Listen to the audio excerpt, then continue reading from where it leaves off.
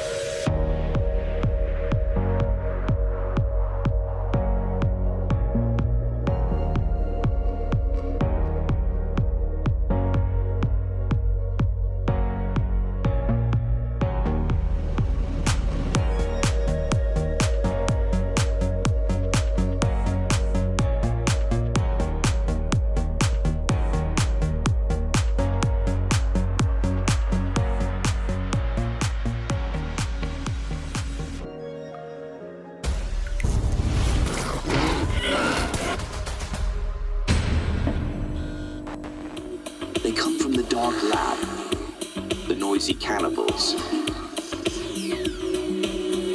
Only they can stop them. The Hunger Busters!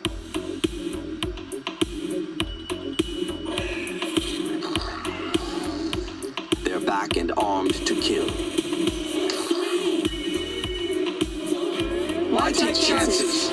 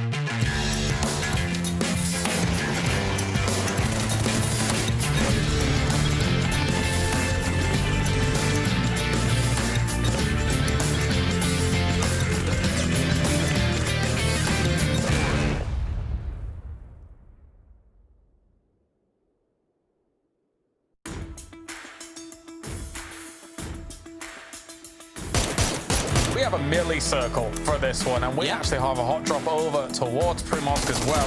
So gonna have to be careful. MP5, it's not that bad actually. He controls it. Perfect stuff. There you go, another spray from Fex. Great stuff. He finishes it up. Will it land? It's looking good. It's looking really good. The glider path to this fight, and should have seen April.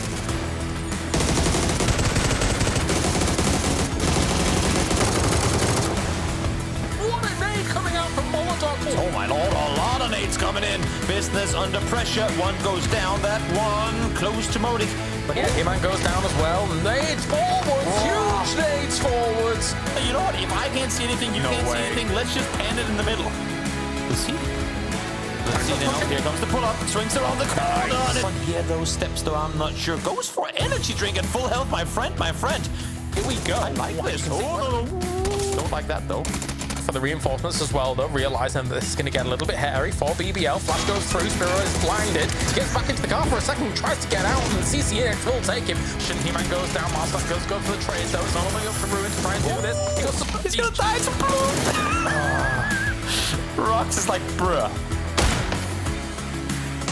Give it the P90 versus the P90. I'm going to have absolute ecstasy in this fight. It's going to be great. Oh, but it's the Thanos. Teammates over here. The issue is Nitro has seen them down below. Now Bonville with the gun ahead will find the first one. Will get the second as well. And Semler. Everybody in the south just started to move at exactly the same time. BP as well as FaZe. Oh my, it's an absolute blood. It's chaos here.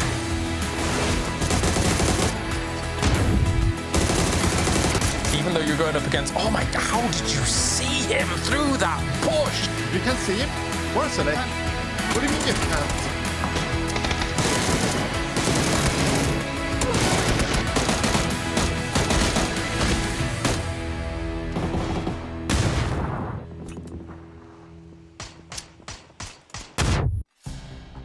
Here is 2024, and we've got one last opportunity for a lot of these teams to try and claim themselves a spot moving forward in the circuit for the year. One last chance. Do they have the fervor, the tenacity to be able to take that spot? We're about to find out. 3 days of gameplay will boil down to not only crowning our champion, but who takes the PGS points, or PGC points, I should say, and who is able to try and get themselves to the next tournaments. Joining me, I have Avenger and Mark Powers to talk about it all. Mark, how are you doing, fella, for the grand final? Good. I'm gutted I missed the lower quals. Got to watch back. It's a bit hectic, but excited to see how we kick things off today. Obviously, 3 days is a tough slog compared to a crazy best of 12. But I think some of these teams be eager to set off day number 1 on the right foot. How about yourself, Avenger? Looking forward to it? Yeah, I'm extremely excited to see who's going to be booking the first tickets to PGC, of course, and also how much more dapper can Mark become as we evolve through the weekend here. Fresh haircut, looking stylish, everything, you know? He's wearing suits on his hands. He's wearing more suits, 5 suits at a time. It's going to be exciting. It's going to be exciting. But we've got a lot to talk about, of course. We come off the back of, yes, having group stages, yes, having the last chance qualifiers go on as well. I think for the most part, Avenger, when it came to the last chance qualifiers, we kind of got the majority of names that we expected out from that. So I'm looking to see how they're going to stack up against the group stage teams again, who looked strong there. Yeah, for sure. The only thing that really ever came to mind with that is like, how bad does it feel for Win or Die to get 9th 2 times in a row, both in the group stage and the last chance, and of course they didn't make it in there. Super unfortunate for them, but still we have a super stacked lobby, and a lot of the teams that really underperformed in our group stage, they had a huge banger once we get to the last chance qualifiers.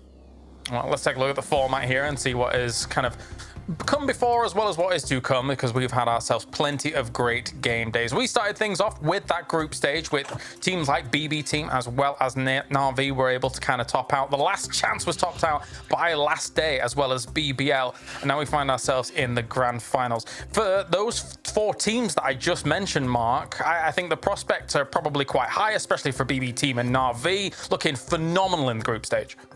Yeah, it was good showing for them.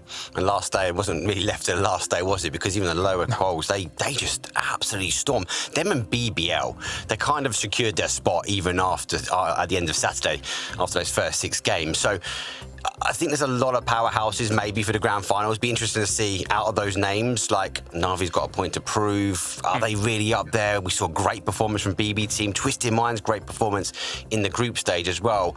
So I'm keen. I'm keen to see how Doozy sort of leads his troops on. Yeah, definitely so. And let's take a look at the points that all these teams can garner as well and see what is up for grabs. As always, it's the good, the tried, the true, the tested super settings here. So 10 points for a win and all those kills do come along. Mark just mentioned Twisted Minds there, actually, and I did some digging, Avenger, right? I did some digging, right? And on that last day of the group stage, actually, they only got 27 points, right? That meant that on that day, they were in 11th place. Them 11th place in a regional hasn't happened since 2020, PCS2. So, but that's I mean, it's regardless, it's Twisted Minds, right? They're still going to come out storming. Yeah, and I also think really much with these teams that are, you know, they have a banger day one and they go out, okay, we can kind of chill. The only team really being that consistent was Ascent getting 49 on both days, and that's something that I really want to see replicated. But yeah, you're right. You have to replicate these really high banger days. But then again, what's on the line? It doesn't matter if they get, you know, 1st or 7th in the group stage or 1st or 7th in the Lashings. Of course, you don't want to make it close, but still, yeah, we want to see these big name teams pop off and secure their spots. Well, let's take a look at the prize pool as well. We got plenty of money up for grabs for these teams, but I think even regardless of the prize pool, I think what is going to be more important for these teams, Mark, is those PGC points, all things considered, because that's where everybody wants to be. They want to be going to Malaysia at the end of the day. They want to be going to Thailand before that. So placing highly is important to try and get yourself to PGS as well. There's a lot of points on the grabs as well, more so than obviously we see with Spring. This graphic obviously highlights it, and you're right. It's the last chance for these teams to get themselves into a opportunity to get to the championship at the end of the year. But before that, obviously, Curate sort of ticking off PGS 5 and 6. They need to have a start. They need to be able to get these points on the board, but it's going to be down to how they play. They can't look. We've already mentioned Win or Die. I'm Big Guy. They didn't quite make it in, and it is unfortunate because coming into PEC Spring, they were one of my top teams to get in there. I was expecting them big things, expecting them to go to LAN. They fell short. They had another opportunity. They kind of fell short again. So other teams might be looking at them going, we can't put ourselves in this situation. We can't miss going to LAN again. And everybody over in the viewing verse can also join in with all the festivity that's going on as well. You can be following the Twitch and you can grab yourself some cool emotes that are up for grabs as well. So make sure to get those. And then when you do follow and when somebody wins, you can spam that chicken, Martin. I know you're a lover, bit of chicken. You're happy with that? Bit of chicken dinner. Yeah, I love those emotes. Spam them all the time. I see a lot of team emotes being spammed, and I think that's going to take over the whole Twitterverse or Twitchverse there for sure. Yeah, we see a lot of that. And oftentimes, if it's like one of the lesser represented teams, there's like 1 or 2 people constantly spamming the same emotes. You know, good for you guys. You show your pride. That's okay. That's fine. That's fine. But we've got a lot to talk about when it comes to pride as a whole. Let's take a look at these teams and who's going to be able to clinch the pride, not only of being able to win here regionally, but again, move on to the other tournaments. And Mark, we already kind of mentioned BB Team Na'Vi at the top there for that. Ascend is back, I think is fair to say, especially with the addition of Pains. Maybe they can make some shakeups happen here. Pains looked so good, and Ascend in the group stages is so consistent. It was the same points every single day for them. So looking good. Is there a honeymoon period? I think there was a lot of talk online about the honeymoon period. Is it going to be too soon to see how they're going to sort of favour going into? But again, they're a team that need to get themselves to LAN. They've got a few points underneath their belt, but they haven't got enough. So they need big results here. Pains could deliver that within the team. Yeah, I'd like to see it. Yeah, like a resurgence of that initial time where Ascend was really being able to pop off and be able to get to, what was it, PGS 1, Martin, I think it was, and do well there. Yeah, anyway, that's the schedule as it does stand. We're starting things off on Miramar. We'll end up with Erangel down the line, and we've got our kind of wild card maps in the middle of all that. But Martin, beyond the teams that we kind of mentioned, or just if you want to include the teams that we've mentioned, who do you have your eyes on coming into this grand final? Yeah, for sure. There's a lot of big teams that we have to see out competing here. There are some teams that they need to do extremely well. We have some teams that have been at, their PGSs and the Esports World Cup. They need to go there and defend their PGS points. Also, of course, go to LAN. But there was also some upcoming teams, like some of these newly made teams last day obviously made a huge bump in the water, if you want to call it that way. Yeah, they jumped in and everything exploded, and everyone else, they got an insane amount of points. And if they can replicate anything close to that, that would be amazing to see. But for me, I really have my eyes on teams like Na'Vi and on a FaZe Clan, because they need to make sure, of course, that they have somewhat of a decent showing here in the finals to guarantee the spot to PGC, because they are going to go to PGS no matter what. FaZe is an interesting one because, Mark, I have to kind of pivot off the back of that. Was their lower bracket performance a bit of a disappointment? I know they got 4th. I know they qualified. However, I think we all kind of expected them to kind of ransack that lower bracket.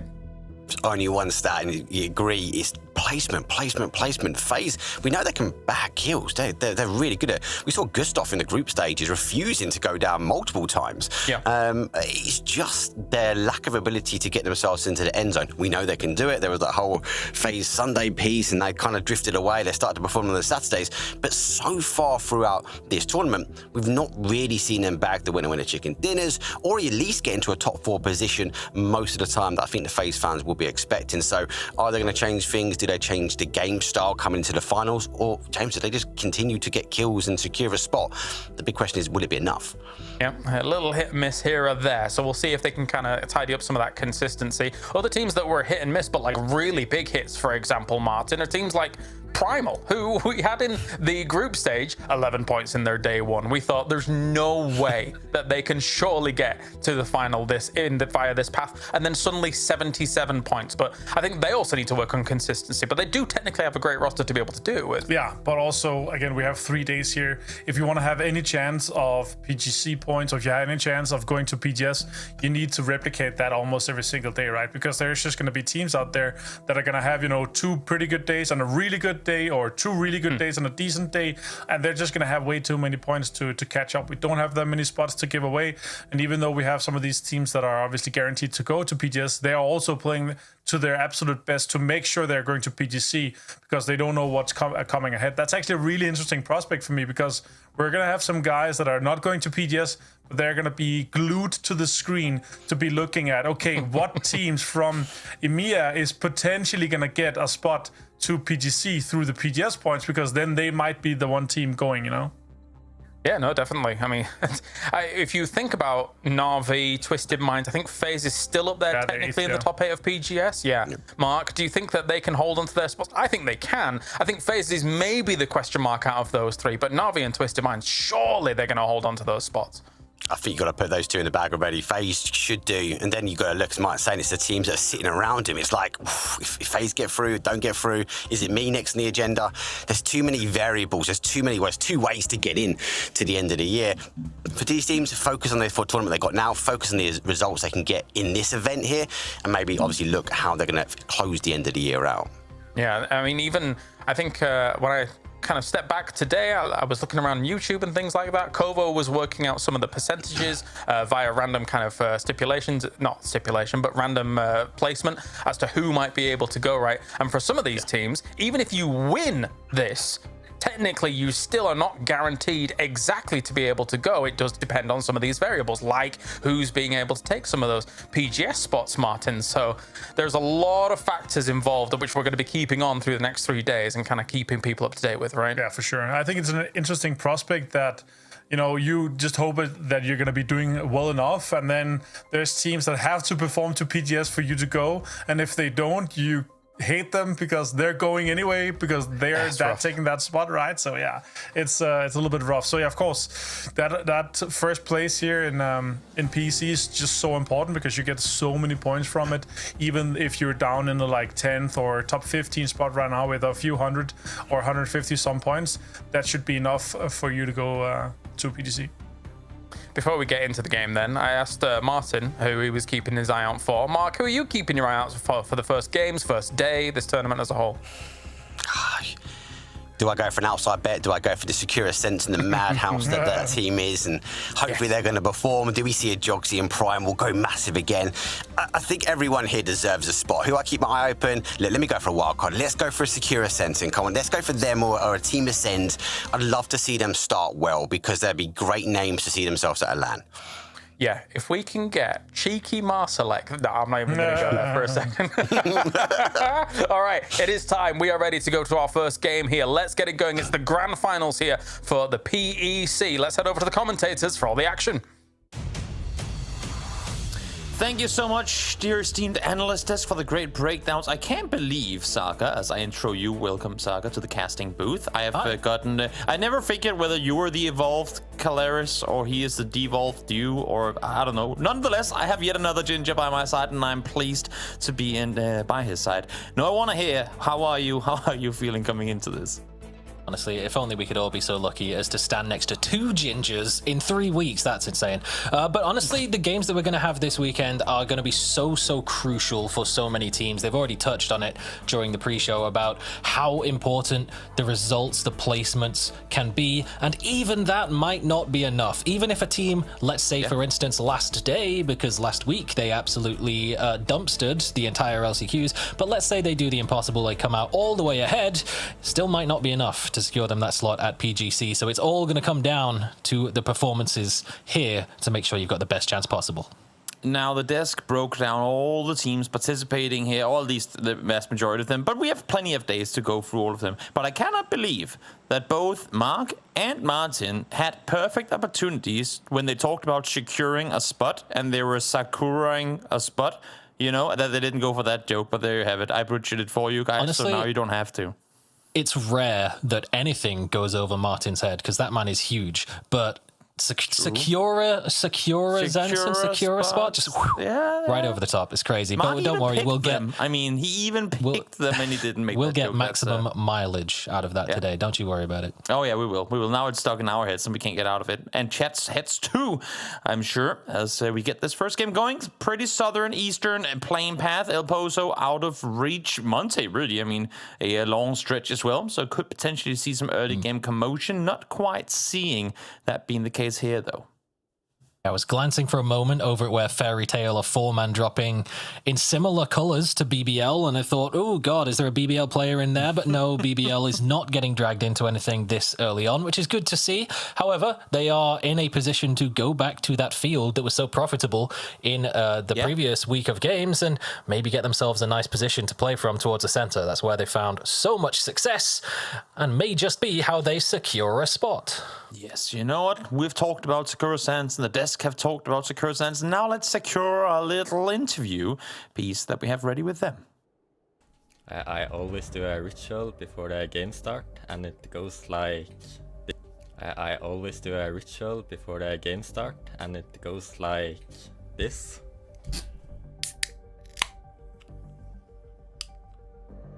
And that usually makes me play better, yeah. So I don't really have like a long ritual or anything to prepare. I just usually play some TDM, and then I jump in the channel and then listen to Marselect talk and yap around for 10 minutes, and then we go. We're super newly formed for just this event, right? So it's not like we have a team rivalry like that. It's just fun to I guess kill like old teammates and stuff like this, you know, like all of the face guys, Jimbo and all of these. Like, it's fun to compete against them again. Yeah. But maybe Ascend for Mika's sake and get a little revenge for him. Always great to hear the insights of some of these players. Not too many pre-game rituals. What about you, Saga? You have any pre-game rituals coming into your casts? As we see the Matt here in trouble. Yeah, it's either pop open a can of Gamer Juice or listen to Marselect for 10 minutes. Either of those is going to get the blood flowing. The Mad, this time, his heart rate's a little high. Waiting for some support to come through from the rest of Eternal Fire. They are on their way. This is only 2 men of FaZe. The others on their way out of Picado now. So the numbers advantage could quickly swing back in favor of Eternal Fire. Definitely could. Both Code Marco and Quet Bomb have arrived here. Saw Panzer Pulse, I heard one there, too, yeah. but it didn't really do a whole lot of damage. But nonetheless, one smoke and now blue zone as well. Enough for the mat to stall for his teammates to arrive. The rest of FaZe are coming up here now as well. Gustav, the last one to arrive. They might actually have a whole other fight on their hands out on the roadside because they're kind of driving up like straight towards one another right now. Pulling up opposite sides of this compound. Eternal Fire claiming the east, FaZe making their way up towards the west. So we are going to get the full, essentially 4 versus 4. Ruin maybe with a bit of an off angle, but Jeans gets the opening knock through the doorway and gets away alive. Code Marco taken down as well. Important knock from Gustav there. Code Marco had a really good angle up on that roof, but not allowed. Not that time around anyway. Vex down to just not have health. Trying to swing the corner. Parexi finds one apiece for FaZe so far. You kind of want to give this last one over to Jeans, but not to be, at least not for now. Seems like they will just clean on up, get the last punches on through, and that is Eternal Fire torn apart. Code Marco still had the Panzerfaust on his back, never got the chance to use it. Gustav just sat him down with a swift double headshot, and FaZe taking control of the compound to the northwestern side of Los Leones. Prime real estate in a zone like this, a very high chance that the zone is going to just sneak its way to the northern side of Los Leones. They're probably not going to put all their eggs in this one basket, but a hard-fought victory to give them the chance. I was gonna say, you say prime real estate, and I get what you're coming from in terms of it being pretty much in like bullseye dead center. But in terms of the compound itself, I don't see that being that valuable, especially considering the compounds around where they're currently positioned, all 4 of them. And it makes me wonder, like, when is the last time I've ever seen a full 4v4 for that compound in, well, pretty much pre-phase 1? I don't think I ever have. If it's ever happened before, there was definitely a Turkish team involved. Most likely, yes. And some things never change. Yes. Well, I suppose not. And in this case, it was no different. It's okay. So the desk again, I mean, broke down a lot of what's needed for all these teams that have now made grand finals in order to both make the next PGS events, but also PGC. But I think, I mean, we'll let them. I know you're a desk person, kind of in camouflage casting clothing right now, Saga. I see your big spreadsheets and all that stuff. But I wanna just keep it simple for me and all the other lower IQ viewers out there. You wanna make top 2. You have FaZe, Na'Vi, and Twisted Minds. They're your global partner teams. They are not, we don't count them in our top 2. So if we remove them from the equation, then you just want to make top 2 outside of those 3 teams. And you're through to PGS. I think that's the main concern right now. While all these teams, obviously regional partner teams and teams that made the previous PGS event as well, want to go PGC as well. I think right now, PGS is where their eyes are focused. Yeah, I just want to double check. You said spread sheets there, right? You didn't... Correct. Okay, good. Just wanted to double check. Yes, in that case, yes, I do have my sheets fully spread right now as we make our way on alongside Ascend with the face cams live. Fantastic. Oh. We get to see the reactions as what is probably going to be a slight engagement if Chris makes his way a little bit too far forward, as Fairy Tail up on those hilltops. I might be able to do a little bit of gatekeeping as Ascend look to make their entrance from the southwest, as they so often do. There's a lot of space open in the zone ahead of them. Yes. And they've still got 3 or so minutes before the phase 2 shift comes in and takes it all away, as we're probably going all the way to the east, just to make it a little difficult for Ascend. Okay, that's called, I suppose. We now know where this game is ending, a little bit east of where Ascent is, which, in all fairness, considering where they are in Juma, is very likely. Again, I'm seeing FaZe sat 4 on top of each other in a not-so-prime compound. When you look at, like, Twisted Split, BBL in there, 2-2. Yes, they get 3 points and no casualties, but I'm curious to see where FaZe are opting to go, pretty much regardless of the next shift, because they are a team that we know like to punish splits in the early game. They also have been punished for being split themselves before, so it kind of comes in both ways. But I think for FaZe, they are well aware that the teams around them are kind of scattered. So whenever the next circle pops, look to see them leave their position very quickly to then just form and pull up on a compound. Of course, unless if the circle literally centers up on them. It really depends on who is occupying that compound at the time. If it's a team, for example, Twisted Minds, you know, they might commit to a fight or they might just give up their position and back away. Currently holding a very wide split. Again, Batulins, of course, on top of the Power Grid Rock. But if they go for somewhere like where BBL is currently holding a 2-2 split, certain teams, BBL included, are probably much more likely to regroup on that compound and commit to the fight again. FaZe having just won a 4v4 for a compound. Could see a repeat. They're warmed up. They're warmed up and ready to take the fight to anyone nearby them. A team who won't be nearby them, at least not for now. It's going to be in Tropic. Alongside Fairy Tail, they're fighting for the southern warehouses on the south side of Los Leones, and makes sense to fight for them. I mean, Fairy Tail is still kind of trying to find their entry point to this first circle. I mean, they're already in, but, you know, for circles to come. Still spreading out their wings and seeing what's available in the nearby vicinity. And then Tropic quickly out there, just tell them that, nope, you do not want to come further southeast. That's where we're at. Difficult when you're one of the teams coming in quite so late into a zone, but it's not the end of the world if you're not getting the perfect positions on phase number 1. It's usually the sort of phase 3-4 shifts that are much more impactful in determining the outcome of the game, but Fairy Tail will have a couple of options. If the zone doesn't go in their favor, they can still make a wrap, plenty of space around the perimeter of the zone.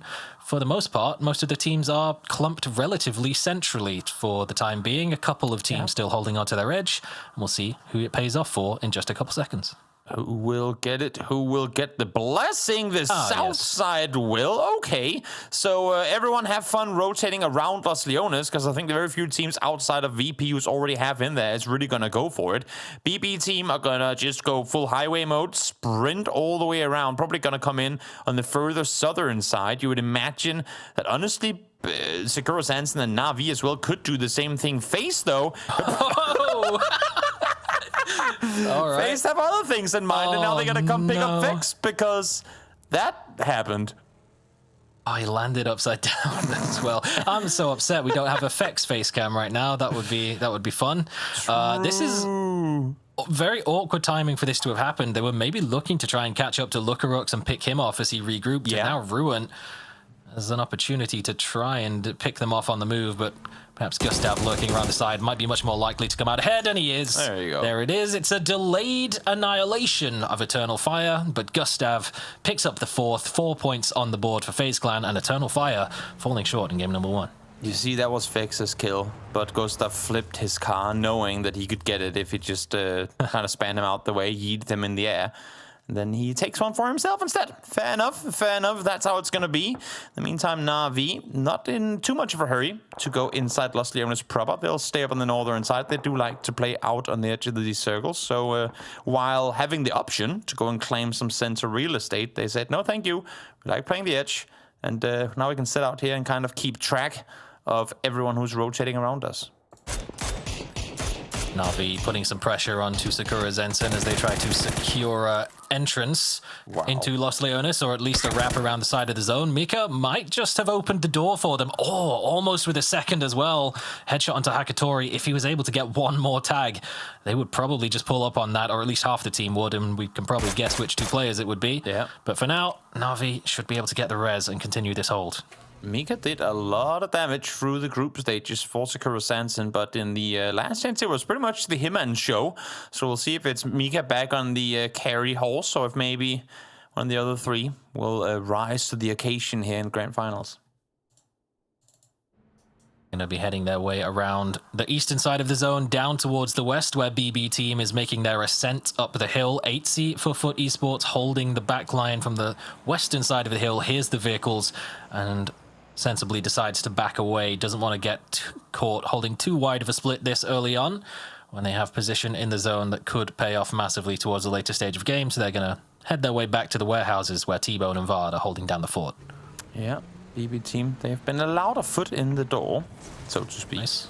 Yeah, I thought now with you doing Ascent as well, that we were just going to see if we could fit all of the team names into sentences in this match. In the meantime, not gonna happen. Alina's not for a whole lot longer. As in Tropic, taking shots over towards Foot again. I mean, very active in their shooting, and they have to be, because they're still spread pretty thin. They've still got plenty of space to make a move in towards. The northern side of the zone not quite as congested as it might have first appeared with a hard shift so far down towards the south, but that's generally because most of the teams are avoiding Los Leones for the time being. We'll see if that changes up as we get a phase 3 shift. Nope. No loss, at least not this time around. Foot, though, on the other hand, off of their east side rotation, very, very happy with where they're currently posted up. Yorkis did get knocked. EB was knocked before as well. They're both, I would assume, gonna get back on their feet. BB team, in the meantime, opted to come off the hillside up towards Los Leones. They might, a second from now, hear the vehicles for Sakura Sanson. So it will be interesting to see how much they're gonna commit to try and force them either to go back northeast or wrap further around, or if it's gonna be a full-on fight. Interested to see how Ascend is going to opt to play this as well. They've got a bit of a wide line down towards the southwest, which seems like a perfect setup to try and gatekeep a couple of these teams that are wrapping in from the west, namely Stardust and Twisted Minds are right alongside each other, but they had the cover. Marselec did not have any cover whatsoever, nor does Fuzzface. Sat down so quickly. This wide wrap just straight into danger of BB team. I love this approach from BB. They hear the vehicles, as I said before, and they just instantly flex out to the compound on the other side of the road as well. Do not want to allow them any free entry to the circle. Fuzz down early here. Him will try and see if he can get Marselec back on his feet. But how much is BB team going to commit to this? Kind of annoying timing for them on this dust storm, sandstorm, whatever you want to call it. As the rest does come through. We'll see if now him and Marselec can get away from here. The same sandstorm that actually forced Ascend's hand and forced them to regroup from holding those teams. It just made its way all the way across the map and ruined a couple of teams' days. Spyro there not quite able to land the spray, but the car's going to feel the full force. Phil first on his way out as well with a grenade in hand. Needs to be a little cautious of the off angle of Mika, but has a general target to aim for. Big plume of smoke. Just throw a nade generally around there and you're probably going to get some damage. Yeah, they know exactly where Mika is as well, so it should be easy enough for the remaining 3 players to suppress while he gets within nade range. Issue is he has lost track of where they were behind the ridge line. Mika, in the meantime, will get around the side. This is their last vehicle, so I might want to make sure to keep that one intact should they have to rotate elsewhere. Next circle should send us somewhere west, but how hard it's going to go west, we're not quite sure just yet. In the meantime, outside of the circle, we have this fight happening. Example, first one to find Novi. Batulin's back up on his high ground once again. Twisted Minds were side by side with Stardust, but they opted to turn back and make a move to the north as Primal were looking to find some sort of entrance.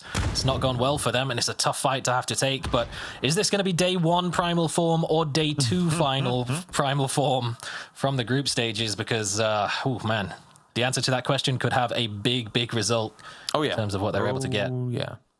Yeah, Primal had a phenomenal day 2, and then last day came into the... We were pretty much thinking this is not going to be surpassed by anyone. And then last day came into Last Chance saying, hold my alcoholic beverage and let me show you what's up. And then they surpassed them. But let's see now if, as you said, they can stand off here against Twisted Minds, already down 1.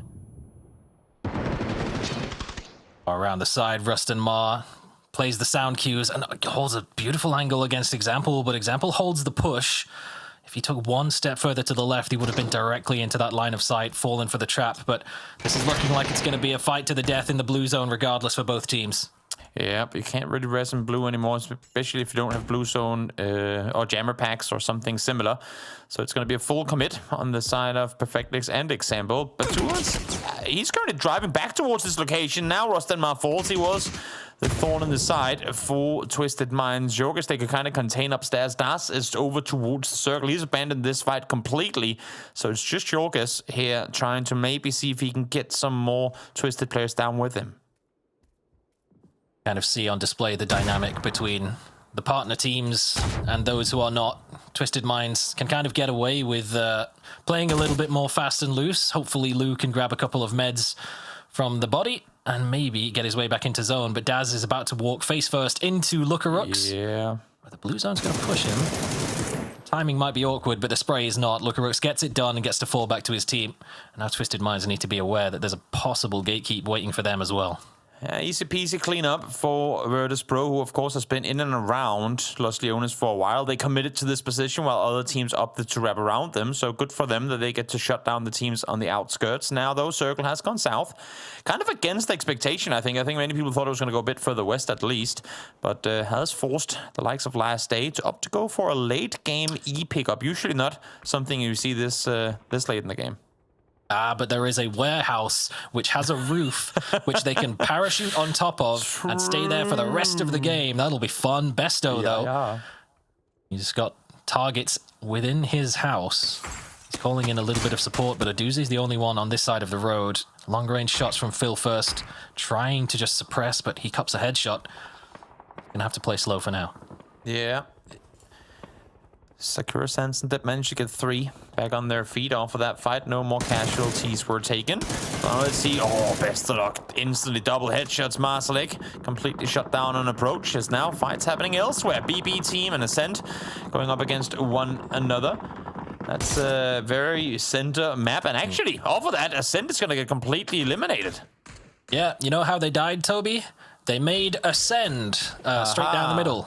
Past BBL on the warehouse and straight into Foot, where they have both regrouped, and driving past 8 professional PUBG players is difficult to survive. Yeah, especially when I don't think 8 is going to cut it either, because there's quite a few eyes looking that direction. Circle is going to go dead center, and we're only making it more difficult, really, to play this one, because we're excluding all but 2 compounds on the southern side. You pretty much can't use these hills any longer. Just exactly all of Loss is going to be out. So what do you have? I mean, the entire field around Foot is practically unplayable. You have a few kind of ruined buildings on that backside, but outside of that, not a whole lot to work with as we hop over to Last Day. Bumble still active with the M16. He truly is trying to make this a meta thing. I mean, hey, if you saw the clips from scrims, Tig was playing in EU scrims with Sonic, spectating Bombilova the entire time, and he absolutely railed some people with the M16 from distance as well, even without a muzzle break. So this game, he's got no excuse not to just dominate everyone. But yeah, it's an interesting choice. He's really a one-man meta changer, and we'll see whether or not it works out in a lobby of this caliber. It definitely worked in the LCQs, but here, you're up against some of the best in the world. We'll wait and see. Well, time will tell. Maybe he won't make finals, but maybe his M16 will make it all the way to PGS. Himan finds 2, a little bit of revenge for the fight happening earlier. We were questioning whether it was going to be Himan or maybe Mika to step up this time around, and it seems like now both of them are starting to activate their aims, as Mika will be found in return, but a lot of damage done to BB team.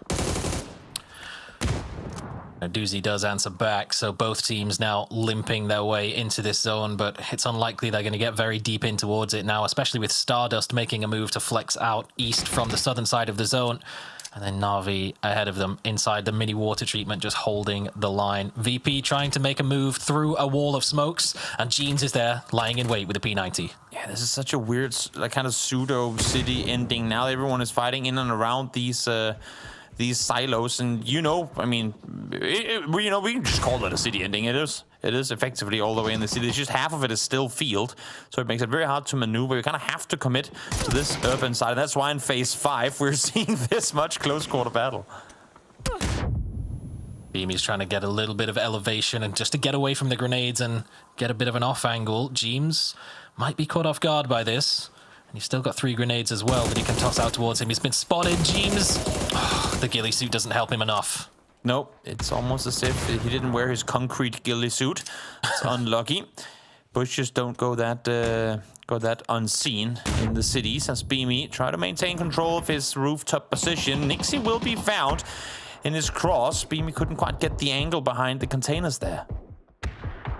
Actually, the push out down from the hilltop from the Gaming Gladiators that catches him off guard. Beamy's position could still work out effectively against that, but there's a push from the remaining members of Twisted Minds as well in behind Gaming Gladiators. A nade in the distance sits down Batulins as FaZe grouping up together looking to clear this building. Let's see. They know exactly where he is. I mean, this should be a somewhat straightforward 3-man push. Let's see if Beamy has anything to say about it, though. A bit of a team flash comes through, but again, 3v1, Beamy down to half health. First one will sprint up the staircase, and Corexi will find him. Very clean execution there on the side of FaZe. Never gave an opportunity for a flush, even if BEMEA was able to get a knock. True. Nicely done from FaZe, and now hearing this gunfight still continuing between Twisted Minds and Gaming Gladiators, they have an option to push over the road and push towards it. The zone hasn't really given them much else. And so far, in their current position, 6 points on the board. If they could get 3 or 4 more out from this fight, then you'd call that a pretty solid game.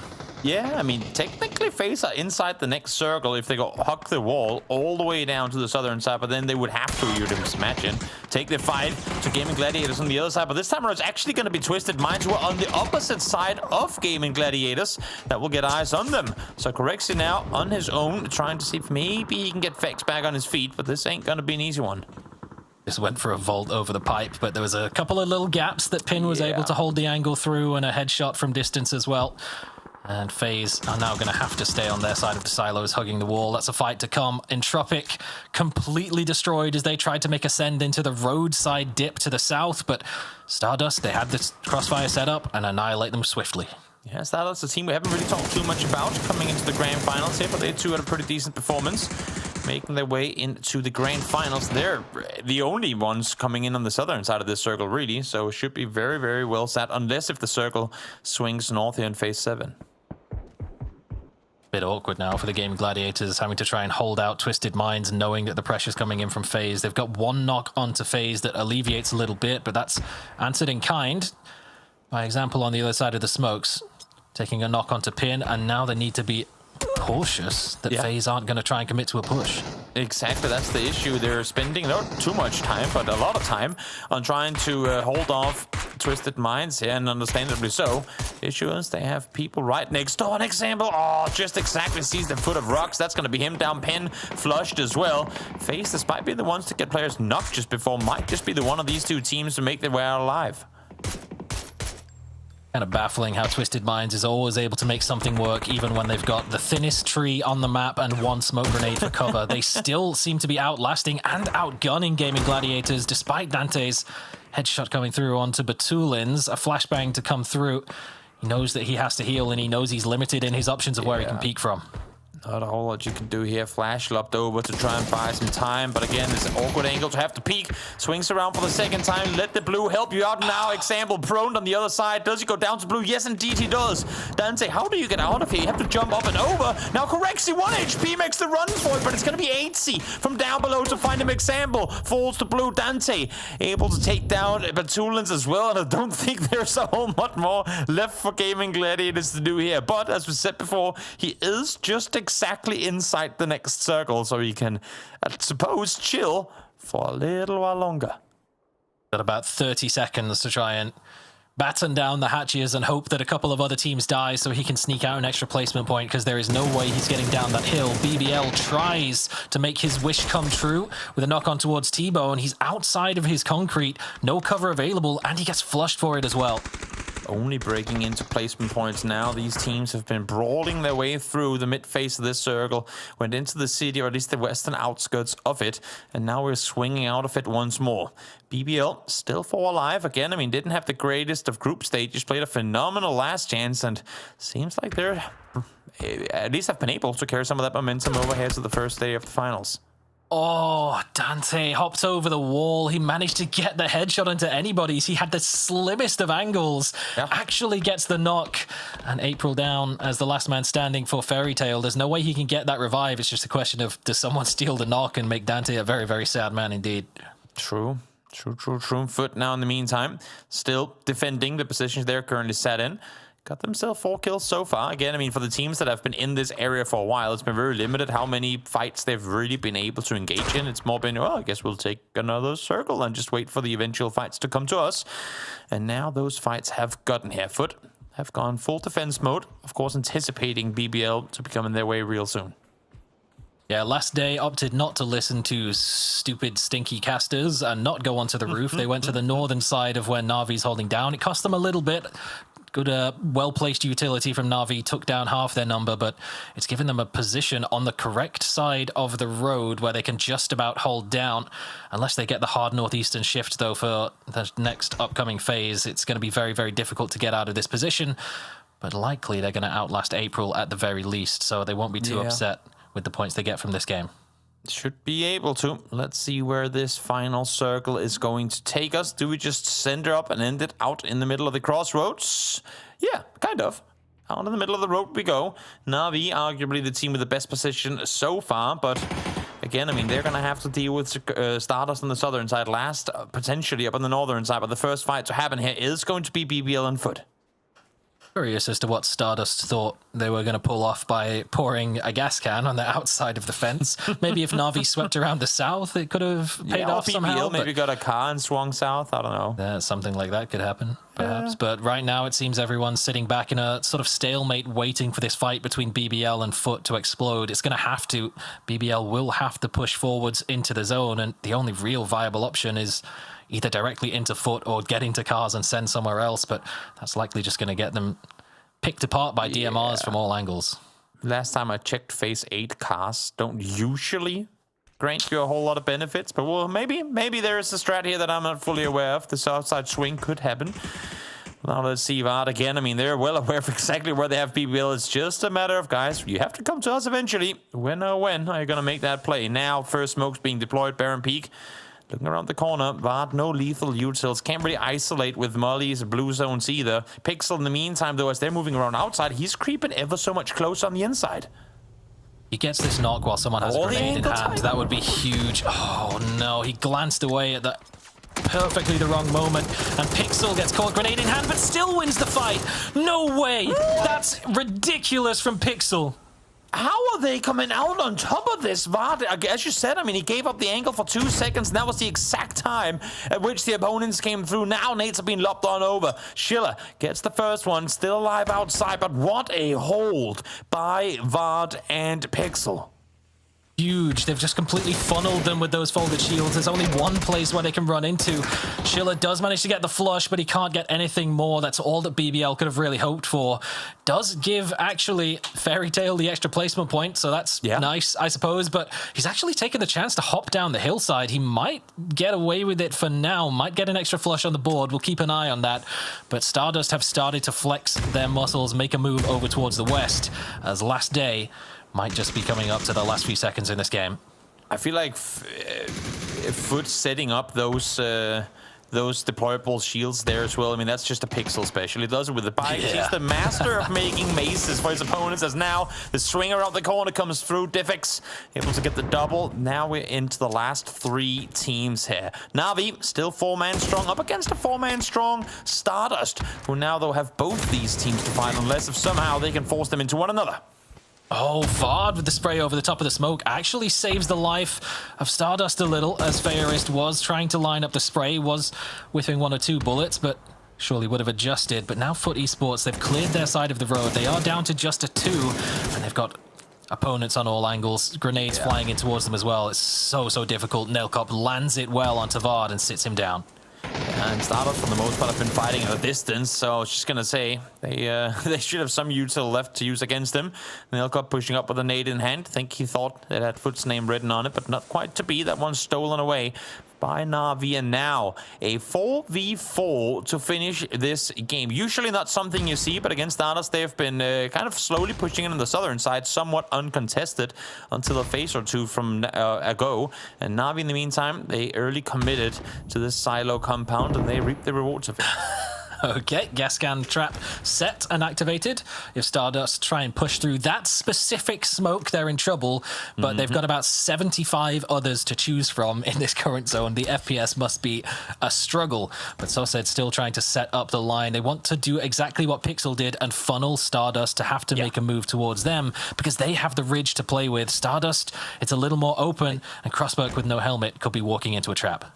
A lot of these smokes are starting to fade as well, so I mean, in just a second from now, all of them will be visible to one another. Knock goes each way as Na'Vi finds one, Stardust with another, Stardust finds one more, and now once again they're trading blow for blow here. Now all of a sudden, just one left alive, and his swings finds him underneath the vehicle, and that is Na'Vi out victorious. What a chaotic end! It just, I mean, as soon as those smokes faded, chaos. Hakatori with that crucial angle, proning underneath, getting some angles under the truck, swinging back around, getting the second, and then going back to underneath the truck. That was insane individual play. The fact he even heard the audio cues over all of the chaos towards the end of the game, the grenades, the smokes, everything. So impressive. And again, a very disciplined performance from Na'Vi. Definitely, and I mean, as you say, they came into the mid game somewhat quiet. They sat in that position, but people kept coming to them. Honestly, usually we don't see them, a team that has sat that center for that long, come out with the likes of 12 kills. But a lot of teams tried to take out their position, and they just wouldn't let it happen. All they had to do is just hold the line from that spot. They're kind of on a low ground position there, so if they tried to push out, they're just doomed. But like you say, they would have been happy with a 2-kill win. They get a 12-kill win, even better.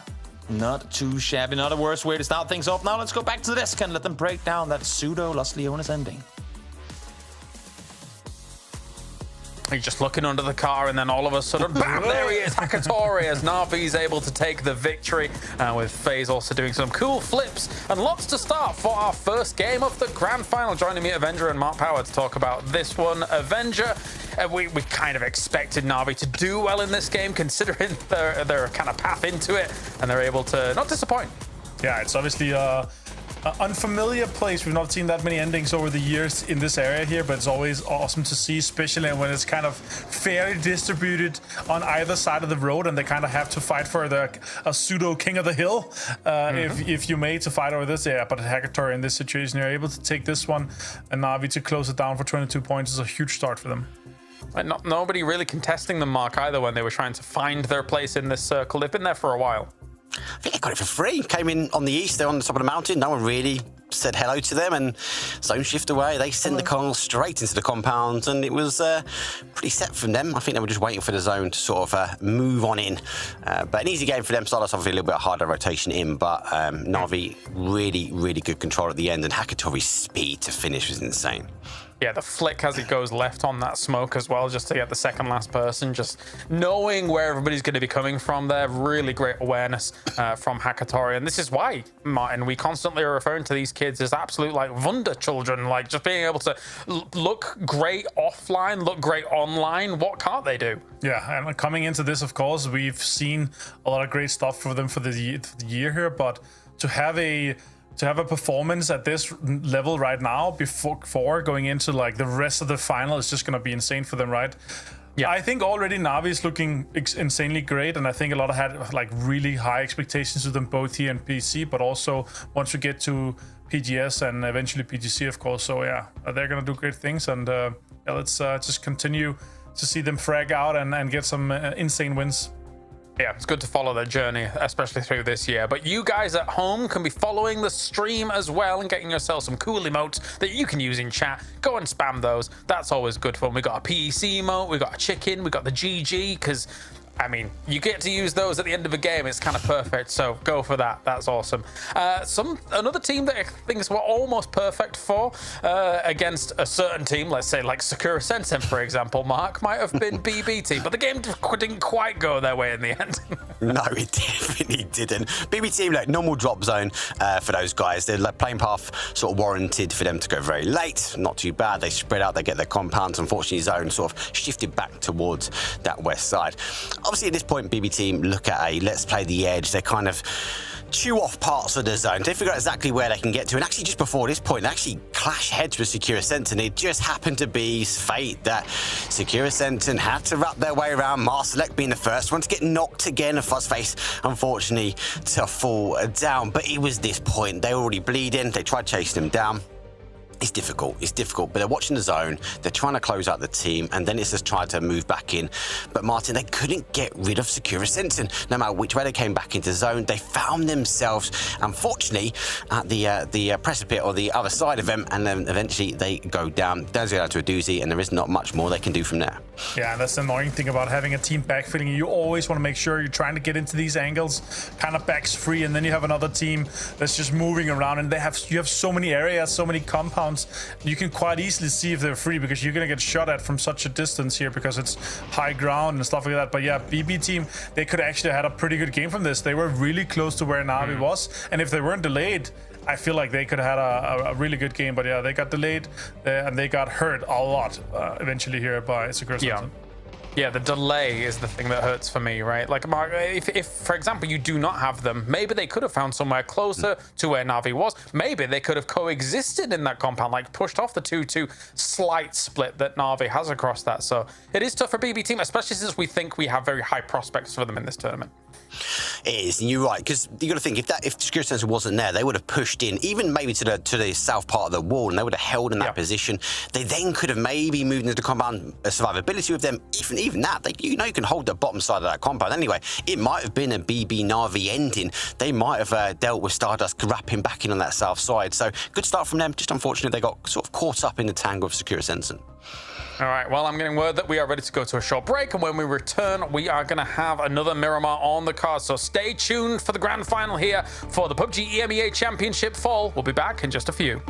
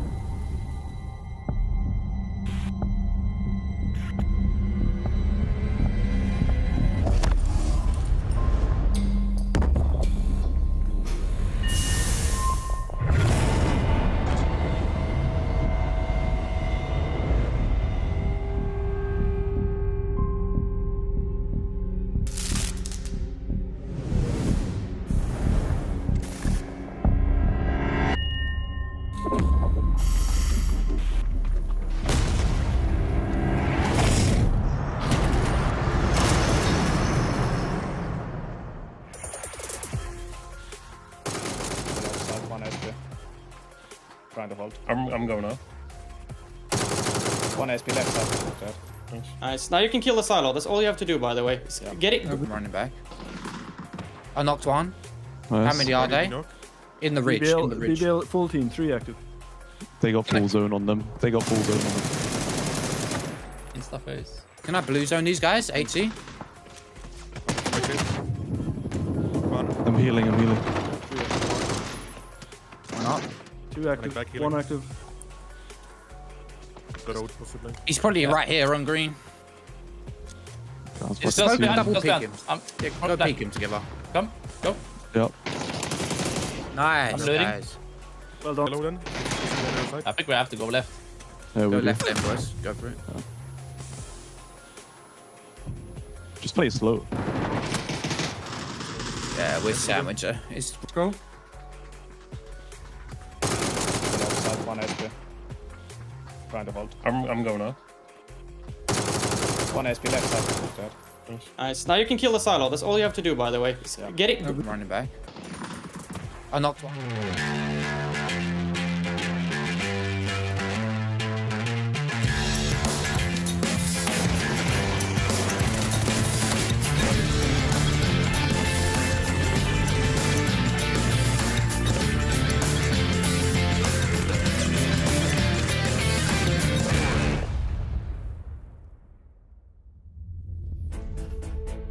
First match out of the way as Na'Vi come out victorious in the southern side circle there, just on this other side of Los Leones. Interesting game. Richard Sharbles, how did you like the first match, and how do you see some of the action we saw, especially in the early game, kind of transition into match number 2? Thank you, Toby.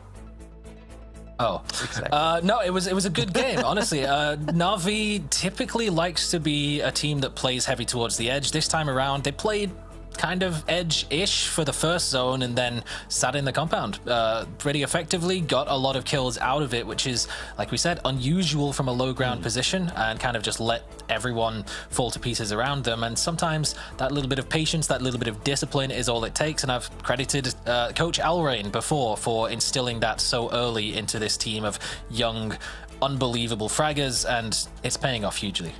Definitely. I mean, we see areas or compounds similar to this one oftentimes where whenever one team manages to slip in and just lock down one of the corners of the compound, all of a sudden you can't spread out, you can't take control anymore, and you don't get anything from it. The only way Na'Vi manages to get the amount of kills that they do is because they manage to maintain full control throughout. It's only at the very end, 2 of the last day players managed to slip in on the northern side, but I mean, from start to finish, Na'Vi played a phenomenal game, and I'm just really excited to see where this roster will go. It would be pretty sick for an Orc to get potentially, I mean, a second PGC trophy with a full new lineup. That'd be kind of cool. Yeah, that would definitely be impressive to see, and no doubt that's the end goal for this team as well. When they put this team together, they knew that they were championship quality, and they proved it in game number 1. Will they be able to prove it even further in game number 2, building up a huge lead to follow up on the 22 points they picked up in game number 1? Well, let's see. This playing path a bit more fair, I would say, than the first one. Of course, if you were El Azahar in the first one, then you're maybe sad that you have to stretch quite far to go to that desiccated location. But in this case, not really too big of an issue. I think most teams will go or get to go exactly where they want. Let's stay away from resorts this time. That would be like the 4th game that we've been there in the past couple of weeks. So let's see a little bit somewhere else on the map. That would be cool to see. It's no major shenanigans. Baron Peak a little bit close to Bombilova, but what are the odds that Bombilova just drops and lands straight on an M16? Well, I mean, if so, he would be laughing and chasing people, that's for sure. Let's see now, though. 10 seconds to go until the first circle pops. Again, no presence towards the northeast. Same thing can be set to the southwest. Both within reach of a first circle pop. So will one of them get it? Will we go? Ooh, I like what the observers are doing here. Are we going islands? No, we're not. We're going back to yet another. I mean, you didn't want a Southside Resort Circle. We're not going to go there. We will, though, go in between Hacienda and Minas, because that's the new location. Yes! Western entrance of Death Valley. We haven't seen that for ages. Gaming Gladiators are very happy to see it, though. They have full choice of any of those compounds to try and take onto. And BBL somehow will find a way to start driving there probably within the next 17 seconds. That tends to be the way they like to play the game. Most likely. And speaking of BBL, we have had a chance to listen into them a bit and hear how they've been doing with their fights against FaZe, specifically here on Miramar. So let's listen into what they have to say. FaZe PK'da karşılaşmamız biraz şu şekilde oldu tabii. Sezonun son turnuvası. Onlar global partner bir takım. O yüzden PGS turnuvana davetliler. Biz yerel partner bir takımız. Davetli değiliz. Bunların o bakımdan kaybedecek bir şeyleri yok. Global Championship içinde, Dünya Şampiyonası içinde gerekli puanları zaten topladılar. Yani onların kaybedecek bir şey yok. Bizim kaybedecek çok şeyimiz var. O yüzden sezonun son turnuvası olduğu için, Dünya Şampiyonası'na gitme amacımız olduğu için onlara bırakmak zorunda kaldık. Tabii sonraki sezon ne olacak bunu hep birlikte göreceğiz. FaZe yeni sezona başlamak için, yeni loot spotlara başlamak için yüksek ihtimal son turnuva böyle bir şey denemek istediler. Bu bize de patladı ve oyunumuzu da bir tık etkilemedi. Çünkü hani yeni konuma alışmaya çalıştık ve hızlı da alıştığımızı düşünüyorum. O yüzden elimizden geleni, yeni loot spotlarda elimizden geleni yapmaya çalışıyoruz şu an. I like how this bit starts with them giving us all the reasons for them not to hot drop. And then they go back and explain the circumstances. I'm like, guys, all I've heard you say is why you shouldn't be doing this, and yet they spent the group stages doing it and kind of cost them the... I won't say those specific hot drops cost them the games, but seeing how they fared in the low losers bracket or the last chance definitely makes me wonder why they were there. And now, of course, I mean, good or decent start to today's games, and not having to fight FaZe and Picado this time around either. I also respect the fact that they said, oh, we're playing from a new drop spot, as if BBL has never looted southwest of Picado down by the church before. But I suppose if you're going to switch things up, shortly after making a couple of roster changes, bringing in the likes of Schiller, Baron Pika a couple of months ago, still a little bit of things to iron out all in all with a new roster at that point in time. So if you are going to make a change, it makes sense to do it then. It is interesting to hear the philosophy behind FaZe even committing, going for that drop spot, given the state of Pachinki Picado hot drops on the global stage, and why they're still happy to sit in Milta and take the bridge wherever available, but not so much on this map. Obviously, Picado is such a strong position, but they're going to be contested regardless of what happens. So maybe BBL did them a favor, giving them a little bit of hot drop training as well. Could just be. We saw FaZe there as well, coming up and claiming Hacienda. It's I feel like FaZe looting out of Picado and Pachinki puts different pressure on the surrounding teams than other Picado Pachinki teams normally do, because we've seen it in the past where teams, yes, they loot Senna, but they don't, I mean, full speed send it and crash teams around you. FaZe, at least in this tournament, and it could be what the BBL team said as well, they are a partner team, they are invited to BGS, so maybe they don't have a whole lot to lose by trying out things here, but still they play very fast-paced out of Picado and Pachinki as long as they're not hot dropped. And it takes me back to the Liquid days of teams IGLing then. They were one of the first teams that started doing the Pachinki teams can rotate really fast to melee. Like, they would just practically not get any loot, just take their cast and instantly drive south. I feel like that's a lot of the same mindset that goes into these phase rotations we're seeing now. But you know who else is a partner team that's invited to PGS? 17 Gaming from the PCL. True. And you know where they loot? I'm sure FaZe is already aware, but we'll see. We'll see how it plays out when that tournament comes around. This time, we've still got 17 more games to figure out who's going to be champions of Europe. And last day, Bombilova's got the M16. Of course he does.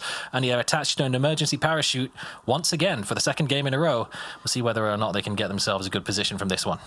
Yeah, ditching the vehicles, saying we do not want to run the gauntlet of having to go past Graveyard, all of the good stuff up there, and potentially just have to crash into an open field and die. Let's just soar over all of it instead. We know the plane path was hard south, at least compared to where the circle went. So if we just go cruise, you know, north side of Lazahar, we should be good for some vehicles. There's also the chance they're just going to hard commit to Magnet Compound and just keep getting circles, but we'll see.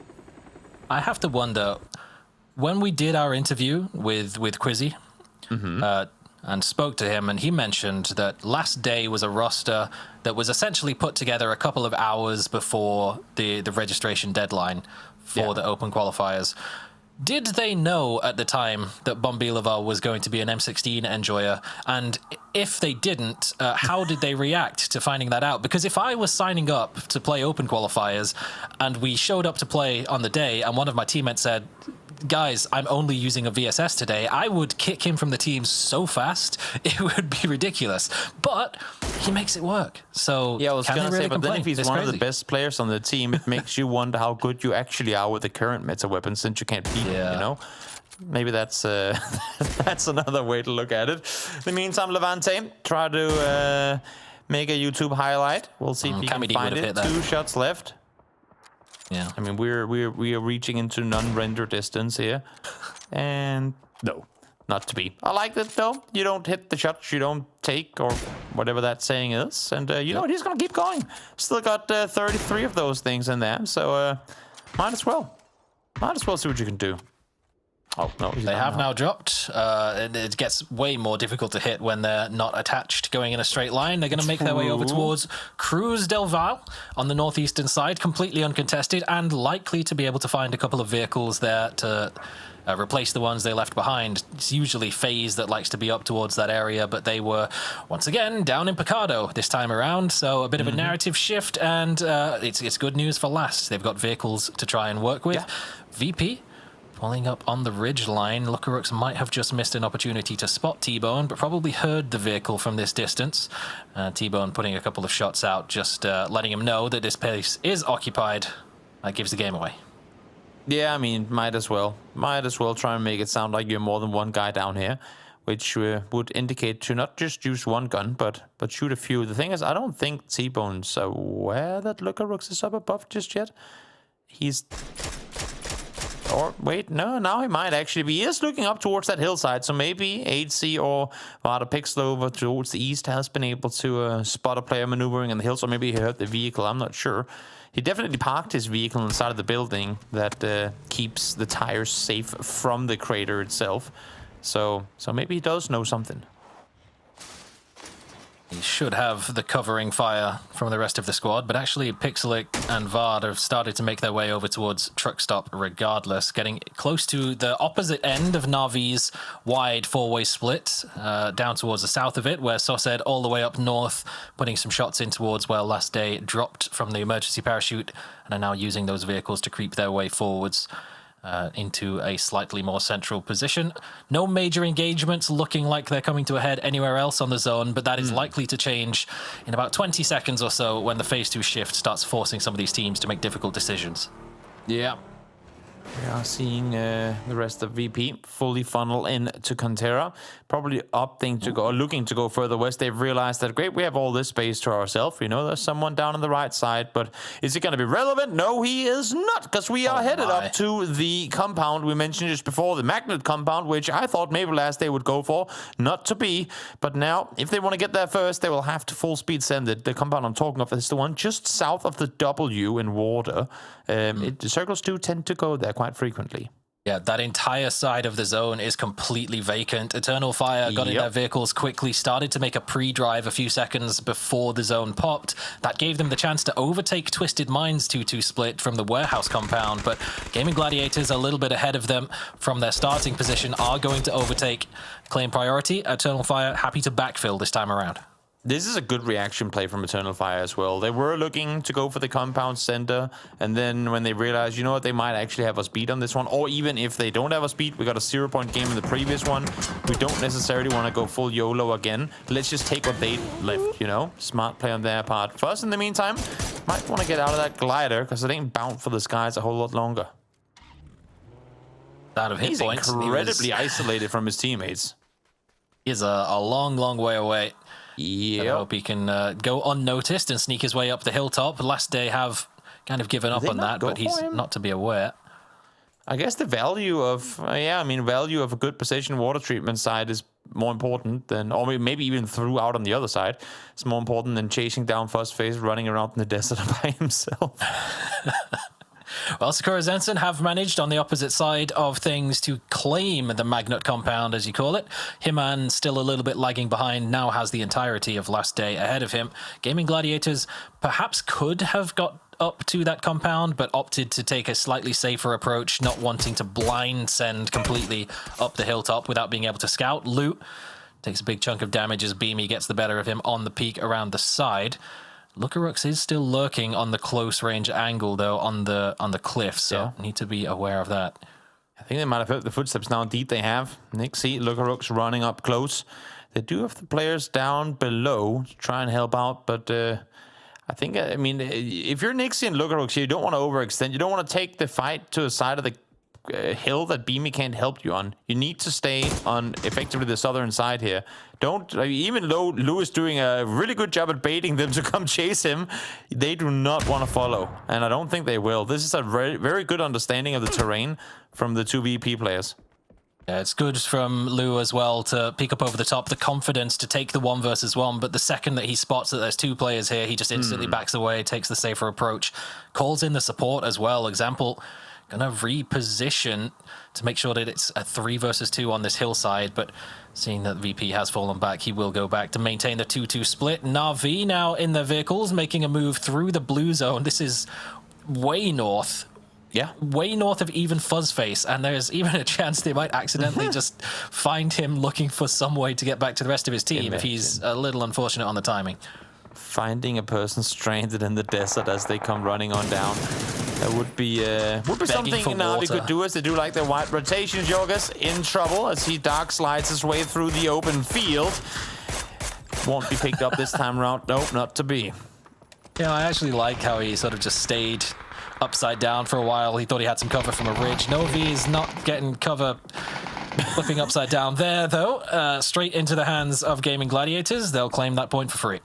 We wondered whether this was going to be day 1 or day 2 Primal, and I think if we are exclusively looking at the first 2 matches, day 1 Primal is the team that has showed up to the server. Looking like it, isn't it? But there's always the chance that they turn things around again on day number 2. They haven't been involved in a day 3 or a 3rd day of their own games, technically, so we'll have to see how that goes. Perfectix, though, does manage to find the angle as Virtus Pro try to make a drive down the center in between the Twisted Minds 2-2 split that does not pay off. Oh, Last in the meantime, realizing that there's value to be found in this compound, try to come over here and engage as well. First one, though, will fall on this side of them. That's going to be Quizzy down, I believe, just before. Yep, he's now isolated with this sandstorm coming through. It's not exactly making this engagement any easier. No, and BBL wrapping up towards the hilltop on the west as well, causing so many problems. Lyron with back-to-back knocks with the DMRs, making life so much easier for Skirmishes. And even though it's Bombelovo with the M16 Fuzzface, he's managed to regroup with his team, gets the final nail in the coffin for last day, and that will be their last action on Miramar today. Yep, down and out they go. Only 4 points accrued on the first 2 matches for them as Skirmishes stands strong, not taking any casualties, but importantly, I think now realize that, okay, you know, we have BBL on the other side. We thank you for the knocks that came and helped us, but now stay away, please. Yep. Let's see, though. Circle, they do not want to have that one stay away. Because where do you rotate? That's the, I guess, tricky part of that compound on the northwestern side is if the circles don't come to you, how do you play out in the field down below? Yeah, it's very difficult to get any scouting done. There's no way, for example, that Sakura Zensen could spot this 2-2 split for Stardust, which is also going to be a complete pain in the neck to try and regroup with Gaming Gladiators posted up where they currently are. So maybe hoping that both sides of that 2-2 are in the zone, or at least some pressure can land onto Gaming Gladiators when they do try and make a move. Circle closing in, still 40 seconds to go. Most teams already in... don't want to say great positions, but at least got compounds locked down for themselves. It's only Twisted Minds and Ascent who are still kind of making their way in on the southern side. And I think Twisted, I mean, I'm not sure if they realize that it's Ascent coming in with the brain of Batulans. They probably do, but wouldn't be surprised to see them set up an engagement here. BBL in the meantime, they seems like they have upped it to set up a precautionary E-pick up in case we do swing east. They want a full YOLO into a compound, maybe engage in a third-party situation. As now, this fight on the southern side has popped off. Perfectix able to find pains and damage to Brax as well. Spotted example lands the headshot despite the fact that he's proning. Does manage to land some shots long range, but the grenade was coming in regardless, even if Lou didn't just get the turnaround and sit him down. The big tag from example made it an easy job for him, only had to hit the 1 bullet. BBL, let's see, they might want to keep the vehicles here, or they might hop on that emergency parachute. Foot already making a full send into the dip to the south of Hacienda as well. And it looks like this is going to be our chaotic zone where everyone starts dying. Yep, Foot opting to sit in the kind of in the trenches outside of Face. I don't think they're going to allow them to stay there. Indeed, no, they won't. Gustav able to find the first 2. T-Bone, 8C, both down early on. Now it's up to the remaining 2 and see if they can somehow stay alive through this 8C Pixel on their own, as now BBL is starting to make their way in this direction as well. Twisted Minds still trying to fend off against Ascent. They have Lou on the opposite side of this. Maybe he can catch them in the open as they maneuver through the smokes. Gotta say, it's a little bit unfair of FaZe Clan, a little immoral not to give Pixel his chance to set up the 17 folded shields in his backpack before they come over and start grenading him. But he will be the last man standing, and he had a smoke, so he's got a chance to do a little bit of something. Ascend not really getting much of a chance to do anything, and Killy gets even more difficult as he hops into the vehicle. The tire gets popped immediately, and example pops him in the head as well. Still alive for the time being, trying to wrap around to get an off angle, but it's so difficult. Now the paint has gone down. Killy last man up. One more tag and he's done. And there it is. Example just does not miss. Nope, Twisted Minds do not like having neighbors sat next door. They will come clean them out, and here they do so as well. I'm still baffled by the fact that Stardust has been able to maintain this 2-2 split. Great job at camouflaging the fact that you're in a split, because I think many teams would have opted to commit to pushing you rather than gone elsewhere. In the meantime, Phase 2 able to clean out the mess in their backyard, I suppose you can say, as they take out Foot as well. Do not want to have anyone lingering nearby. Just a little difficult to breach this from the north while there's still presence there from the other teams. BB team might have been a team that wanted to look at crashing onto the 2-2 of Stardust, but with Entropic still over in the gas station, it's a little too risky. But now their only other option is to try and send it around to the far eastern side of the zone. They've got a little bit of a ridge. Na'Vi taking 2 knocks as they do mount up into the vehicles gives them the opening to try and make this play, but it's a play that affords them a little bit of space for this zone, but not much more. It's not a bad play, it's just they have to be swift about it. You want to and need to get this done with before you start making the next move. The first one down is going to be Diffix. Hagatori, double nade though. In return, Soset will fall as Spirit's been able to flank around the side, but now it's just Hagatori left alive. He was a massive impact player in the previous game. We'll see if he can do or be that man here, as well as now Eternal Fire swinging in from the southeast side. They were the ones set in the compound. We saw that happen earlier. Now I think they've seen too many knocks in the kill feed not to want to go out and engage. Makes a lot of sense for them to do so, take full control of this east, because they know that they're going to have to make a move to the west given the next upcoming zone shift. They've got to clean this up quickly and get back to their vehicles. Spyro, though, lurking around the side of the fallen vehicle, trying to use it for cover. Code Marco wrapping around the angle. Might just get the better of him. He does, just before he gets blinded by the flash. That's very important. They could easily have lost him there. Definitely could. Now they've kind of committed to leaving the building. They do have Quetpa down there still, but all the eyes inside the circle are looking towards the east. Codes on your screens. A lot of people can get them. 50 people add that for 300 G coins. Make sure to plop them in as fast as you can, because you gotta be faster than the other viewers sat right next to you. First 50 people can get hold of that. That is more than there is alive currently in this game. True. And probably soon to be double alive, because Sakura Zensen is struggling now, but they get this opening knock on towards Nelkop. Metabay does go and get the trade, but that's still 3 members active of Sakura Zensen, and Marzalek is one of them, so of course he's sending it forwards full speed, to full speed. He didn't have the support. Metabay lands the headshot, might be able to just about swing a revive now, as Gaming Gladiators have a chance to put some pressure on.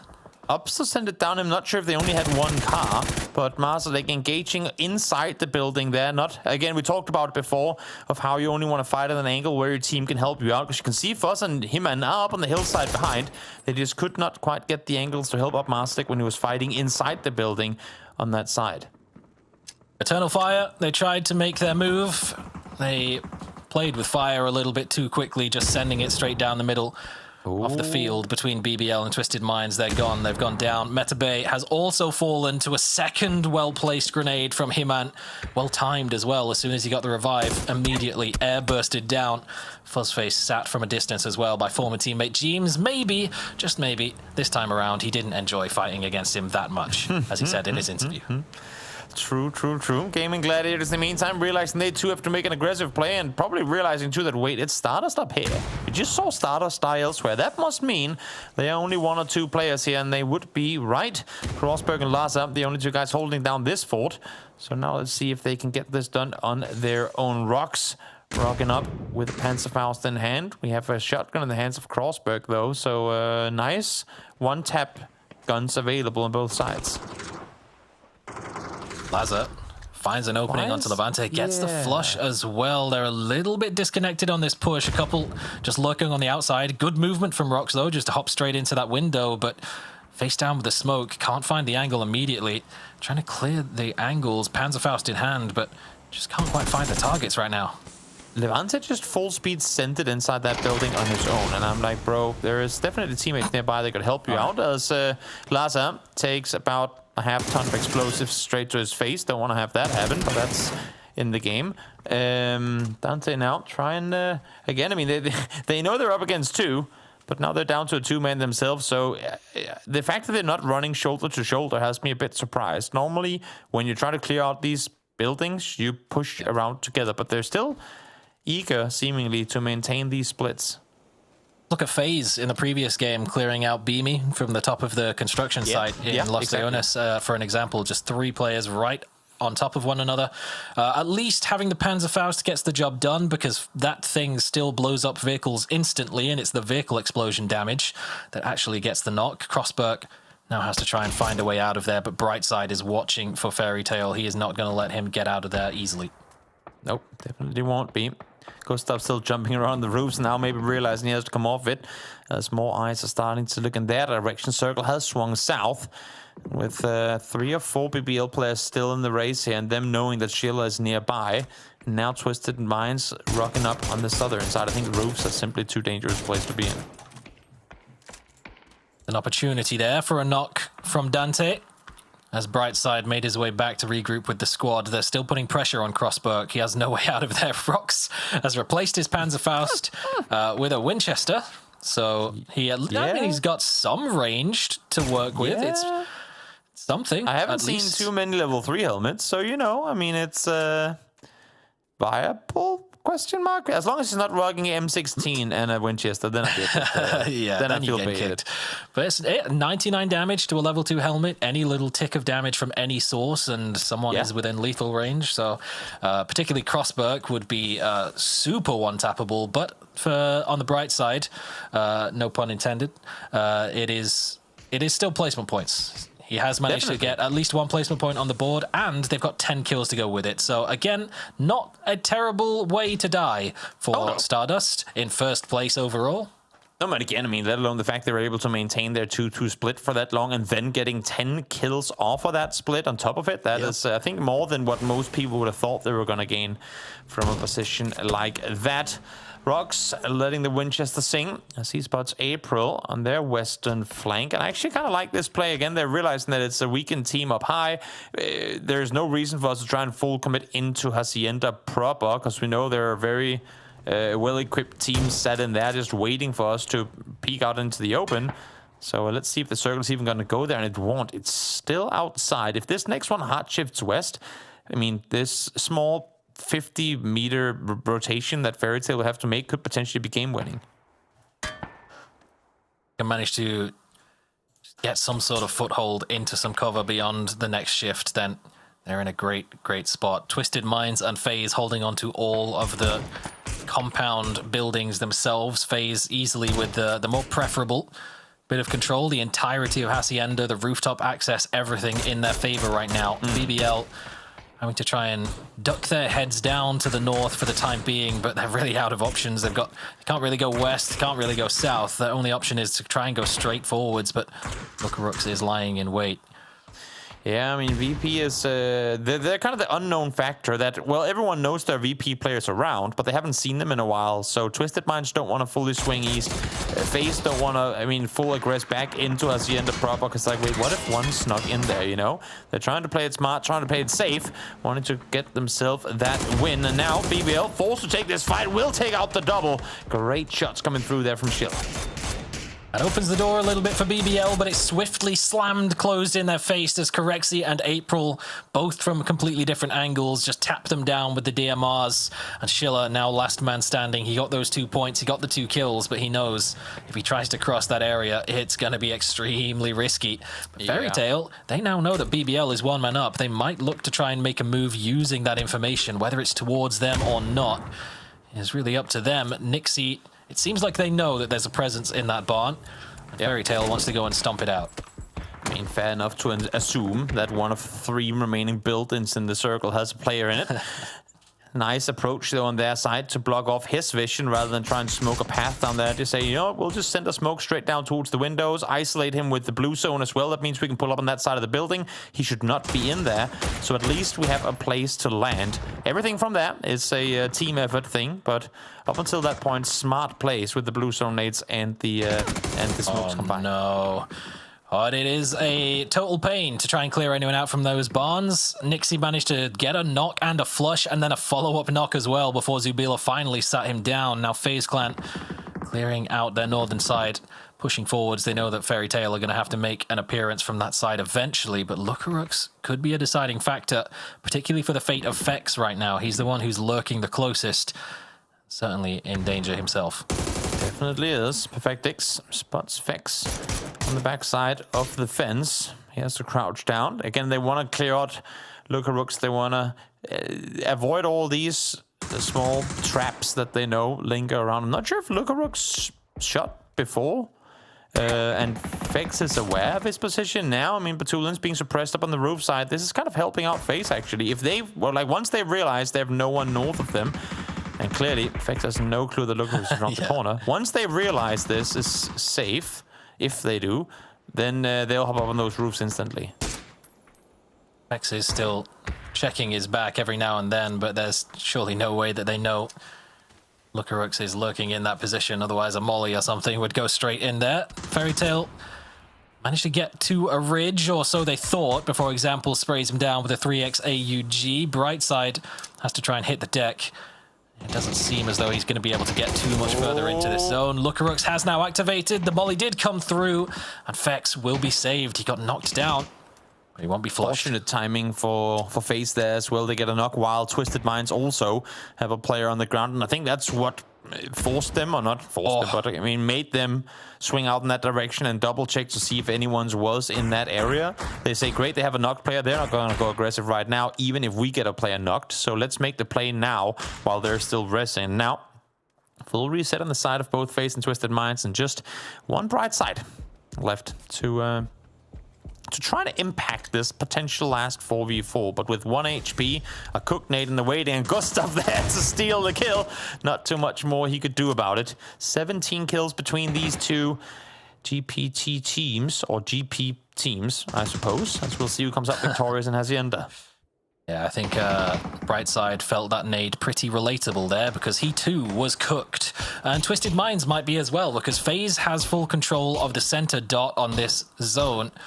And FaZe is spread all the way wide. Gustav now picking up an AWM as well for that extra little bit of firepower to try and hold the line in case they try any sort of flanks towards the west. But looks like it might just be a direct approach, and FaZe lacking in lethal utility to try and hold it for now. And they know the circle is coming up to the plateau where there's that Twisted Minds has to come to them, so they're setting up the fire line. Fex is playing phase 9 with a 6x Orc, because why not look into their souls rather than just seeing their full silhouettes? Petulance will fall down. Example has a nade to respond of his own. So 3 versus 3. James still up on the roof. Might be able to get rest with the circle closing in. Obviously, it's going incredibly slow. So there should be time. Gustav's going to try and isolate some angles. Has an arm to work with as well. But you can see here, Corexi not really given the chance to get the rest up. Especially not now that Example has got all the way up to the building. So James is the kind of IGL who's more than willing to give up his life for information or a potential trade, but they do manage to prevent him from doing that and grab the revive themselves. The Molotov didn't reach quite far enough. Having Corexi up on the roof as well proves to be vital, but Fex has been dropped. Example gets the better of him around the side, and the numbers are evened up once again, but FaZe still holds the high ground. Yeah, Perfectix isolated still from the rest of his team down below. You can see Corexi really eager to get that angle on lockdown. Gustav, no lethal utils for him to work with. Just 2 smokes. He can try and jump shot with his off. It effectively works as the shotgun up close. Oh, Perfectix though, they're prone middle of the open, but Gustav doesn't anticipate it. Now Twisted Minds using this ridge against them. They've managed to take control of the center of the dot, and James, last man standing. Nowhere for him to go. Doesn't quite get the knock as he hops out through the window either. That would have been a big one to try and clear some space, but Example now there in a 1 versus 3. Yeah, they know exactly where they have him too. Great finish for Twisted Minds. The team to initially have a player knocked in that fight there, but once they get James down, once they allow for Example to get all the way up in the wall proper of Hacienda, oh, they are so incredibly hard to beat in the late game. Yeah, the amount of grenades that they brought to that fight as well was so crucial in dislodging that rooftop angle that was held by both James and Corexi. It was a double nade that sat him down, and immediately they went to throw another double nade to try and clear it out completely, but didn't quite land. But it does not matter because the shots did. Gustav's flank, oh, he could have come through. If he got the better of the 1 versus 1 against the prone Perfectix, maybe that off angle swings things for FaZe, but not quite enough. Some of the best in the world battling in a 4v4 to win it all there in the end. You love to see it. I love these master classes of close quarter fighting. But now let's go back to the desk and let them break down that final Miramar of the day. Well, I thought FaZe was going to be able to hold down to Hacienda, but no, it's Twisted Minds, the kings of EMEA, that are able to take the second win on the day. Joining me, Avenger and Mark, to talk about this one. And Twisted Minds, Mark, is looking good against FaZe. It's control, very control. I know you wanted the Hacienda when you was casting, but we got it. Yeah. We got it in the finals. It had to happen. But it just felt control. I think there's not going to say whether the low ground was better than the high ground. Should have FaZe closed it out beforehand. It's just a lot to be had. I think, Martin, you're going to maybe favour the low ground when the Twisted Minds, it was just laying down. It was crazy. And it's a utility game as well, right? It really comes down to that. They had all the lethals, they had these angles, and they had so much cover ahead of them, the walls and all the rocks and everything. The approach was just way better. Yeah, very well done overall by Twisted Minds, despite FaZe sitting here for so long in this game. They're not able to convert with it. Will that be the only placement point? No, I'm not going to go down that way. They're just so kill heavy. They were in the last chance qualifier, but at least they're able to get themselves a second place here. So 6 points will go their way for the placement, for 16 in total. Twisted Minds, though, it is a bit scary, Martin, considering that 21 points on the board of a team that we're usually expecting 9 times out of 10 to win the regional, start the day off with basically getting themselves quite a bag of points. Yeah, it's a strong start for them. And on top of the 8 points they had before that, right there, they're going to be shooting up the ladder. And yeah, it's not unusual to see them there, early on. But after 2 games, it's scary. They're going to try to build the lead, and also they need to show that they are still the king of the hill when it comes to things. Of course, 29 points here, very impressive. And Stardust already for second place, 25 points. I would not have pegged them to get off to a really hot start here, Mark, but they are doing. Getting zone, able to hold down. Obviously, they didn't get the full center, but that 2-2 split was huge for them. I think Toby said, like, how did they get away with that 2-2 split? I think obviously people can get quite close to them, but the fact they held it for so long is quite remarkable. And we know that team, maybe not underneath this name, would like to go to center zone and hold out for a period of time. Maybe they're just trying to learn it to do it as a 2-2. Of course, we've got the emotes that you guys can get if you actually go and follow the chat and follow the stream even that's going on right now. So make sure to follow, get yourself a chicken dinner emote, get yourself a GG pan emote, be able to spam those in chat as well. And Mark, I want to lead on with you as well, because I think we had, was it last day? Was it going to be the focus? What's the focus? Normally quite good at Miramar. There's definitely no GG, should we say, being spammed for them. Normal drop Hassi, obviously for that Hassi, and going down to Chimicera, obviously they normally go for loss on the other side. But this was weird. E-pick up completely to the opposite side. They were lucky enough that FaZe wasn't going to be lurking in the old cruise. Maybe obviously with the new drop for them, they had the option that it was going to be free drop. Grabbed the cars, worked their way in. They actually did hold a 2-2 split and actually came across a glider that wasn't quite gliding as it sort of scurried its way across the sand dunes of Miramar. But I like the movement. They tried to control that secure sense and they wanted to go for a hold. They held a big 2-2 split, but mine, it kind of fell apart at this point. Obviously, secure sensing sort of dropped the shoulder. They ducked in zone for them, and unfortunately for last day, they had to then go for the crash. And I think secure sensing, well, they were ready for this crash. Yeah, you can question if it's worth it holding someone out for that long. I feel like if you have a chance to get something priority, like get in some sort of a good spot, especially with the northwestern shift in the second phase, you would assume there's so much space on the northwestern side. If you go early on, you could maybe get a top 2, top 3 prior on some of the better compounds here. But yeah, I don't know. It doesn't feel like the last chance last day that we've known and loved last weekend. Not just yet, having a bit of a rough time with it. One thing that was interesting, and we're looking at Bombilovo here, is that whilst I was commentating the previous phases of this tournament, we technically saw a bit of M16, a lot with the muzzle breaker. However, Martin, this was with comp, and Bombilovo seems to like the comp for the M16, so that's an interesting kind of shift. Yeah, it does. I feel like he might have found a way to perfectly time his burst, and that's obviously something that's super interesting. That it's not, I'm not saying like it's the meta is going to change or anything, but sure. I like that if you perfectly min-max the gun, it's just insane, right? And Bombilovo have been able to do on a few occasions have some crazy bursts. Yep, cool to kind of see potential in other weapons here, because we're so used to seeing the AUG, we're so used to seeing the MK12 and how that all boils down. But anyway, that's it for Miramar. We are done for our 2 games for the start. Twisted Minds and Na'Vi reigning strong so far. After the break, it's time to Taego.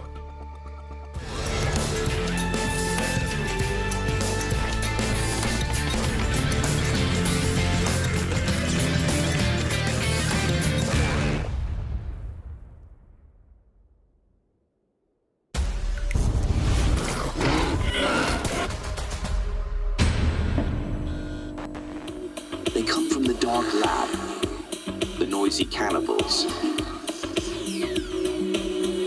Only they can stop them. The Hunger Busters!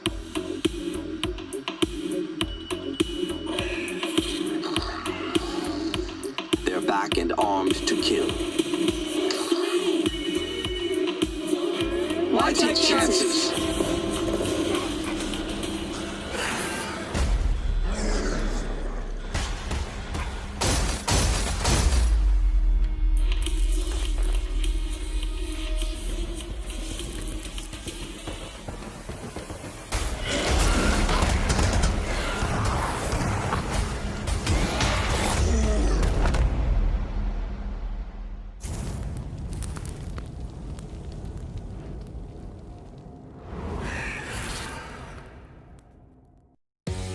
world updates to Taego, some quality of life improvements for training mode, and a new survivor pass.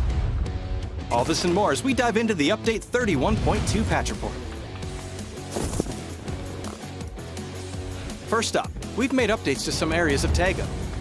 The studio has been turned into an abandoned hospital, changing the layout, adding new buildings, and also a few more loot and cover spots.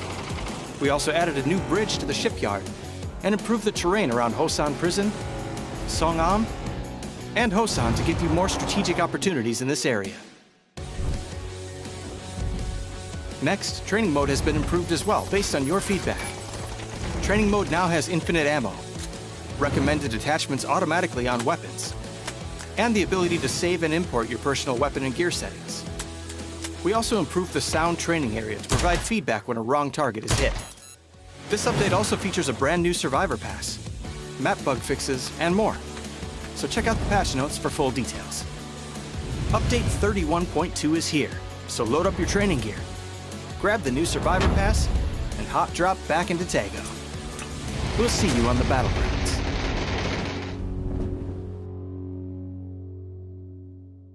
Got you. He's shooting something. Hey, he's just shooting my tires. Let me run left side. I'm trying not to hit something, it's hard. Blew up. Headshot them. Knocked. One behind the check. Low. One more filling up. I got your back, Go back. Muscle. 2 knocked, I think, outside. 2 knocked, yeah, 2 knocked. Okay, they're gonna knock outside. All that. No. All that. Good shit. Boys. Full coming to you, Pig. Knock one.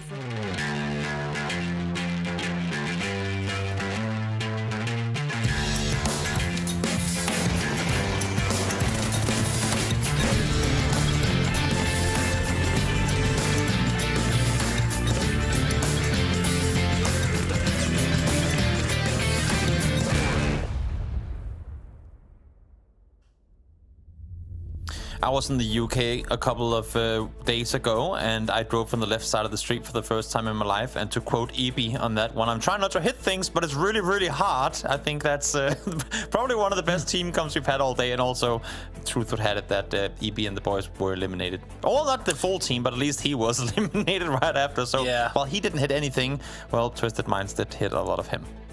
Also liked the no Marcel, like no, come back from Mika, but it worked out. They managed to win that fight against Last Day, and then not get too much further into that game because their zone shifted into Hacienda. But we're shifting away from Miramar entirely and making our way over to a brand new map of Taego. So that'll be fun, won't it, Toby? Yeah, that's gonna be amazing. Brand new map for today. I'm excited to see the changes on Taego actually coming into esports. I guess we'll have them be a brand new map at PGS. So hopefully some of the areas that we're already now starting to go about, they will be massively improved. Because honestly, I think Taego is at a state right now where it is just those few areas. Yes, there's a couple of fields. Yes, there's a couple of open slants towards rivers and whatnot that aren't that great. Outside of that, I would gladly put it in my top 4. Oh, that's which I guess is not saying much when it's 5 maps total, but yeah. And Haven is in 3rd, correct? Yeah, no, that's Karakin. Close enough though. I like good. We do like explodable walls, and they should add them to every map. Not so sure about the Karakin version of Red Zone that blows up full buildings, but we'll see. We'll see what happens. Taego though on the cards, and it is not the brand new one as you might have been led to believe by certain people. Have they just uninstalled Burning Plains? Or what? I don't think many players would complain too much about that if that was the case. No, I know they wouldn't. I just for the cinematic perspective. You know what I would love to see? Just for the sake of like a little bit of lore variety. Also, I was for the longest time one of the people talking for advocating for the overcast weather and like dawn weather in esports. Like just have it completely randomized, not rain and fog, because no thank you. Yes. But just the other weathers that don't impact the game too hard, But for here, just give us that burning plane, but let it go like the full journey. Don't have it impact the actual trajectory of the plane path. Just give it to us for cinematics and Tell you what, and stuff. You can have it on day 3's Taego. Fair. When it matters the in. most, yes. Yep. We'll lock that in now. Primal's a bit close to Twisted Minds over by Kangnung. Twisted Minds notably switched up their loot spot from Palace earlier this year over towards Kangnung, saying they wanted to do a little bit of experimentation with new drop spots. And now this time around, Primal are taking the city itself, whereas Twisted are more than happy to take a few sort of smaller compounds. And it's a very early reposition for Jeems, straight towards the center of phase number 1, 20 seconds after phase 1 reveals itself. No, he was down here in the, I guess, last day of the last chance as well. It'd like to split him out a bit earlier. But now, let's hold the thought there on phase as we look over to Na'Vi and hear what they have to say about Taego. Yeah, I think the most important thing on Taego is that it's very easy to make angles because the map is full of rocks. Like you can even save the car behind the rocks. So I think it's very important factor in fights. I think the most important thing to play in Taego is like control the bridges, because bridges are the most important thing in Taego in my opinion. And if you control one of the bridges, you have like a really easy, you can really easy like go to other side of the island. So I think this is the most important thing in Taego.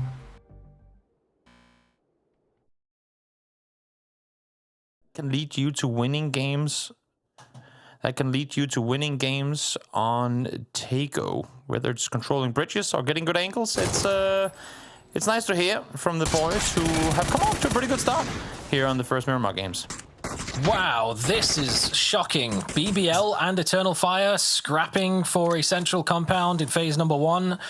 Everyone's bingo cards suddenly just ticked one off. Ruin onto a single hit point, needs to just about get out of there. The grenade didn't quite follow him up as nicely as it needed to. There's a world in which he naded himself or his teammates there, because it bounced into the room and out the window through the next window frame. That was almost kind of impressive for a trick shot, but not intentional at all. Having said that, I do like this pull-up. Yes, it is early. Yes, it is full commit, kind of YOLO-esque in very good BBL fashion, but they do call the split, and they call it right.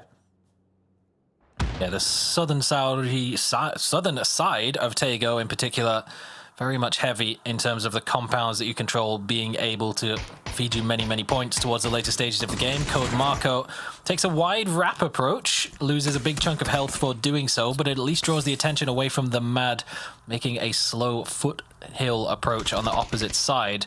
Might be able to catch one or two of Eternal Fire, or to get an angle rather, onto BBL, but now he needs to be cautious because BB have rocked up onto the scene, and now the Mad is in a dangerous position if he gets noticed by them. I was just gonna say, for BBL, yes, they pull up, yes, they call the split, but now the now the cavalry has arrived, and all of a sudden you're stalling out this fight. You're in a valley. I mean, we saw how they approached the compound. I like the fact that they keep Baron out here on the ridge line, but from where they're fighting, and they came from this exact spot too, so they know what a disadvantage they're at if a third-party team comes up over the hillside. They're just waiting for BB team to get into position before they start committing to taking these shots. A doozy with the suppressor gets a good chunk of damage, gets it done on the second attempt, and Baron peeked out. Here's these shots, looks for an angle. It's Marco though from the compound. What, mate? Your teammate died. That explains it. But, bro. Oh, James is fuming right now. He's always out there going, the Baron and the peaks, and you don't out-peak the Baron. Well, I mean, that's easy to do if he's not going to peak at all. That's... listen, I'm going to play Baron's advocate here and say, if I knew that there was a four-man team, which is BB team on the hill, I'm not eager to peek into it either. However, it does mean that Schiller is done so. Throw a smoke, throw a nade, anything to kind of bait the attention and make a doozy not get the freeze, knock, and flush on your teammate of a lifetime. I get that you don't want to full-on 1v4 them. I mean, even if you get the first knock, 3 more people peeking on over, it's pretty much going to spell your disaster, but at least do something to bait the attention off of your teammate. Well, they've called in the attention of a third MEA team as Stardust starting to creep up the hillside, looking for angles in towards this. The Mad is no longer in the position that he was, which is good news. Otherwise, Metabay probably would have just stepped on him, but he has managed to get into the compound, and this might actually just result in a fight between BB Team and Stardust, and then Eternal Fire and BBL can just return to punching each other in the face repeatedly in this little square-shaped compound. That's kind of a boxing ring. I love the storyline that you're setting up here of how we have, you know, like when you're on the beach and you throw a piece of bread to a seagull and it goes caw, and then all of a sudden there's 19 seagulls around you. That's that's Turkish teams in the early game fights and compounds. That's food, hot drops, third parties. What can we do here? Points. And then all of a sudden they're like, no matter where they were in the past, they'll just zoom straight to the compound for a fight. And we only get to make that joke because the players make it happen. If not, then we would be really rude, but that's not the case because they're the ones doing it, not us. And for once, it kind of wasn't Eternal Fire's fault. Like, they weren't the team that pulled up into this compound. They were just trying to hold a 2-2 split. I mean, Stardust did it they were the whole of last game. And they're asking for it. You know, if you're splitting anywhere near BBL, you're asking to get pulled up on. And, pulled up on they were, but not with any casualties thus far. Well, elsewhere on the map, we don't care the most interesting thing to have happened is that GG called in emergency parachute from Palace and then opted to not use it. So they're just currently driving over a bridge while an empty plane flies over FaZe Clan towards the center. Strangely, what is it going to take for him to at least just scope at a doozy? He's just there. Now he sees. No, wait, no. Oh, no, he didn't. Maybe he just really had to go to the bathroom. I'm not sure. He doesn't seem DC'd, but he's definitely not. Like, once a doozy watches back the VOD of this game, he's gonna go, what? Yeah, he had other things to do. Oh, did he spot him? No, he didn't. No. He just looked straight at him. He blends in. What is he?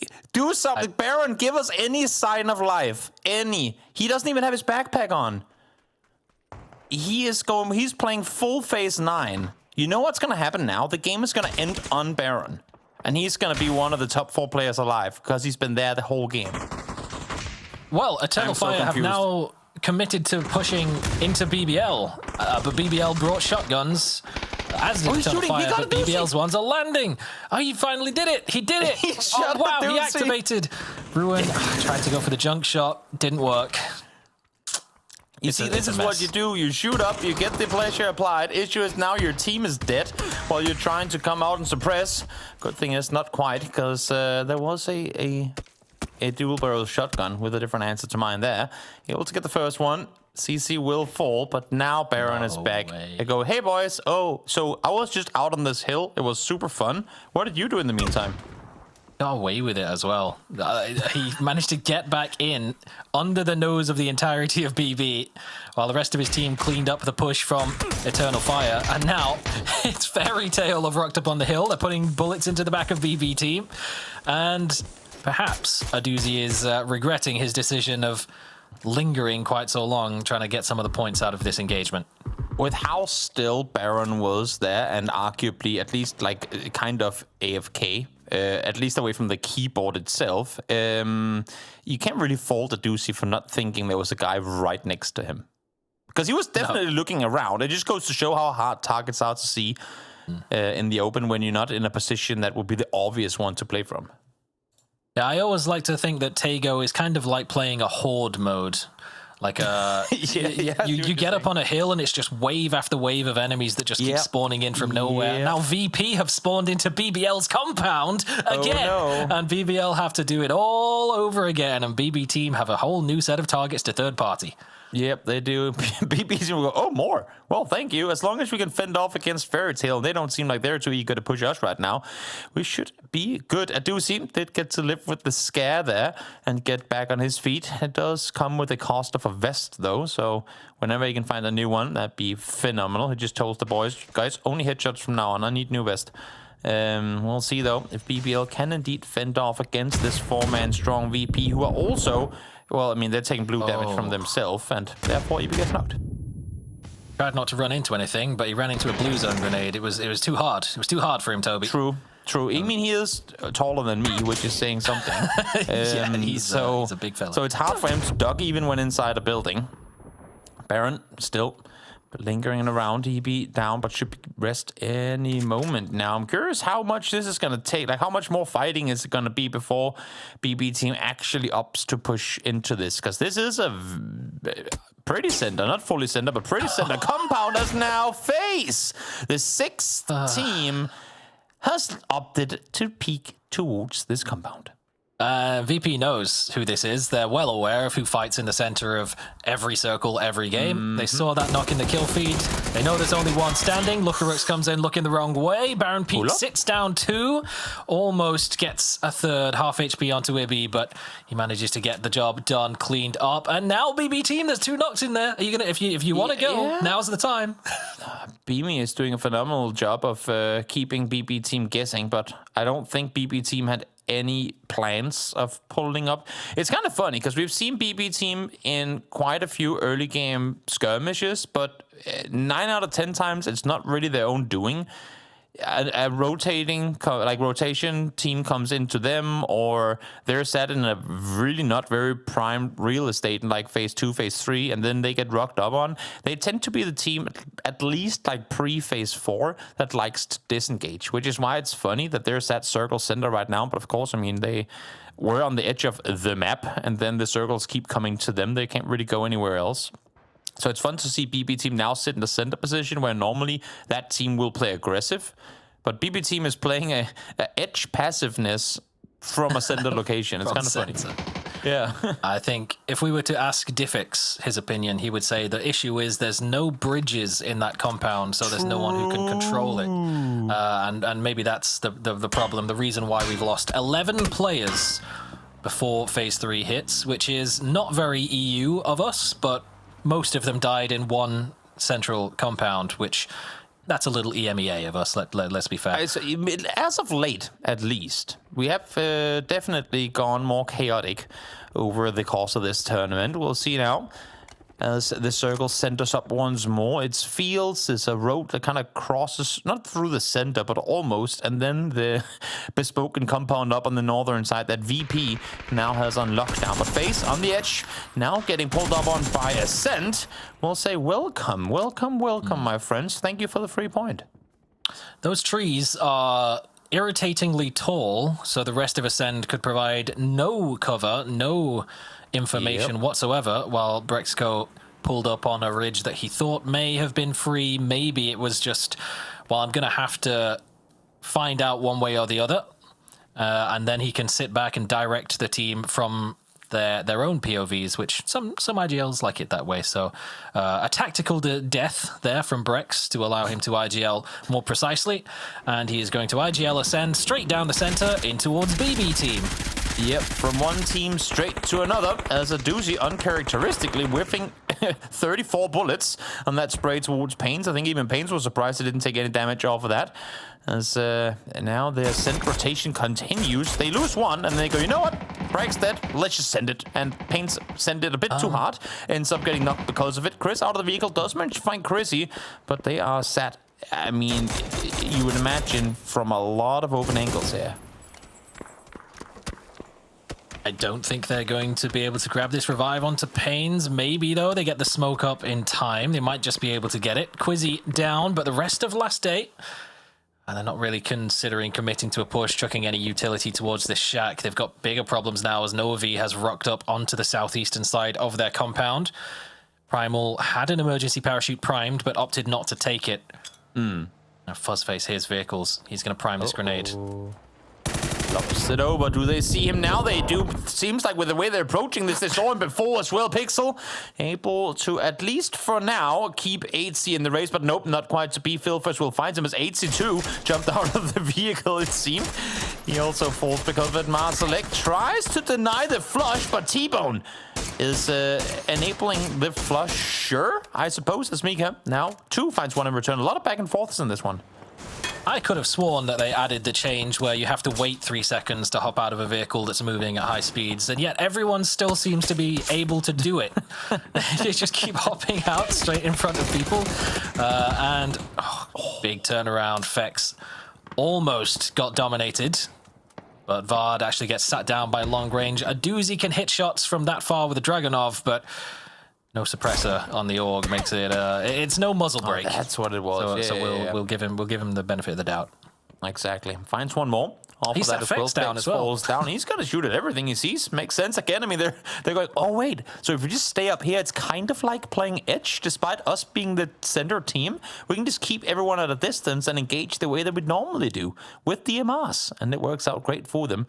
As now, the rest of Sakura Sanson, I mean, with this circle shift, they have to push up. And they know that Face and Foot are practically on top of each other. I like that Marsadek and Mika are staying south. That being if they do stay, because there is a chance that, for example, Primal could up to rotate east on this, but they're going to leave just one behind. I guess that makes sense to fortify the top of the split rather than the bottom. I'm not sure, Toby, that I enjoy the fact that we're kind of validating BBL and Eternal Fire's crazy chaotic fight for this compound by keep feeding it into the zone, because it's like, yeah, you should fight for this compound because it's a strong position in this zone, but it also means that both of you are dead and VP gets to profit from it. So it's a tough one, but BB team still holding on the hilltop now. Sakura Zenson creeping their way in. They're under the watchful eyes of FaZe. Hitman didn't quite spot out T-Bone lurking, but long range shots again might be the third party that they need. Important. Mika, what are you doing with a gas can in hand, mate? That's not gonna help him, man. Down he falls. I feel like we're not the only ones being bamboozled by the game right now. Mika will fall, caught with a gas can in hand. And now it's just Marsadek. He managed to sneak inside the circle. Maybe that was the bait all along. Just divert the attention, and now Marsadek is doing everything he can to be unseen as he sits in the middle of the open with a mortar and gets double headshotted. I am very confused.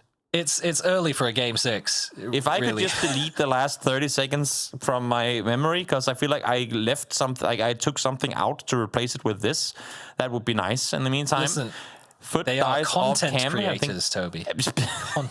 Keyword content. They're succeeding, definitely.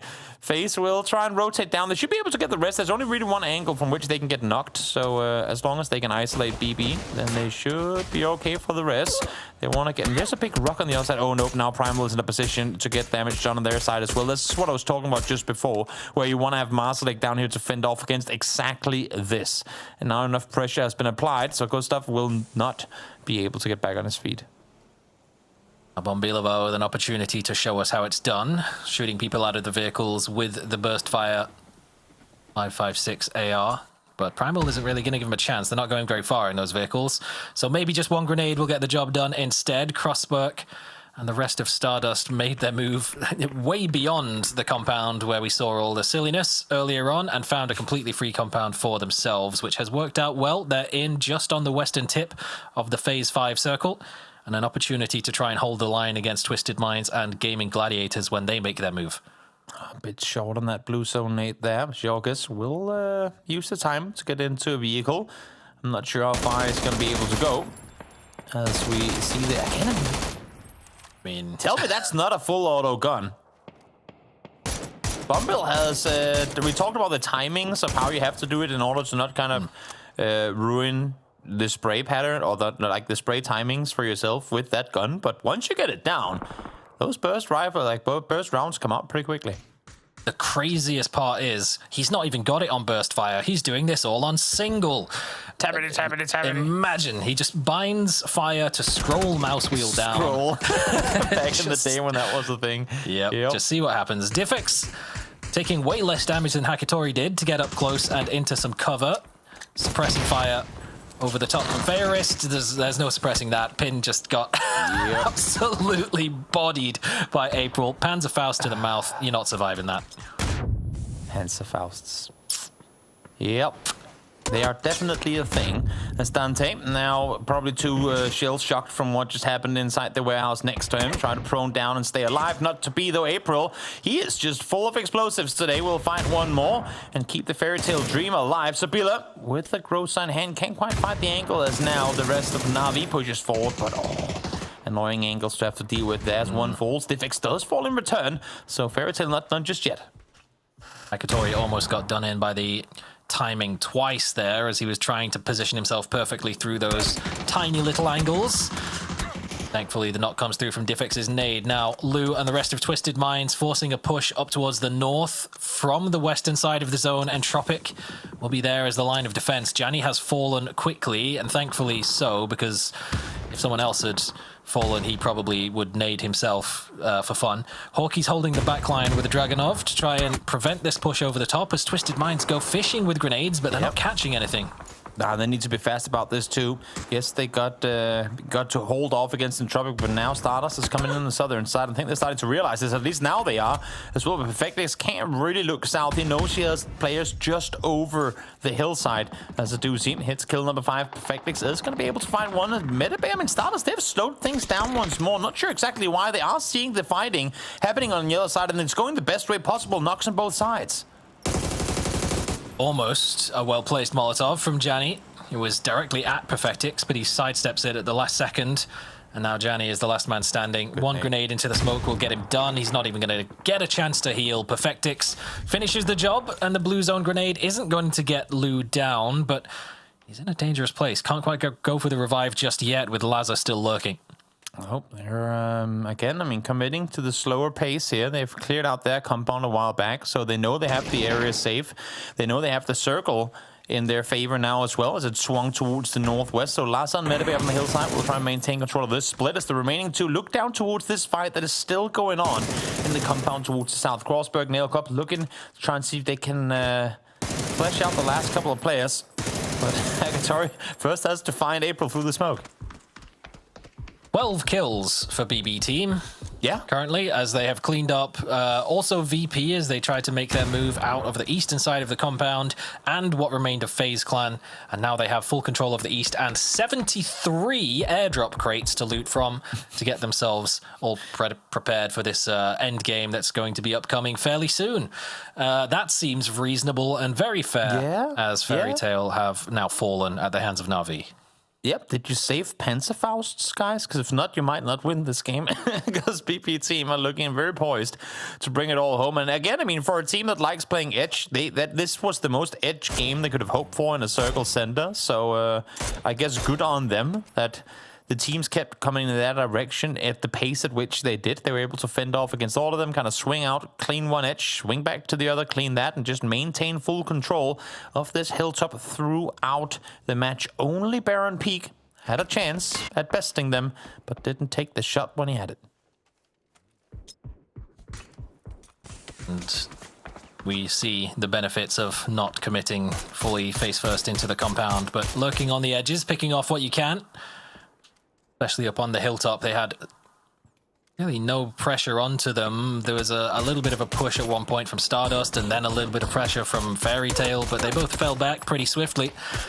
No falling back now for Na'Vi, though. They have to go forwards and they can't. 3 different teams picking them off as they try to make a move in from the southern side of the zone. It's too rough to make that cross without 100 smokes or at least 1 car. I like the aggression now from Stardust that we're seeing as a code appears on screen. First 50 will get it. You have to be aggressive with typing them in, just like we're seeing Stardust being here. 300 points can go your way. Should be one of the first 50 to get him. Oh, there you go. Double down, and that's last day out. A huge day for Stardust. Another top 3 appearance for them up against BB Team and Twisted Minds. Nailcop now is going to fall back. Forwards on towards the ridgeline. Metabay takes a big chunk out of himself with the vehicle on the side, but I'm sure it's fine as BB team try to recuperate and get the revive on towards Phil first. Stardust turn their attention over to Twisted Minds. Lu down to 1 bullet. There's definitely a lot of driving going on right now for Stardust. I feel like they're in a position right now where they're going, wait, So we've just rotated here to put ourselves in the middle of BB Team and Twisted. That is not great. Now Medibay runs himself over. It seems like they're not fully sure of how they want to approach this fight, and therefore are feeling the hurt of two teams that definitely know exactly how to play end games. I mean, Twisted Minds looking to go back-to-back off of a win in the previous one, and BB Team with 14 kills already have been able to maintain full control of this hillside for the entire match, so why stop now? Just the sort of curve on this ridge on the southwestern side of what is now Phase 7 zone. Just if they tried to play up close to Twisted Minds, BB Team had angles. If they tried to play up close to BB Team, Twisted Minds had angles. And if they play in the middle, they've all got angles. It was rough for Stardust. Not much they can do. I feel like the only way, because they had two players up early, fortify that, force a fight to Twisted, hope that they don't just slaughter you instantly, and hope that BB Team then comes to help you out from the other side. Either do that or wide swing south around to the east, force a fight to BB. Guys, I feel like even though you're not going to get the best position on the southern side, you still have a chance of trying to set up a third-party opportunity for the last team who joins. And then it's just a matter of whether you can outlast until the other team comes in and kind of becomes the other piece of bread in that sandwich. But here they were going back and forth, again, somewhat indecisive. And now, as you see here, they fall because of it. Strikes me a little that our criticism of an MEA team in this particular game is their lack of commitment to an engagement. Yeah, but it seems to be paying off. I mean, Stardust, again, with another top 3. Unfortunately, overtaken by Twisted Minds, as we can see just above the noggin of Batulins over on the leaderboard. But what can you say? They've picked up a win in the previous game from a slightly disadvantaged position against FaZe. This time, they have the positional advantage, but BB Team has the numbers. Important start for them again. I mean, considering the fact that, and I'm not going to write Stardust out, but there's a slim chance they end up in the top 2 by the end of the grand final. So coming off to a strong start here is big for them, for BB Team as well. A team who struggled to make LAN events. They too want to get off to a good start and bring home a win here. That'd be insane. BB Team, they've held control of this hilltop for 23.5 minutes at this point, and now Twisted Minds is going to be a competitor to the title of winner chicken dinner in game number 3. Batulins lurking by the rock. I'm sure Fairist will be happy to see it. He was correct in his assumption that rocks are very important. The angles that you can get. Batulins is happy to see that because he's got no helmet on. Yep, shout out to Dwayne. As a Doozy creeps further forward, has a jammer peg on, as he's trying to get within the vicinity of his opponents. He's hearing Lou maneuver around on the other side, but can't quite spot his head through the grass there. I love this. This is like a movie. This is like the protagonist of a movie gets defeated by someone using a sneaky tactic, and then they defeat the final boss of the game by using the same tactic against them. A Doozy proning in the grass, trying to creep his way forwards to find an angle to unpick this defense from Twisted Minds. Huge. Learned it all from Baron Peak. Exactly. Now the peak comes on over, but a Doozy again, whiffing crucial shots, does find the knock in the end, but that's the surprise gone, and he falls because of it. Still gives them a 3 versus 2 now, and it's much more difficult to hold a 3 versus 2 than a 4 versus 3, especially with Perfectix down on the low ground. He can't do anything as Spyro just wraps up out of his line of sight, sits down Batulins. 1 bullet from the Groza with no helmet is all it takes, and now a 3 versus 1. Perfectix with his back to the blue zone all the way down south. There's surely nowhere to go. BB Team claimed this hill early, and surely will claim a victory from it. Do you deny? If you're Twisted, again, I mean, you're in, but you could take away points from BB. Of course, we know that Perfectix is very capable of winning a 1v3, but sat alone on a rock with 1 health and the circle closing in 5 seconds, I'm not too sure this is not just going to be him feeding a point over to his opponents. Difficult even to if argue he gets some knocks here, like, what are the chances of a flush? Nope, not gonna happen. Not to be. 17 kills for BB Team. Again, in a situation where there is that circle center fending off against against BPL and Eternal Fire in that compound early. We had our eyes on them the whole game. That was insane. Yeah, it felt like the entirety of Phase 1 we were watching BB Team Cam, and then they barely moved 25 minutes later when we end the game on BB Team Cam on the same hill. It's definitely not a BB Team style of win, a team that typically likes to play heavy towards the edge. A doozy loves to go around in gliders looking for info and opportunities, but they got almost 30 points from it, so let's go, BB Team. Yeah, huge. No, that's great. I just hope that we don't have BB Team for a team focus now, because that would have been BB Team on screen for the likes of 28 minutes in this game. But now let's see, as we head back to the desk, what they have to say about that Taego game. A roster that we have a lot of hopes for in terms of performing internationally, never mind regionally. BB Team is able to take it here after looking fantastic in the groups. They're going to look fantastic on Taego as well. Avenger joining me here alongside Mark Powers, and we have got ourselves BB Team looking cool, Martin. Yeah, they're doing great. Of course, in this situation here, that we end that close to a combat that they pull up on, and they are able to stay alive, obviously, for so long. Yeah, I like especially this pull up here on Lou. He's able to get it. It was a trade, but it was worth it because you're already in a one-man advantage, right? So opening that up and getting 27 smackaroonies on the board is a huge one. Yeah, massive stuff coming out from them. And Mark, obviously you've been able to watch this team a lot, be it when they were in this iteration, be it when they were in question mark for the most part, right? Like, it's watching the progression of this team, being able to constantly take these top spots as well. It feels almost destined. It's just control. They're just so good. It's like they chip away every single time. It just needs their time now to hit land. God, I'd love to have seen them there. They're a team that I think generally, if they get to a land event, they're even going to level themselves up again. It just seemed cool, calm, and collective. The only thing I ever worry about with BB Team is they're never like kind of that spotlight team, James. We get like the Twisted Minds and the Navis. I feel like they need a land to become that team where all eyes might go onto BB. Would be nice, but all eyes might be on Stardust as well alongside this. 35 points after 3 games, Martin. Are they going to be the major upset of this grand final? I mean, I would love to have like somewhat of an underdog team to come in and surprise us like this. This is something that's always awesome, right? But yeah, huge kudos to them. But it's 18 games, guys, and they have to really stay consistent. And again, there's not that many spots at the very top if you want to go to PGS, or if you want to go to PGC and you don't have that many points, you need to have one of those, even first or second place, to even have a chance at it. Yeah, a tough game on Taego, though, for a lot of these teams. We obviously have Twisted Minds once again up here, Mark. They're setting the foundations for yet another great final, it seems.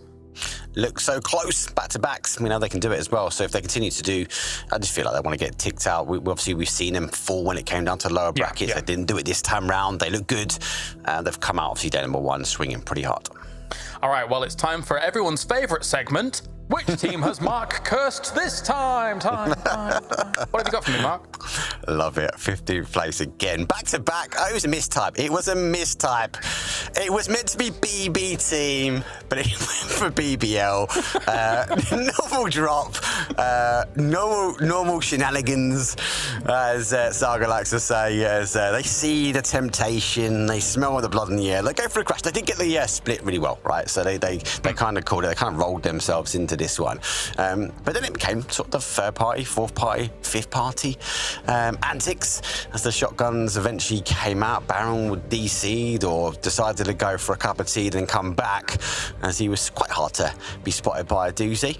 Could have been a little bit different for BB Team if they did all sort of descend down towards BBL, but what's worth taking away from this, especially from a viewership point of view, is actually a little bit later. It's actually not these teams.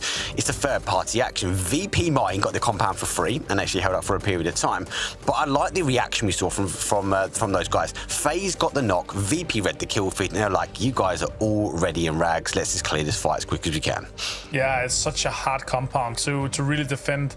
Also hard to get out of. You usually get held from the top side where we saw BB Team pull up, and overall, like, is it really worth it? Like that we could be making a segment, is it worth it? But no, it was not worth it for BBL in this case here, and also it's rough for Drumfire. I mean, overall, 15 kills on the board so far for BBL. It's not terrible for 3 games deep, right? It's just a shame that once again we pre-pick a team that's just not having the easiest of times. I'm sure you'll get one, Mark, during all of this. I'm sure. We'll be okay. You guys at home can get something good as well. You've got yourself some emotes that you can grab if you follow the Twitch that's on going here at PUBG_Battlegrounds as well. So make sure to do that. Mine's pointing right at it. There you go. You can get yourself a cheeky chicken dinner. Martin, have you got a chicken dinner prepared at home, or what are you feasting on? What are you doing? No, I actually had a boring pizza meal, but it was actually pretty good. Double pepperoni, so I'm fine. Did you just say bubble pepperoni? Double, you know, 2 different kinds. Yeah. I was like, what is this bubble pepperoni? It's a new thing. It's a new invention. Yum, yum. Okay, right, I'm done. Right, we're going to a break. When we return, we are going to our Rondo. So I'm sure Martin's very happy about something. We'll get the casters to talk about it. It'll be great.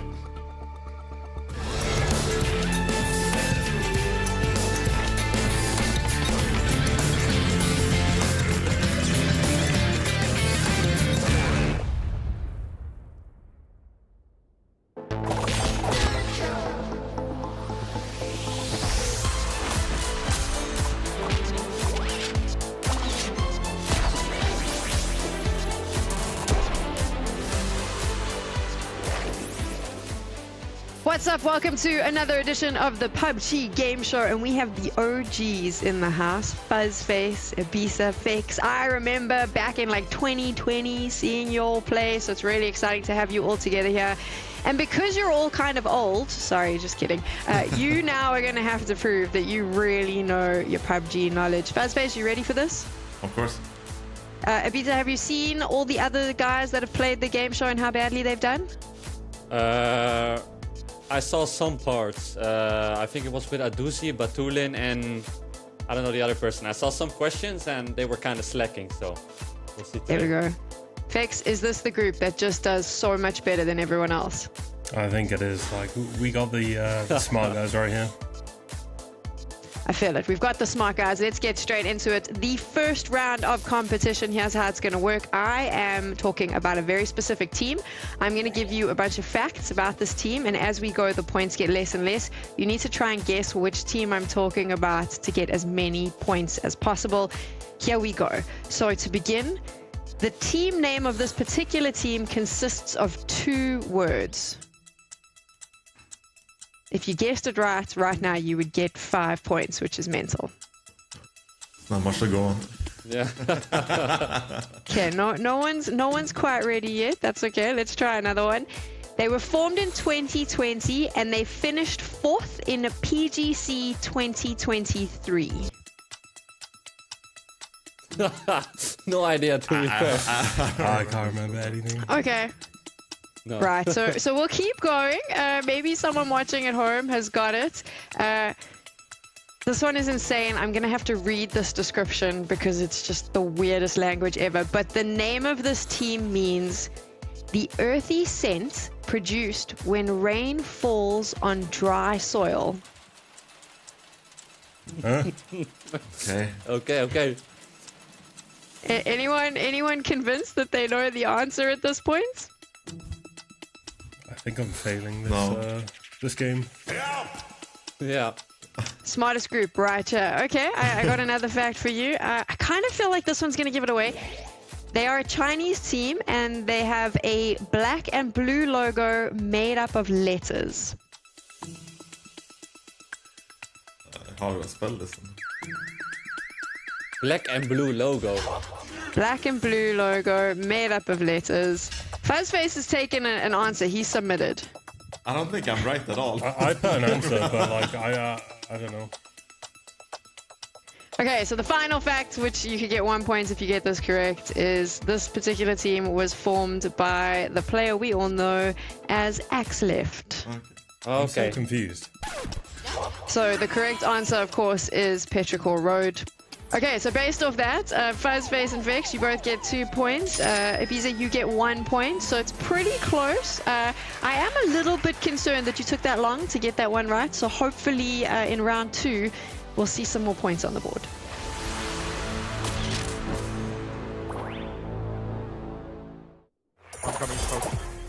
Did we give a mark, Tivo?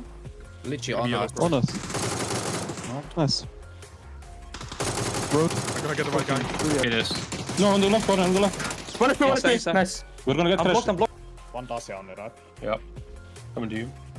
One silent. I need to loot this guy, by the way. Nice. Primal. Is there more? Primal up. 3. 4. On my mark. No driving off. Just shoot them. Shoot them all the way. One more on me. One got IT is knocked. IT is knocked on me. You kill him?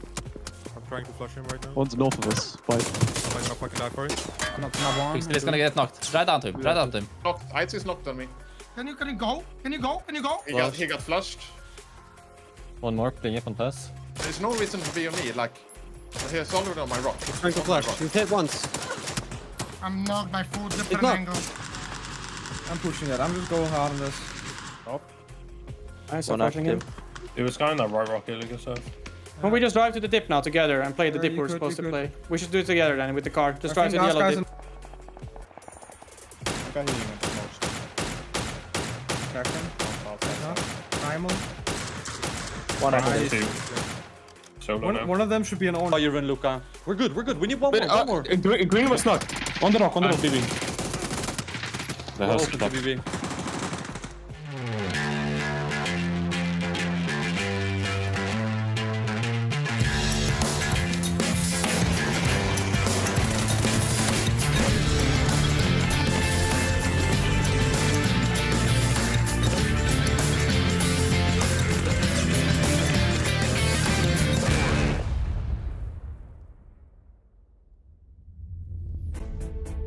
Over to Rondo we go in just a short moment as we have finished the first half of the day, and outside Saga of BBL and Turkish team shenanigans and Taego, what are your main takeaways from the day so far?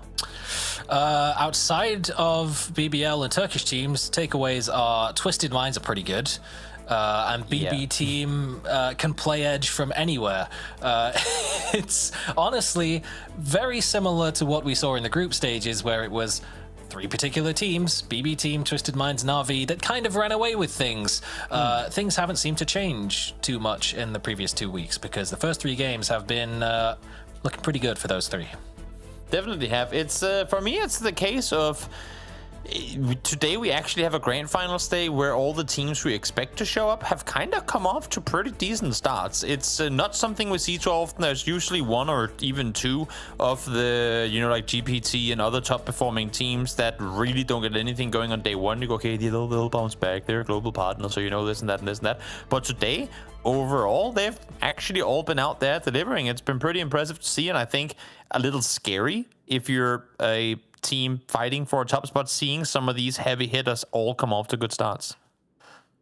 It sure is, Toby. It sure is. Right, since they didn't do it before the break, we're going to have to come up with a funky little rhyme. So let's offend an entire continent and go with, come on, you bloody drongo, it's time to Rondo. I don't have anything after that. Yeah, production should have muted me. Carry on. Yeah, no, I don't know how to follow up on that, so I'll just let you continue. Only one flight path for today because we're banned from enjoying any of the cool features from the maps. However, we do get to enjoy this because one of Na'Vi or Twisted Minds is probably not going to win this game, depending on how this fight goes. Whether you're into karate or taekwondo doesn't matter because it's time to Rondo. That's my save that for tomorrow, but I think that's the best one I've ever done. Therefore, I'm just going to commit to it. Taekwondo. Never thought that rhymed as well with Rondo as it did. In any case, we're going towards test track. Yay! We've been here a couple of times before, and as we see Twisted Minds get the hell out of test track, let's hear what they have to say about Rondo. The hardest part about Rondo is that it's the only map who has different plane paths. So, as everyone knows, we have hot drop with Na'Vi, and sometimes if we are just unlucky with the plane, we can't go to our loot spot because we just can't reach it. In case of zones, like some couple of zones, each team can analyze like it's super hard zone that's we need to make risky rotation or something, so it can be chaotic at the map. So of course you need to think about the danger zones around you. So always keep focus on these things. I love the fact that they even give a little mention of Na'Vi and a sword there as well. Them hot dropping them on test track. There are only so many really viable center positions, and as Batulins is saying too, it's so hard with these plane paths because they are more edge usually than what we see on other maps. So obviously, I mean, for good reason, there's a lot of fighting for those center locations. Like also the singling out of this particular map for having some chaotic rotations sometimes. The tab must have recorded that before the previous game. Wow, imagine an end game zone here, Toby. Wouldn't this be cool? This is kind of funny where you see a city, a whole city, and you go, oh wait, that's on this map too? And you go, yeah, you remember where they could like put all these super map unique things down in the very corner of the map, meaning we'll never ever have a game ending there? Yep, that's here. Kind of cool. Very difficult to loot. There's like the loot per square meter ratio is very low, but in terms of looks and how much time they must have spent kind of making this city cool looking, they really have not put it in a spot where it would get a lot of screen time. It's a lot of fun when you get the spawning lobby there, though, just to run around on the travelators. True, just do escalators. At super speeds, yeah, so that's enjoyable. The J of the map on the name, other way around, is in the circle. Yeah. The J of Jadina City is in just about, so... Yeah. It's the closest we've been so far in PEC Fall, but it's not going to be this game. Entropic up close and personal with Pixel, who does not have an M249, so perhaps feels a little vulnerable right now, but still strong enough to be holding the split straight down in a vertical line down the center of the zone. No machine guns of massive caliber, no foldable shields, no bicycles. Is this even the Pixel 1K that we have come to know and love, or is it an imposter? I'm not sure, but they will have had full info that Entropic has rotated in between their split. Ooh. So Foot will have eyes open for, I mean, obviously for the next circle coming, but also any movement out on that coastline. Is a strong look for the main man of Fairy Tail, Brightside naming himself after his hair, evidently. But to be fair, solid performance so far. 10 placement points in the first few games. Orange Side, evidently. Me and James, actually.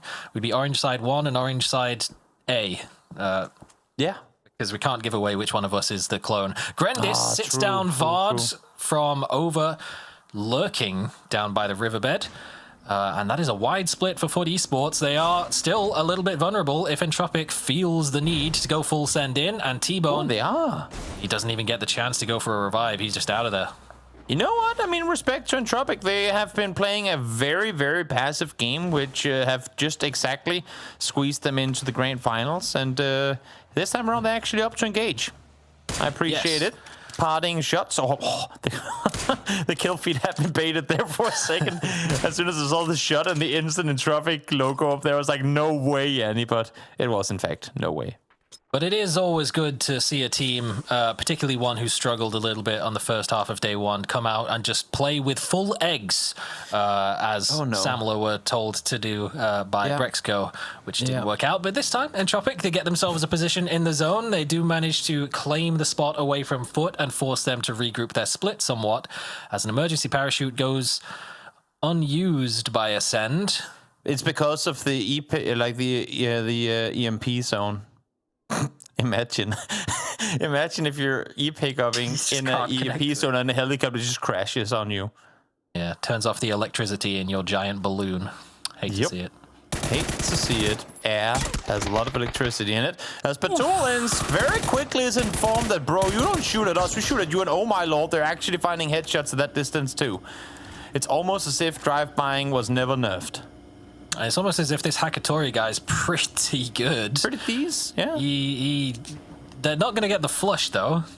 They just kept going. Warning shots. Yeah, they could have maybe pulled up and taken out the team currently in first place and given themselves a better chance, but they've opted to, I can't even say go for positioning, because they've gone all the way to the northern edge of the zone to bridge camp when there's no one on the eastern side of the bridge. No, they're not even camping. They've just crossed to the bridge in front of Gaming Gladiators. So they're bridge camping the other side. I'm not sure what this play is from Na'Vi. They're just mega rotating 4 guys in a vehicle. Now they got 2 cars, but now they will hear the rotation coming in from behind. And thus potentially stop and shoot at them. They shoot. Yeah, you know what? There are two guys trying to get away in a buggy. It makes perfect sense for them to stop here. But the vehicle is going to take down Agatari. Diffix falls as well. And where's the rest of Na'Vi? They're over on the other side. So now it's just Soset left alive. Headshot connected, and he's going to fall. Wow. Despite the fact that they find the entry, Gaming Gladiators shuts them down. I dodged 1 car, couldn't dodge the second. Only explanation I could come up with is the fact that they only had 1 car out of Neox factory because of the drop situation with Twisted Minds, and they were like, we probably need more cars because we're playing Rondo and we're going into a field most likely, so we're going to need to build a car fort. So they went looking for one in a part of the map that has no roads, and then crossed the bridge, and Gaming Gladiators ran them all over. It's an interesting one, especially when so often, even today, we've been commending Na'Vi for the discipline that they've instilled in this young roster. This game didn't get to see it. Nope, not at all. They also do have a pretty good track record when it comes to Rondo matches. So I guess a good team for the rest of the lobby to have eliminated early on. Sakura Sanson now somewhat in a position on the eastern side of test track. Try and lock down these 2 compounds, or compounds is so much said, small housing locations. Well, Primal, they've managed to find themselves a cliffside over on towards the east. They still have a little bit of presence on the eastern side of the river, with Daz holding some high ground, just checking in case there's anyone making a late rotation in around the side. Here we go. We get to see the glider gameplay in action. Rondo being the only esports map currently which has not only hard-spawned boats, but hard-spawned gliders. So if you choose your loot spots carefully, you're guaranteed to get one. All you need is a gas can and you're on your way. And there are certain teams that definitely like to abuse that fact. Ascend, definitely one of them. Often you'll see Jeems split off like a couple of kilometers away from where FaZe Clan drops, should the flight path allow for it, and grab a glider from all the way up north, but not this time around. Wow. And as the zone loves to do, Test Track makes an appearance in the mid to late game. It's almost as if, with a map this big, you would think the variety in circles was bigger, but ha ha ha, joke's on you, because we're headed back to Test Track again. Yeah. Oh, Nitro. Drifting in the electrical bus, but can't get away from Beamy. Once again, goes for yet another drive-by. We've seen so many of those already in this game. Gaming Gladiators have been rewarded for their big fight, by the way, against Na'Vi by being sat in the middle of an EMP zone, so they can't rotate into this new zone just yet. Twisted Mind still holding the line on the southern side of Neox Factory, though, as Last Day tried to make an entry. Yeah, maybe this is a blessing in disguise, because there's a lot of chaos happening around here. So maybe it's not the worst that could happen, that they're stalling for a little while longer as Ascent to make their way towards Test Track, coming on the southern side. Rex obviously up high in the sky. We'll get eyes on everything happening around him. As now Fairy Tail as well are going to start their rotation. They're by far and large the last team to join the party here, still on the southern side of Danqing. Oh, Brex, this is dangerous terrain. Mayday. Be flying around the place, but still manages to pull off a landing on the roof. Just make sure that it doesn't fall on you when you drop off. Okay. Well, he made it out. Killy still has the vehicle for a little bit of maneuverability, but they may not end up needing it, depending on where the zone goes. That is wedged. Yeah. It's, you know what? Should somebody push in from the south, that's extra cover. That's phenomenal. That is the largest deployable shield I've seen. Maybe it's one of the Doritos, the Mark likes to call it, the emergency cover flares, because it came from above, it came from the air, and it was smoking on the way down. Also true, just in a different shape, I suppose. There's now Virtus Pro. Again, I mean, they had the vehicles from BBL earlier and are well aware that there's a team sat down there. So they're going to fortify the compound, try and make sure that they don't get any crazy ideas. We saw what happened last game. Virtus Pro was part of that shenanigan as well on Taego. So would want to avoid that, at least for the time being. They're inside the circle. No reason to go overconfident if you don't even know if the compound you're fighting over is going to be inside the next circle. Closest thing that Batulins can find to a power grid mountain rock is just sitting on the roof of the factory, keeping a close eye on where Last Day have pulled up into the Neox factory itself. There is a big dead zone on the outside of the factory where there's just no presence from anyone for a few hundred meters on the outside, save for a 2-2 split of Stardust and Sakura Zensen, who have a compound to try and hold. Everyone else being forced to play heavily towards the edge. Fairy Tail need to be careful where they pull up, or they might go directly into the center of BB team, but looks as though they might just wrap just far enough around now to get out of their line of sight. Yeah, I think for them right now it's a matter of let's just stay in the blue, not risk anything until we see where the next circle is taking us, and it will, in fact, take us towards the center. Middle. So we're going Neox again. Bombil will be active with his M16 seconds from now, as everyone will fully pull up on the compound proper, or the factory, I should say, because there ain't a whole lot to play in the open in and around there, and it looks to me like Entropic will be the first movers. In case you were wondering why Na'Vi and Twisted Minds, two of the most consistent and disciplined teams in the EMEA region, feel fit to fight for this position so often, partly because of this. So many zones end up in this area. The land ratios on this map are pretty aggressive compared to some of the others, and we tend to see a lot of zones in and around this area, as well as the fact that obviously you get good rotations to anywhere else. So it's a very valuable position to try and hold on to, so no surprise that a couple of big name teams are trying to lay a claim. Bit of a risky push now for Fairy Tail, as they've gone into the zone and are now heading back out through the middle of BB and we don't Ascent. like this. We don't like this. There's too many people. Bright side. Oh, tried to swing around, get one, but not to be. Brex sees him from behind, and this is going to be just, I mean, chaos with all these teams trying to wrap on the west. As you said, there's a lot of open space on the northern side, but there ain't a whole lot to play around there. So BB team, Fairy Tail, and Ascent are just kind of set up on the southern side, now all trying to wedge their way in from the southwest.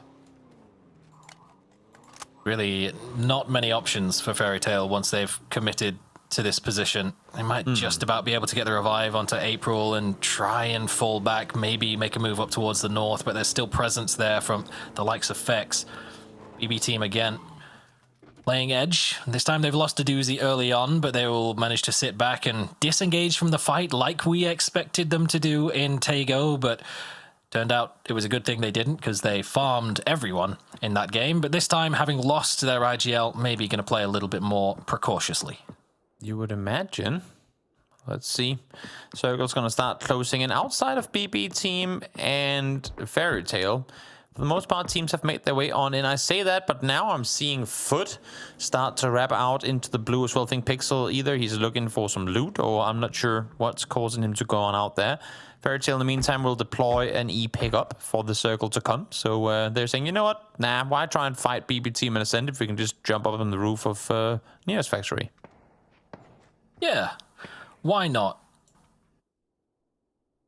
There's not really much else to talk about anywhere else on the map, because everyone is either split between compounds or four-manning in positions, and no one's really even shooting at each other. Yeah. So everyone on the eastern side of the map is pretty cozy right now, but over towards the west, everyone is sweating, trying to dodge shots left, right, and center. BB team probably the next on the chopping block, but over towards the west, everyone must now go, as Phase 4 has decreed that everyone's hot dropping in Neox factory. You're just a bit later than usual. The game is trying us just to skip this map by saying, you know what, yeah, you might as well just all hot drop here, because that's where we're ending anyway. As Chris is able to find Beamy, overextended a little bit there, try to peek on over, his teammates not nearby, but he did get knocked back around the kind of the backside of the ridge, but seems to me like Ascent, only 3 points in so far in the day, are desperate for more, so they're going to commit to the flush, and they will find Beamy. Nixie couldn't quite get an angle over the top. He's down to half HP, as is Ibby as well, from the covering fire from afar. Still got angles through the little leaves.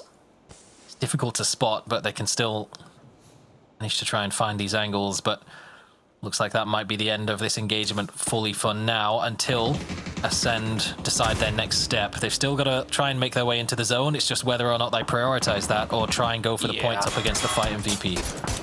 They've already got the first knock. They want to see if they can get more, but continuously driving around vehicles and with Virtus Pro being somewhat split in between one another, it's simply too dangerous for them to try and maneuver around here. EB has to make his move on forward. He is getting shot at by Kilyakai. You can see Lukarux now trying to come and pick him up. There is a double warehouse on the very southern tip of Neox factory available, but how do you scout that in time? Or if you pull up, I mean, how do you expect that to be free at this point in the game? Look at how many people are already inside of Neox proper. And where is GG going to go with this move? Are they just going to stop on the hilltop and try and survive for now? It looks like that might be the option, because if they try and make a breach anywhere into the Neox factory, they will be met with resistance. Nixie can't quite make it. Pixel sits him down with a QBU from long range. That thing is essentially a mini with a bipod, so it's still very, very capable of dealing the damage. Definitely is. We've seen code on screen. For those who fast, I should say, 50 of you to get that in. There's 300 G coins there waiting for you, but you got to be fast because everyone else do have fast fingers too. We'll see if Foot also do, as they now have to fend off against Sakura Sands, and it's only the three of them. Marcel, I guess, single-handedly taking on Primal towards the north, and it's going to cost him his life. Who else but Marcelek would dream up such a play? The rest of Sakura Zansen are not really faring much better, though. In grenade range, a couple bounce. One goes a little too far. If it hit the rock, maybe it could have worked, but Esports can't quite make them land perfectly where they need to. But perhaps this one might get the job done. Maybe. No, Mika has repositioned. Nope.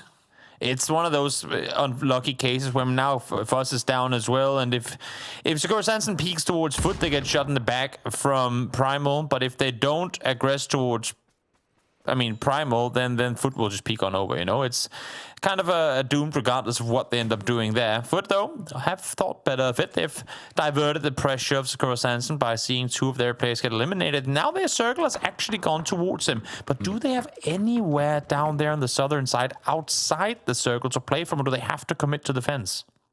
I am really looking forward to Mark Power giving us the team breakdown, because if he chose Na'Vi, it will be very short. If he chose anyone else, it will be exactly the same. They played a position for as long as they could, and then they sent it into Neox Factory and probably died to Twisted Minds. Oh, that is the worst place to get wedged, Levante. No! This is actually, this is the game laughing at us. It is full on encircling Neox Factory. Even has the Neox in the circle as well, the name that is. So now let's see who is going to come up victorious. Twisted came here early. They wanted to claim it, but actually was Na'Vi, the victors of the location, as Twisted opted to leave. Na'Vi followed suit, though. They fell first, and now the battle has gone back to where they were born. If only Na'Vi was here to share this moment with us. But I double-checked. I sent a message to Alrain and said, boys, what are you doing? And he said, yes, they were looking for more vehicles and fell victim. GG is pretty close to being the second team to fall, which is surprising at this point in the game, though, that we still have everyone but Na'Vi alive. Primal have managed to find themselves a position in some sort of sheds. For now, there's still a couple of teams yet to make their entrance, and Sakura Zensen is not looking likely that they're going to be one of them.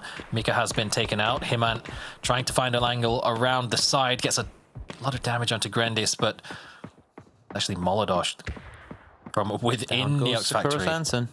Yeah, it's a feel bad, man, when you have a 2-2 split and effectively 25% of the circle under your control. Got no bullets left. But hey, it's not Neox, so you're not gonna get any rewards from it, and they will have to move now. Moldog down to 18 bullets total. We don't know exactly how much sevens he has, but we can see here. One kill, almost 800 damage done. Goes to show that he's been active, just hasn't been able to claim a whole lot of points with it. We are going to be closing out this game with a battle of fists at this rate, because no one's going to have any bullets left. There's way too many targets, and there's no real opportunity to go and grab any more loot in this place. It's kind of all gone. It was taken immediately, but how many bullets do you need if you just headshot someone with two of them and Grandis gets sat down? QBU power as one Nate gets locked on over. Doesn't need to bounce any further because that's Crossberg right in its crosshairs. Pin able to fully pinpoint that one as it lobs one more forward. Does it find Medibay? No, a bit short. That thing was a heat-seeking frag grenade. Bounced directly onto him. Completely didn't... Oh, okay, the Mad...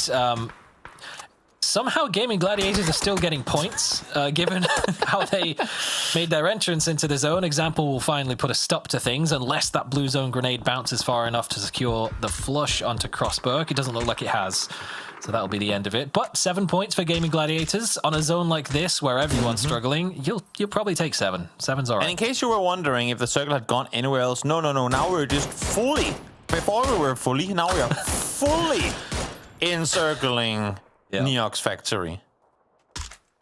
It's just going to end inside, isn't it? You know what? I kind of hope that it tripled hard shifts north and we end just outside the fence just for memes. I know it's not going to happen, but imagine.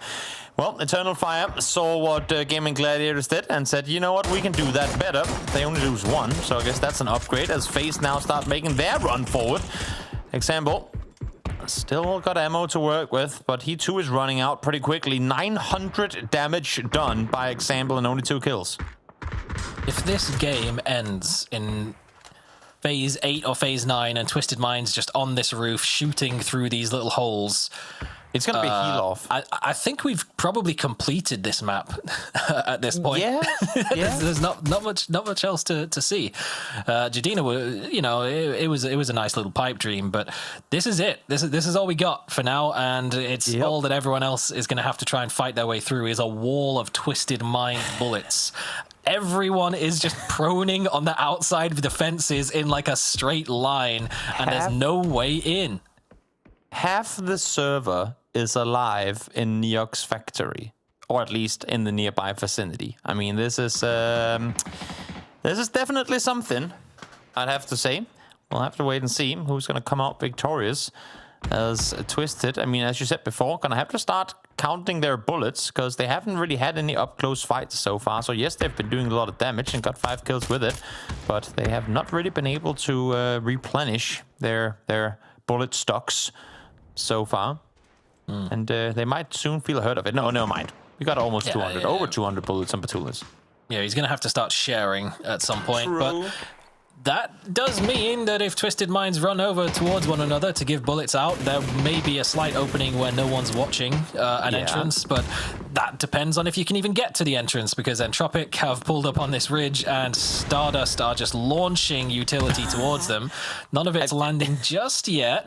That's so Guys, many there's got to be a little more variety. Thank you, Crossberg, for throwing a nade a bit further. As I was just going to say, 7 pieces of util thrown in the exact same location. When you don't get anything in the first 2, you'd like to think that this following 5 would go elsewhere, but not quite to be. It's just Crossberg left alive. He'll try and at least claim 1 as Hawkey goes down. Does he go for Metabay here? He is smoking off the angle, but that bush is really not doing him any favors. Might just about be able to sneak out a revive, but no, Dedrix won't get the chance to do so onto Grandis. He has now bled out. The zone will start pushing, and it's phase 7 zone. It has shifted a little bit out of Neox Factory, kind of. The entire main building is still there, but BBL are having a bad day because they now have to cross a wide open expanse where Ascend is waiting on the opposite side. Primal's not having a much easier time either, as Molotovs are being dashed in their direction as they try and find a way forwards. Drop that DMR for a shotgun. Hope for the best as now Foot comes sending it full speed forward. 1 down. Make that 2 down on the side of Ascent. Pixel does fall as well. They had the chance to just kind of follow the wall on the western side, but not to be. They fully commit to the main building proper and die because of it. Well, BBL's time just got a little easier, but the fact that Twisted Minds is still on the roof, it's still not easy at all. They're still probably dead, but I didn't... Of all the things to expect on a push here, I didn't expect a vehicle send from Put Esports. No, that was a sign that they might have been low or completely out of smokes, I would imagine, given that's how they opted to engage in it. Almost 1,300 damage, by the way, on the side of Example. I think Twisted Minds is going to break a team record because they have over 2,000 damage just between Perfectix and Example. We'll see if if they can find something more. As Example continues dishing out damage, now crossing into 1300, make that almost 14. Still hits it through the window, through the smoke. He does, but he's got too many targets to choose from. He's got no bullets left in his AUG either. Oh, he tossed out the nade towards BBL, but Brex just finished the job over there, so now he has to turn his attention back over towards Primal and Last Day. Bombilova goes down to the blue, but got a placement point. Primal just get blended. What's the record? Wow. What's the damage record in like region final game? I'm not even sure, but you'd have to imagine that that Example is getting close. Perfectix does say, you know what? Nope, it's not just a one-horse race. I'll join this party as well. I too will come off this roof with no ammo, as the circles do swing a little bit north. You know what? It's actually going to end off the roof. That's good. So at least there's that. As Example is 17 bullets away from 1500 damage this game. Where's that ammo that Batulin's had before? Oh, he still has it. Oh, he's still got But he has loads. 2 teammates with no spare bullets. Maybe it's time that they start sharing some of that ammo, Mr. Captain. There was a body language read onto Perfectix after he got those 2 drops on Primal, where he, for a second, looked like he was considering hopping off the roof and looting their bodies, and then second-guessed himself because there's still players underneath him. But if that's how desperate it's getting, Batulins is still holding on to as much as he can. But switching over to a UMP, so we're getting closer and closer to having our fist fights towards the end of the game. And Twisted Minds, from the looks of things, are going to be involved. Oh, did he drop some ammo? I think Batoons actually might have. Oh, now he gets almost fresh vest as well. Yep, and a mag and a half, for example, is what he's going to get to work with. As BB Team and Eternal Fire are 600 more damage. The other 2 teams set inside the circle. We still have Ascent downstairs. We have April from Fairy Tail on the northeastern side, who also has to creep his way across the road. First emergency cover flare in hand. Provide too much cover from Twisted Minds. If you can get it that far, maybe it's something, but they could have really done with getting that knock on the spray towards Twisted Minds, just to give them a little bit of time to work with more than position, really. They've still got a little bit of space to work with in the zone. That's a bold run from Kilyakai, and it might get him killed because April is lurking on the northern side, and he did not see that coming at all. Honestly, even had he not gotten knocked by him, he would have gotten down regardless, I'm pretty sure. April now, though, of course, having to shoot, will be hurt from Example. Still a little ways to go, as he's sat there holding an angle that's practically impossible to read. But having said that, April, great read on his part, jumping in a way that there was no way Example was going to hit those shots. He's difficult to flush from here, even with that Molotov. Yeah. In hand, kind of have to curve it around the corner if it wants to land on towards April. But that becomes a problem now for Twisted Minds. As you said, the dot is slightly off the roof. They will eventually have to get down from here. And now knowing that there is the potential threat lurking of that off angle, something they're going to have to be extremely wary of when taking this fight up against BB Team or Eternal Fire, whichever comes out ahead. But that fight will have to happen first. Ruin is preparing for it, smoking off the doors. For those of you guys who don't know, I can tell you that Example has done 47 times the amount of damage that April has. So he's been more of a sneaky guy this game than Example has. Ruin. Oh, 1 nade could be the downfall of 3 players. I don't know with the X-ray whether it's going to hit or not. But so far, no casualties on either side. Actually, Ketpa took way more damage from the nades than Ruin did, but his grenades didn't find their targets either. The flashbang to give him a chance to reposition. This is a very, very cheeky spot. Yeah. While the smokes are still there, but he's going to go up over the top, and Besto didn't see him. Well, he had a flash in hand, but he's now spotted him out. A little too late to give the call for the grenade to be repositioned, but Kemper's lurking as well. He's trying to get over the top, trying to see them from the other side. Quipper finds one, Ruin finds another, but they will be taking one down in return. Bestelog able to find at least one. Twisted Mind still with 4 alive up on the roof. Forced to jump down eventually, but not yet. They will sit up here. They'll hold the door for as long as they possibly can. As Bestelog tries to wrap around, now Blue is going to be on him again. They might not get any of these finishing kills off of this one. The Solos are going to try and fight for it for themselves. Look at the amount of blue damage coming through as Ruin runs in the open. Can't make it there. Bestelog found. Example finds the last one as well. And Twisted Minds, who else?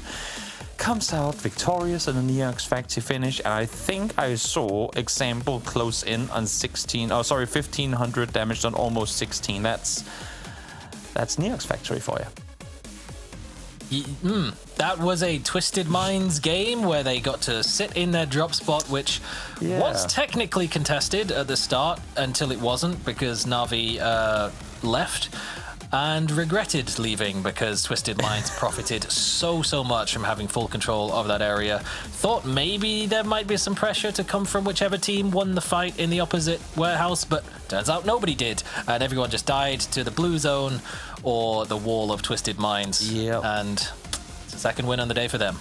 Never have I seen a team being that rewarded for a for winning a hot drop before. But there you go, Twisted Minds able to bring it home. Now let's hop over to the desk and let them break down the game that took us to all the different areas of Rondo.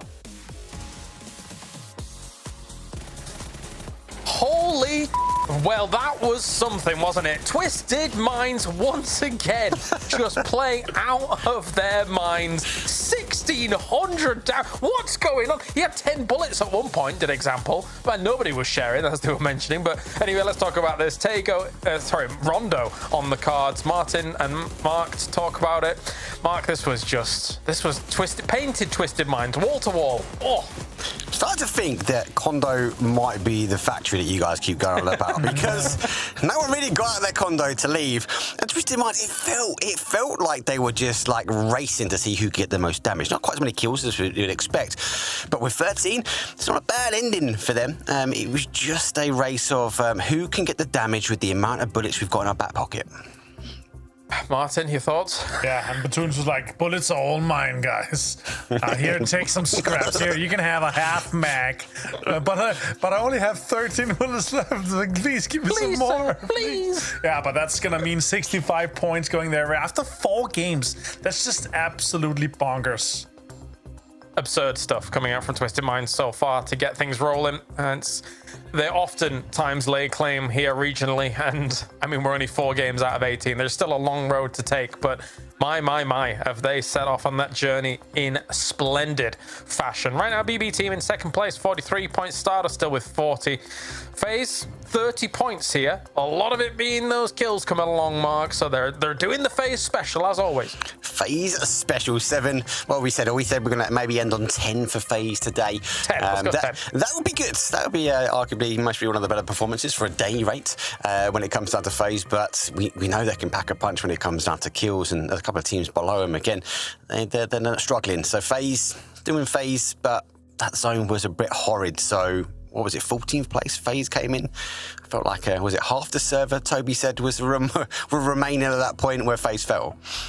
Just remarkable. Neox Factory ending here, Martin, and playing this location, not exactly the easiest. Obviously, Twisted Minds out of most of these teams has a huge amount of practice with it because they have to go into that hot drop scenario going up against Na'Vi. However, Na'Vi had gone away. Obviously, we got the confirmation that they were looking for vehicles anyway, just in case it went elsewhere, but they should have just stayed put, mate. Yeah, they should. And honestly, for me, in this case, I feel like we have way too many endings that are close to Test Track or Neox Factory.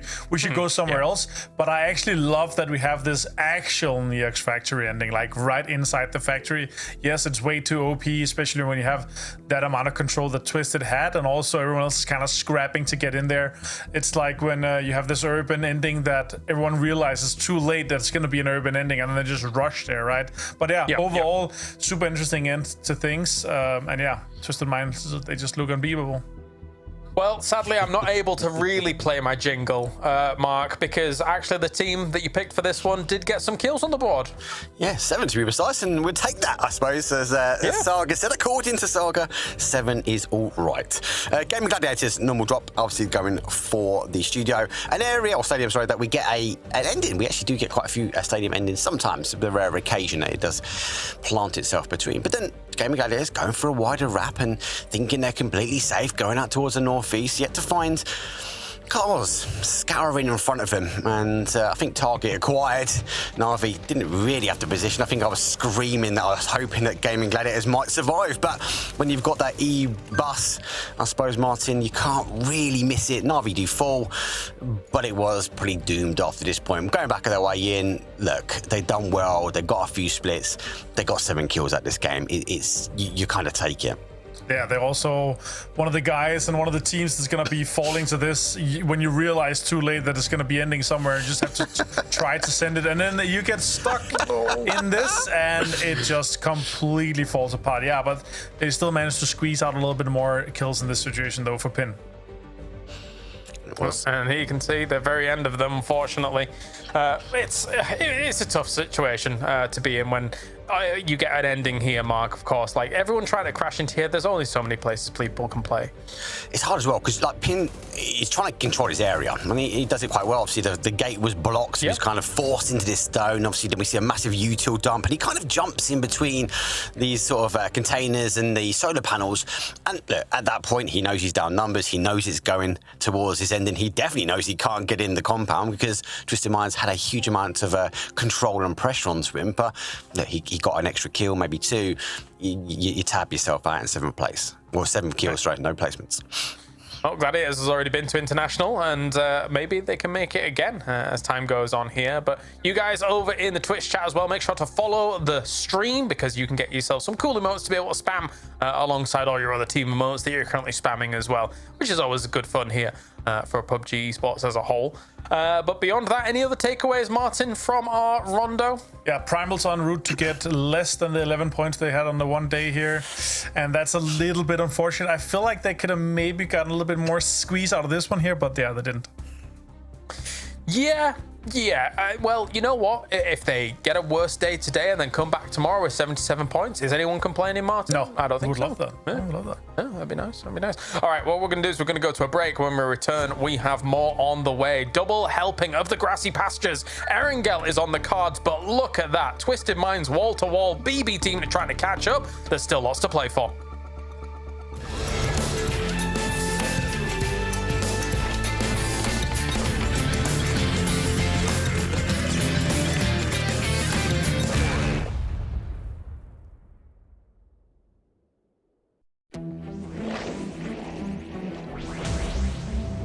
Welcome athletes and esports lovers alike. This is the PEC Triathlon. Now 4 athletes will be swimming from the little island in Nanchuan. Hop on the bicycles once they reach the shore, then they'll run the last stretch from the intersection outside of the stadium. First to reach the stage in the center of the field wins the gold medal. Now the rules are simple. Stay on the designated route or you'll get a 5-signal penalty. No killing or you will be disqualified. And that's it. So now let's get ready to Rondo.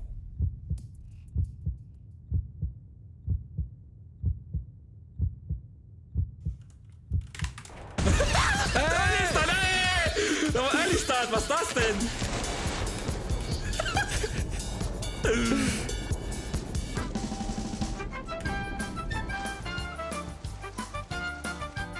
What the fuck is cheating?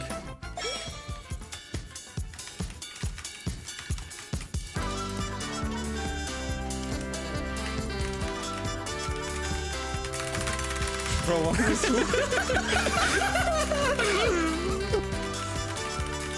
Then what do you have to press to go fast off the bike? W! Like GTA! Oh. Are we driving incorrectly? Yes. I'm watching. Bro, Beck's cheating again! He's cheating! He's crossing the road! What's up, boys? Do we have to run here or what? Yeah, go.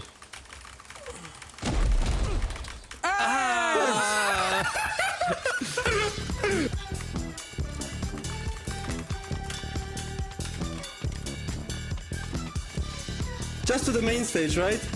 Yeah, left, from the left side. I'm gonna parachute this shit. Oh my god.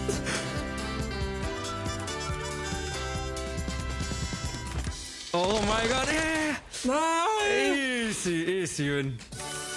Fucking cheaters, man.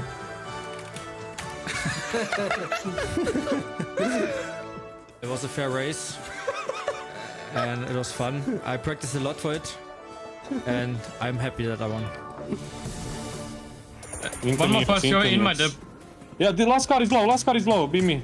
Boss. Nice. Nice, bro. I'm getting shot from somewhere. The glider, the glider. Glider. Drive by. One guy drive by. Down right. Going Down up left as well. 2 guys pulled up in the dip. 2 guys on the tip. Can I go to Nix or what? Yeah, you can. One at the top. Am I gonna go for the revive? Yeah, they're max 3 man. Coming to you, Dylan. Got him. Nice. The rest is on you, yellow. Yeah. Yeah. Yeah, It's max 1 close. EG1 active.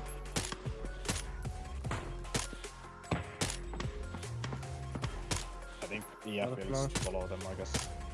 I don't think we really need cars to zone by the On yellow. They're sending Guy it. still to us. There's still a guy across here. Yep. Green.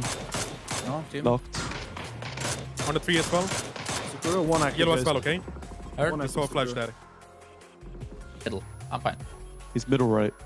Yep. You shot me I'm on the out. side. Nice. Oh, Like the I'm middle opening the shit. door. Roger. Running away. Running. Nice. Nice, guys. Nice, boys. What? You just be careful when you turn out right here. Just get ready to shoot the roof. Just hit this door. Guy in here. 2 guys there. That guy knocked. You're alone, Luke. Headshot.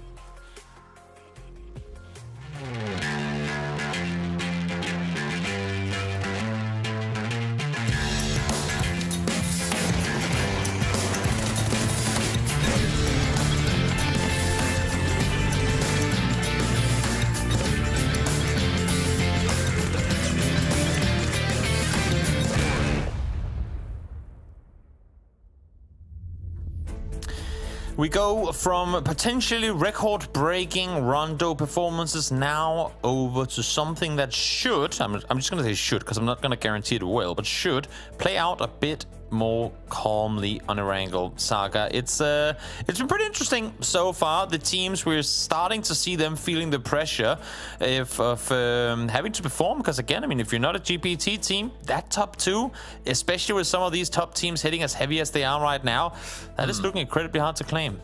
Yeah, I wouldn't particularly want to get into a boxing ring with a team who is currently averaging 16 points per game.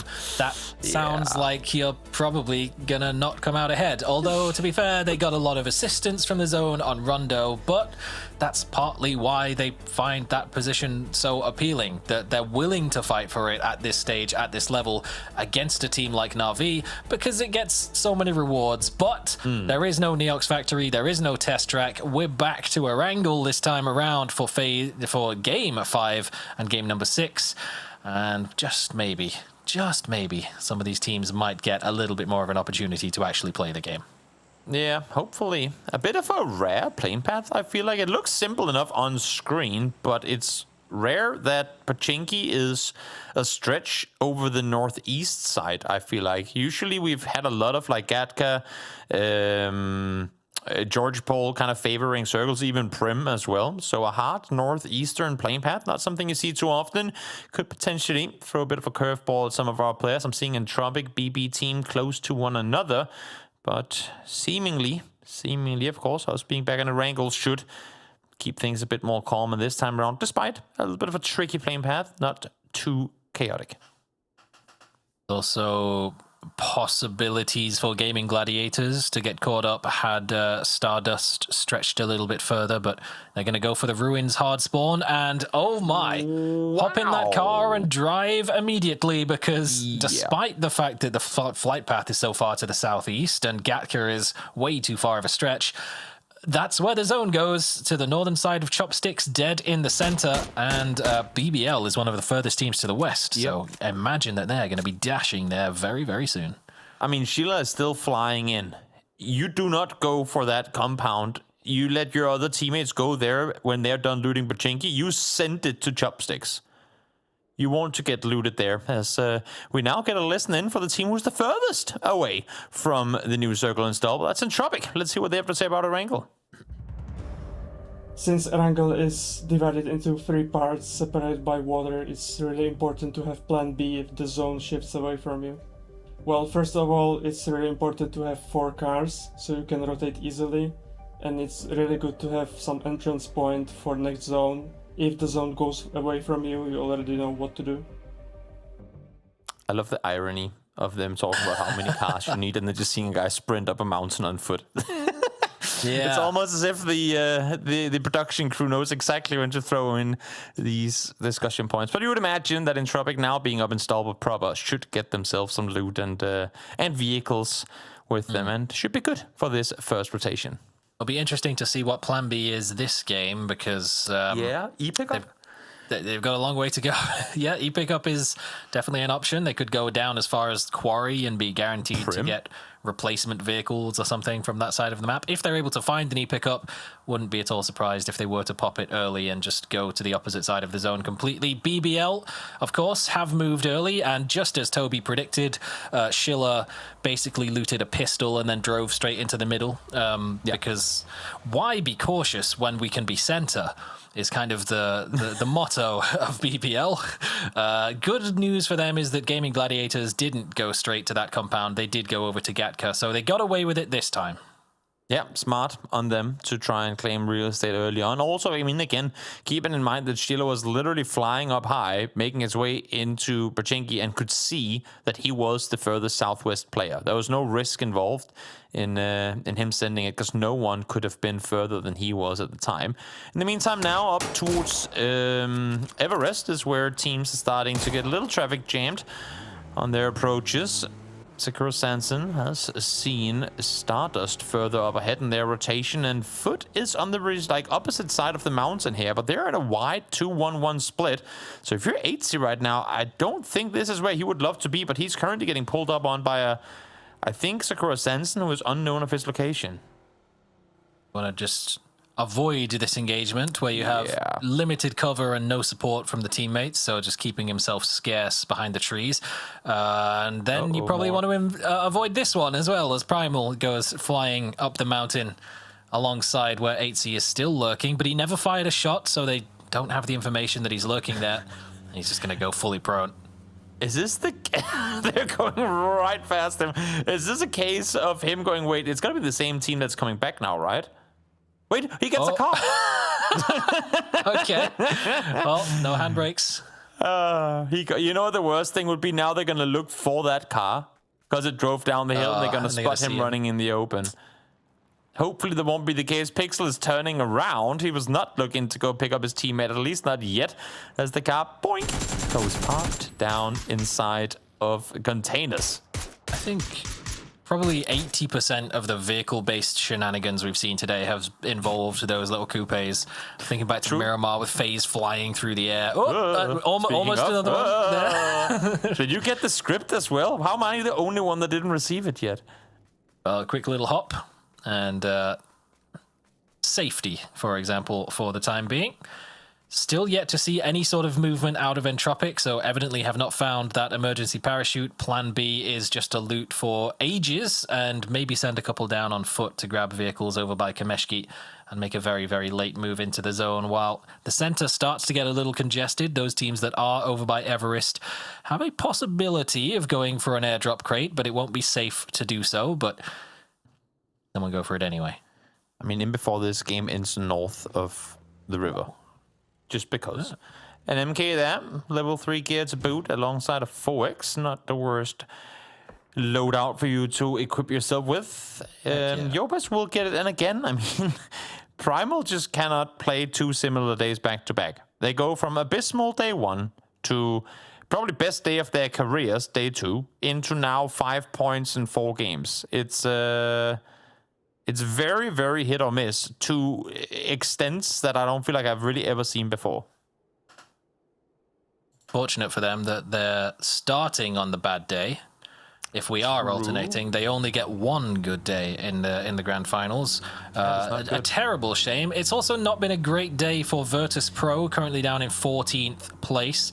Last day definitely haven't had any possibility of a 4-peat today. They're not doing all too terribly, all things considered, though. Still averaging just over 4 points per game. They've got a potential chance in Erangel to see maybe a couple of southern shifts would help them out, give them a couple of opportunities for Bombilova to put that burst fire M16 to solid use. But I don't think we can be all too surprised by the top 5 that we currently have, maybe with the exception of Stardust, particularly at the start, first half of the day, had a solid set of games, but usual suspects. Yeah, I mean, Stardust at least have been able to find late game presence, and I think that's what a lot of the other teams lack. It's just surviving the early mid game shenanigans, which I think we'll unfortunately get to see quite a bit more of this time around as well, because a lot of these teams are coming in with little to no info because of how far this circle has gone away from where the playing path was initially. So BBL still maintaining their split is gonna, I guess, make it more difficult for teams around them to get a lot of info moving forward. So FaZe playing it slow on the southern side. Gustav is still down in Milta. I think he heard the vehicles from Na'Vi and is now just trying to make sure that he doesn't get caught on his own. Entropic, as you alluded to, didn't seemingly get their E pickups, so they're playing in with vehicles. Na'Vi 2 playing a very slow rotation. And now on the southern side, Ascent have made their way on in, and they have eyes on Last Day. So very quiet entry to this one. 8.5 minutes in, no casualties thus far. Interesting for Gustav in particular. Usually if we're seeing a team down towards the edges of the zone that likes to leave a player behind, it could be trying to time an emergency parachute and maybe use that for scouting while the rest of the team drives forwards. But typically for FaZe, it would be Jeems in that position, and there's no emergency parachute here. Gustav's just hopping in the vehicle, so he's just a couple of kilometers behind the rest of the squad. Hopefully Na'Vi doesn't spot him out, otherwise he could be easy pickings. Brightside goes for an attempt at the shot with the bolt action, but it does not yet connect. So, like we say, a slow early start to this game. No deaths yet. About 40 seconds until we see phase 2. Whether or not that will ignite any sparks in the server. I feel like it, I mean, unless if we just go dead center and everyone stays in, I feel like this next circle has to. A, because we haven't gotten any casualties yet. B, because the teams are split out so widely. Like, a lot of these splits will have to get grouped up if we do get to any one of the edges. I kind of want to see it swing east, northeast, just for the memes. But I also feel like the players deserve at least some sort of calm, as Fair is probably the most calm player right now, chilling in his glider. Almost thought that the feed had frozen for a second there because he was just straight up gliding. But he's got some more gliding to do as the zone has shifted a little bit towards Everest. It's not too much of a hard shift, should be feasible for just about every team to find themselves a solid position in this zone. But first of all, Na'Vi are probably going to have to take a fight against FaZe as VP make a send straight down the middle under some pressure from Sakura Zensen, but getting away with it. Yeah, they're running right in between all of them. Gustav is going to set up on the hillside. He's going to allow for all of Na'Vi to go past him. Corexi is now the one who's on his own down here, kind of trying to dodge and weave the oncoming Na'Vi players, but so far no casualties on either side. It's actually going to be Batulin's first one to fall on the receiving hands of VP, but instantly damaged on return example. Not done fighting just yet. Dished out 1600 damage in the previous game. Now he wants more. Lou also up there doing damage, so Lugarooks and Beamy on their own. I say that, but Lugarooks able to find one. A lot of damage back and forth now between these two teams. 2 players down each side.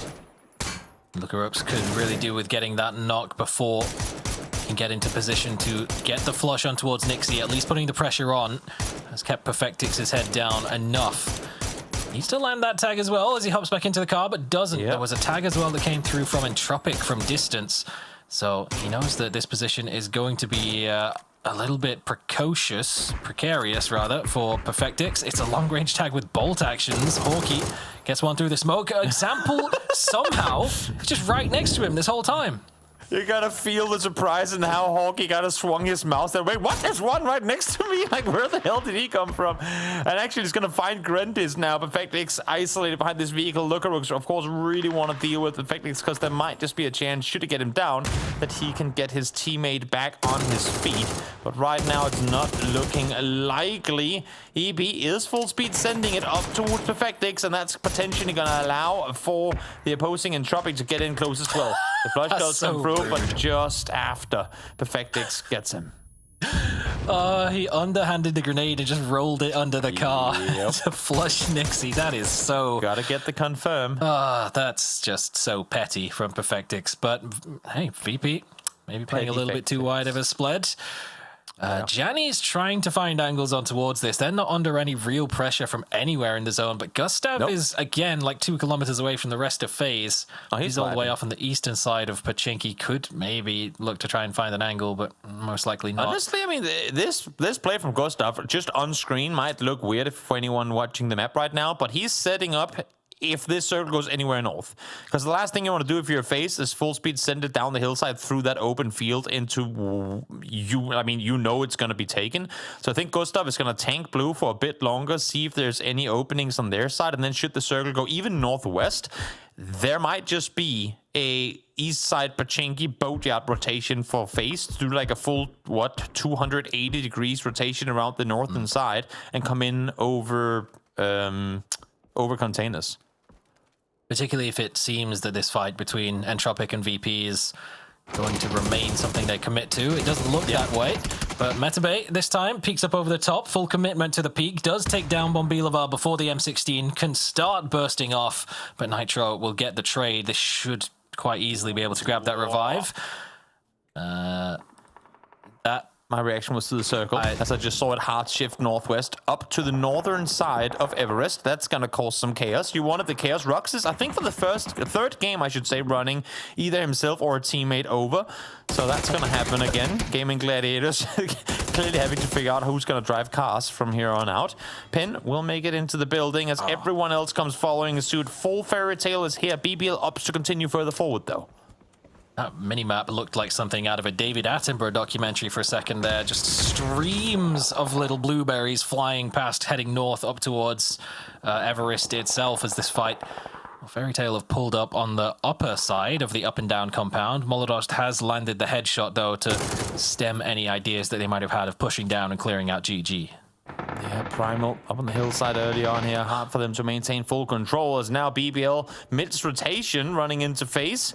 Correct's just swinging by. He's like, yep, I'll take a knock, and just continues going as they can now come up and claim the building on the northern side. I guess there is reward in being the team that just YOLOs through everyone else and claims the building on the other side, because FaZe, they went from being the most southern team to now being the most northern one, without taking any casualties. Second most northern, because VP did cross over the boatyard bridge, and they're probably going to struggle to get back over either of the bridges now that FaZe is in this position.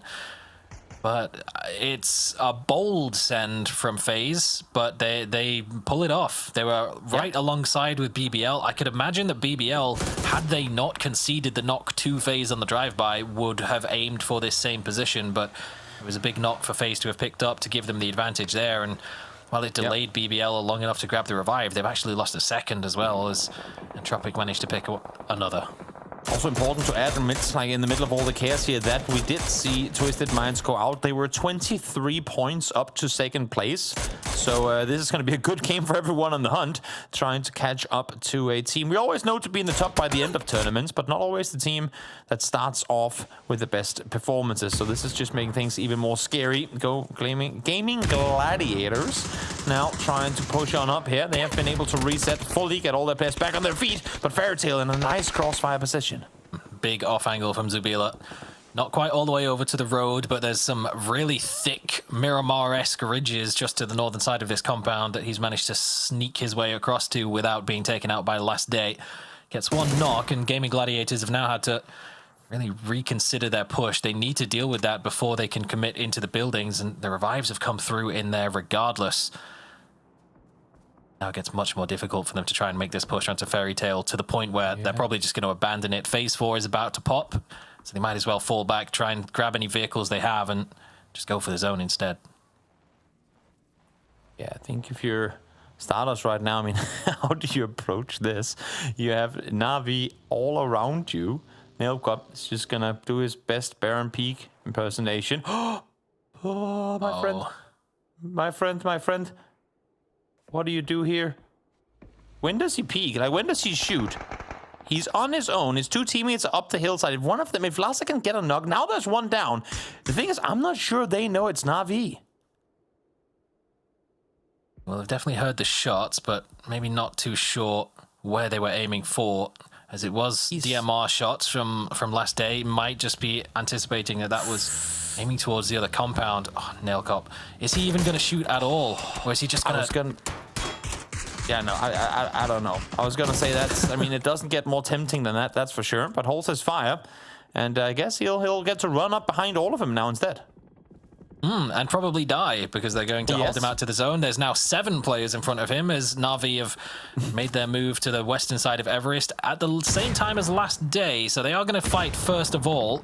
Nailcop might be able to put that DMR to use, steal away 1 or 2. He does sit down Fairest, but now everyone is well aware of his position. I mean, if he times this right, that would be absolutely insane, because look at this now. Bumble is actually backfilling as well into the position that's Nailcop was in before. Now Nailcop starts shooting, but that's just to secure a flush, which doesn't even happen. And now he's seen because of it's all that time spent in hiding just to reveal your position to try and secure a kill for your team. Well, he got the 1 onto Fairest. He was about 6 damage away from getting the second, and now he's dead because Quizzy caught him out with the M60. Yep. So it was an off angle that was always going to be what we would consider a 1 and done, but it could have been 1 or 2 or maybe even 3 and done, but only 1, the minimum amount of points gained from that. Na'Vi getting nothing more as last day will put a stop to their first Erangel of the day. BB team also having to figure out now how they make their way up from the northern side. In the meantime, Vex is just chilling up in the north, lopping over some mortar shots. We'll get the flush on Beanie. That's a VP in a bit of trouble now. As this fight in the bottom side still has not come to a full finish yet. April does get the knock onto Rocks. He's going to be taken down, but will immediately back off. Pen Dante was there to follow up, so smart on the side of April to back off and open up the angle once more. All the timing. Ever since last day vacated that compound and committed to that push, the western side of this area has no longer been a danger zone. So Fairy Tail trying to put that to use, flexing out a little bit. And Zubila's under pressure now from Ascend from the east, where those ridges have a little bit less cover. Brightside uses his teammate as bait to take out Dante, and FaZe get bombarded. 2 fully dead with mortars from a doozy. You know what? It's only fair. Vex gets some, they get some in return. That's just the moral of mortars, I suppose we can call it, as Ascent. 0 kills so far. They've been backfilling the fights on the southern side. Not really opting to engage thus far, but there you go. The 3 confirmed. The aftermath of the Fairy Tail fight we saw in the compound just before. They've been cleaned on up, and Ascent might just be able to flex a bit further east into BBL. The thing is, the circle has just gone straight north of them, and there's a crate to follow should they see it. So maybe they just want to kind of slowly peek over the other side of the road because everyone else is fighting on the north. Knock and flush onto 2 members of FaZe with mortars makes their options somewhat limited, as they are going to have to try and make a play towards Everest, where Sakura Zensen are pushing forwards. They're dropping boatloads of ordnance, but none of it's landing onto anyone. Vard drops like 1 grenade and sits down Himan, and almost Mika goes down as well. And now with FaZe showing up on the opposite side of things, Jeems did just catch sight of Fuzzface. This might fall apart quickly for Sakura Zensen. And this 2-man strong Stardust, I mean, they've been standing strong up on the top of this mountain, at least up until this point. Crossberg is effectively preventing 4 teams from coming up on the eastern side, and Larsa is doing the same to 3 on the west. So kudos to this 2-man roster, who's currently sat in 3rd place, trying to make a really hard kind of lockdown of Everest happen. This is a gross region of minimap to be looking at. 4 teams condensed, with a 5th now overwatching the whole thing as Crossberg has made his way over towards the east. He's even calling Lazar over for support, saying it's not worth holding the west, just come over and help. And he needed it too, because Jeems had caught him out. Yep. They weren't ready for FaZe to come sneaking in from the northern side. And Stardust have been one of the first to lose a player. Yep, just like that, BBL out, foot down immediately to follow. The coat will be gone in a second as well, but if you're one of the first 50 to claim it, you can get 300 G-coins with it. So make sure to type that in as fast as you can. Vex and Jeems, duo left alive. Oh, headshot, body shot connected, but not enough to get Mika. Jeems has 4 grenades. It's difficult to try and land them, but he does get a good chunk of damage onto Mika. Not enough to get the knock, though. Now with Crossberg being taken down as well, it's FaZe who've managed to wrap their way around and claim the position. The high ground is theirs. And the grenades from Jeems now finding their target on Fuzz. I like the idea of trying to wrap underneath. And speaking of, Chris is doing the exact same thing to all the guys above now. I think James is hearing the vehicles down below, realizing they can't fully commit to this breach over the top of us. It's crawling just down there. James wants to flush, but I think more important, he wants to just fully clear out this eastern side. But now Ascent, they're trying to wrap it underneath. FaZe Clan, smart push on the side of Ascent here, who, I mean, their timing couldn't be any better. Fex alone, the other team down to just one. Almost got stuck on the rock as Leza put a couple of MK14 bullets in towards him. Marsalek now just lurking down below, but KillyKai with a P90. He can just hop off the edge and hit fire, fully blind himself, shoot the sky a little bit, and he's still alive. Brex managed to clean up the pieces and then turn around and sit down FaZe as well. Ascend it's the own recoil, the eastern bro. Side of Everest. It's the P90 recoil, That bro. thing It's has no recoil. it's too difficult to control. It was like, whoa, whoa. It's like a first time we see a firefighter with like the big firefighter hoses. It's like all over the place. Dropped his mouse. That's what happened. Full crazy mode is what we witnessed there. As Ascent able to reset. And now, from one heavy-hitting gun over to another, Spiro on the northern side here has to make a move eventually. But I don't think BP team, off of having just heard all the chaos happen up above, I don't think they're in too much of a hurry to try and claim the hilltop proper. Eternal Fire, nestled in a corner, not too far away from where Last Day are currently marching their way around on the western side of Everest. They'll be hearing all of these steps. Last Day are not at all observing the area that Eternal Fire is in, and they do manage to land a headshot, but Ketpert lands a couple more. Nitro been taken down quickly. If they can get a grenade into there, it should be pretty free though. That'll do it. I was just going to say, why is a Doozy playing a hollow Kar 98? But at least he had a 4x. But it goes to show that BB also has been rotating for quite a big portion of this game, as they now find themselves the only team not really committed to the top side of this hill, but also a team who I don't think other teams can really commit to try and fighting, because they know that as soon as you peek down the hillside, all these other teams that are trying to share the top of the mountain with you are going to peek towards you. With all the chaos on the eastern side of the zone, it would have become extremely difficult to accurately kill feed count. So it would not surprise me at all if one or two of these teams have lost track of the fact that Stardust still has a solo alive with Laza. They may have heard him shooting the MK14 a little earlier on. That might give them the information that they need, but Last Day, they really don't seem to be focusing much attention up towards the top of the hill. They feel pretty safe in pushing down, looking for angles onto BBT. Maybe Bombilovo holding the back line, but that's about it for the time being. But also, Ibi has gone unnoticed, and Spyro, oh dear, he might just step in a trap. Despite being just short of 2 meters tall, he was good at sneaking around, not being seen. We'll see if it's going to last much longer. Spiro, he will spot the buys up above, but he's going to be well met with 2 nades to follow. Good thing for him is they're both going to bounce far. Now 2 more. Let's see if they adjusted properly, or if they too will bounce too far. Yes, another 2. Let's make it the 5th nade thrown towards Spiro. Make it 6 nades used to try and clean out Spiro. So far, a total of 50 damage done. And Phil first to get the knock in return. Well, they figured out that they have to cook it a little bit longer, and now Phil First gets caught tossing grenades over by Quizzy. It seems as though anyone trying to get involved in a fight on Everest has a billion angles that they have to worry about. And if you're exposed to one, you're exposed to them all, it seems. Where is Laza in all of this? Ascent has managed to claim the top, but they've run past Laza. Now shots come in from the other side. Ascent is starting to realize that they have BB team on that northern side, but again, Laza is kind of sat in between all of them, just on the southern side. You still have players on the side, make that 4.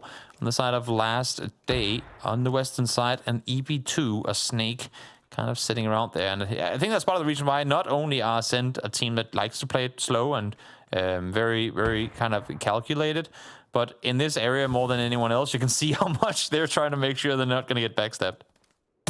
Can't wait to see the legendary battle of the most OP close-range guns in the game between the P90 and the M16 on top of Everest. Yeah. That'll be an interesting one to keep an eye on. That is if Laza doesn't ruin that first by creeping up behind and sitting KillyKai down, but it seems like his mobility options are pretty stunted for the time being. He's not making any attempt at moving whatsoever, which is probably a good idea with Brex just lurking ahead of him. I'm kind of curious because Ascent were the team coming over on the southern side, and they swept west before they went all the way up, so they should know. Like, oh, well, no, let me put it this way. They should assume that there's no one behind him or below them, you know? EB gonna deny, go down to blue. Not a whole lot else for you to do in that position. And now, 4 teams left alive. Laza still on the southern side of the mountain. And again, I mean, it seems to me like Ascent doesn't really pay too much attention to that direction. Brex is starting to look down there now, but haven't really done up until now. Wonder if we can deduce the fact that Quizzy is not a Korean rating user from the fact that he stops looking away as soon as Ibby's body ragdolled down the hill. Wouldn't see that if he was using Korean rating, so true. Who knows? We'll have to find out whether or not that's a correct read. But Ascend seemingly have the read on the position of everyone else, maybe with the exception of Laza, who has shuffled very slightly forwards. So maybe Brex has heard some movement from below him. He definitely seemed aware and checking those low ground ridges, maybe anticipating someone to be creeping around that area. Even if he has, I mean, Laza might turn out to become a 5th member of Ascent, because if last day, which it kind of looks like here, is opting to maybe swing south around, Laza would be the first point of entry or the first guy to see them, and maybe he could at least bait the attention for a bit for Brex to then peek on over and do some damage. We'll see if that's going to be the case, or if last day opts to stay on the northern side where they would find BB team as well. The fact that BB team have even managed to climb this far up the mountain is pretty impressive. It's not easy terrain. A lot of it, you walk up, you slide straight back down again. They managed to find their way forwards. They had to fight their way to do so, but only 3 kills to show for it and a top 4 placement. Another top 4 again for Stardust, though, off the back of Laza remaining alive. So continuing on their stacking of the placement points. But Ascend could really do with getting rid of him, right?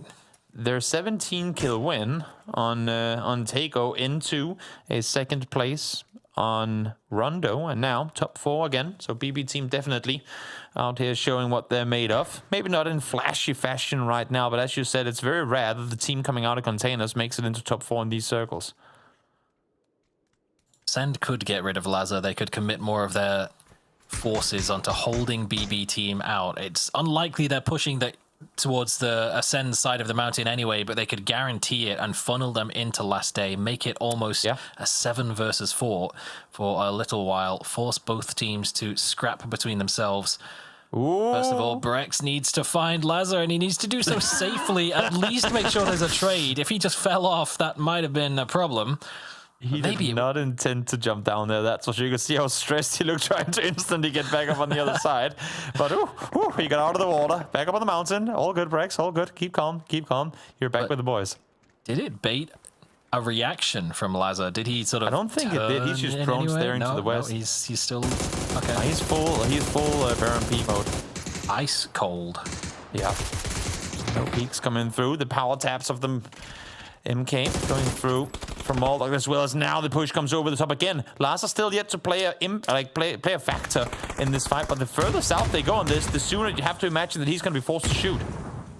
That nade bounced off Quizzy's head and then bounced further away. That's a little fortunate. Bombilova down low alongside Quizzy, but BB have started to commit their push to the west, and now last day find themselves split between 2 engagements. They can't get a full 4 versus 4 because 2 of their number have to deal with the north. Doozy has made it difficult. Killy! Oh, off the edge he goes and down back to lobby, but Pains follows up with the MG3. They've all gone past Laza as well. I know this might not be a massive impact thing, but right now it definitely could be. All of them eliminated. Somehow not getting one, but now he peeks over the top. Laza finds one, will be traded instantly in return. But is this the chance for a Doozy to creep up over the left side? Has it bought the time for him to go unnoticed? They're going to commit to the rest. Brex is going to try and buy time for his teammate to get on up. A Doozy, full speed pushing forward, gets the peak straight from the double German duo. And that is going to be an Ascent win with 12 kills to boot. But what a crazy finish to that game there. It got a little bit sketchy as Laza managed to get the 1, but Brex I think he always suspected that there was some sort of presence down underneath that rock. He was always at least paranoid about it, and correctly so, and managing to get the trade so quickly, keeping at least 2 members alive so they could double peek a doozy at the end. Big tiny margins for big results for Ascend in that game, but it is a big result regardless. 22 points on the top of Everest. Also, I mean, if you keep in mind that they only started getting active in the kill feed when they took out the remaining players of Fairy Tail, at that point half the server was almost already taken out, and then they started making their way up the hillside. So it goes to show you don't need to be overly active in the early game to still finish out with double-digit kills. Great game for Ascent, a team who needed a good game here on the day. It hasn't been super flashy for them thus far, but now let's hop back to the desk before we head into the final game of Erangel. Yep. As Toby says, a great game coming out from Ascend. They definitely needed it here, and it was anything but given. They did not start on Everest. They had to pursue this circle over and over and over, and they managed to get themselves a good win on the board. Joining me, Avenger, as well as Mark, to talk about everything that went down here from this one. And Mark, I mean, it was good to see Ascend kind of hounding down the circle, chasing it constantly and being able to eventually come out victorious. I think it was a chase in the circle. Remember, they dropped Novo. They've got to wrap all right across the melee, all the way up that west bridge, all the way on the west, eventually find themselves at the top of the map. They nearly dropped the ball, though. They did nearly drop the ball, and Stardust sneaking in behind them. So there was a little bit of, I suppose, lack of detail at the very, very end, but they got it over the line. 12 kills, 22-point game. They desperately needed that. Strong backfilling coming in from Ascend on those teams on the east side of Everest. But Everest in general, a tough place to play here, Martin, for some of these teams. You can't, a few teams kind of coexisting, right? Last day was coming up from the west-hand side. You have BB team coming in from the north, which is actually a very difficult approach, but hey, they were able to make it work. Yeah, but you always got to be that last team to kind of enter one of the edges of it, right? Otherwise, you are going to be third-partied. Otherwise, you're going to be pushed from the back there. But yeah, they did extremely well here, and they pushed themselves into a fantastic spot here. 4th after such a good game. It really talks to how much sponging has been happening in the top 3 with Twisted Minds, BB Team, and Stardust. 1 game left. FaZe on 8 placement points. Mark the Prophecy, 10 points. Oh, we're getting it. We're going to get it. Another 2 to roll. But I suppose they've got to maybe get something out of this next game and maybe not get themselves a win. We know they're going to get some kills. So, yeah, I think we're on track. I'm just so impressed, though, by BB Team and kind of, again, their consistency alongside Twisted Minds here, Martin, considering that I didn't think that they were going to have the easiest of times coming in from that north side, but eventually, you know, they're slowly wiggling forwards and they're able to get towards what was the second place, right? Yeah, they're able to survive and put themselves into these situations where they actually get to put out a little bit of damage, get to kind of hurt some of the other teams away and make sure that they don't want to fully engage them. And also because I think there's just mutual respect on BB Team from a lot of these other teams. They know how strong and mechanically powerful these guys are. Also, Stardust, of course, and again, able to survive for such a long time. Multiple times throughout the day, we've seen them in this top 4. Well, I'll eat my words because the Mark curse was short-lived because we now get to look at another team, Virtus Pro, who didn't do as badly as those first 3 teams. It was close. We did go down to a solo player, but look, normal drop, obviously that with that zone path, which is not as usual, should we say. Yaz obviously split with 4. They opted, they definitely clearly picked up an E-pickup actually in Yaz because they actually went back there, but then opted to drive in towards zone. Then they worked their way down, but they had a position here, guys, and then they left, and then they came back to find Twisted Minds already taking it. Nixie getting the first knock, but he's soon to fall. They obviously worked their way back, Lou sneaking in Boatyard as well. So I think they were expecting the zone to go for a heavy shift again towards that sort of west side, and they were in the cars, they were making the movement and got caught out a little bit with the zone shift back. Look, this is a great knock. I think the guys mentioned it though, and Perfectix underneath the car, just ensuring the destruction or the confirm of the additional point for them. Not like Twisted Minds need any, but it was quite difficult. The zone shifts away. VP here, Martin, they played really well. They actually went really for a north wrap, and then they pop an E-pick and they're kind of scrabbling for zone, I felt here, and eventually they get annihilated by a bit of mortar fire, but BB able to hold out for a period of time, and Ibby takes that E-pick up that it popped a little bit beforehand. Difficult ending though, Martin. but look, a 5th place, you take it. Yeah, but overall, still, they are chasing all the times, right? They're constantly on this edge, trying to get into position, trying to get a little bit of a circle kind of going their way first on the eastern side towards Boatyard, then they go north. They try to go into South Georgia to crates, and all the circles, they just continuously pop away from them. I mean, the way you're describing it's funny because I was watching those moments and I'm thinking to myself, this could have been 5 games. They were in Yaz, they were in Boatyard, they were in George, they were suddenly getting an E-pick up from Craig. Like, what is happening? They went on an absolute journey in this one. And I mean, that's what you got to do, Mark, in some of these games where you're having to constantly chase the circles. You're losing people on all of these landmarks, one after another. You got to try and scrap for it. It's difficult. It's so difficult for them as well because it could have been ending in any one of those zones. The only difference for them is that because they're chasing zone, they're also chasing placement points. They're chasing kills. Yeah. They're so far down the leaderboard, and VP have got a big backing, big following, and expected to do real big things here. They're in the grand finals. The day ones, I feel like running away a little bit from them at the moment, James. So hopefully they don't chase the next game zones. Maybe. You guys don't need to do any chasing at home either, though, because all you have to do is follow the stream here, and you can grab yourself some cool little emotes to be able to spam as time goes on here in the Twitch chat, because we know you love spamming, especially if we give you some random like exclamation marks, something, whatever you want to type.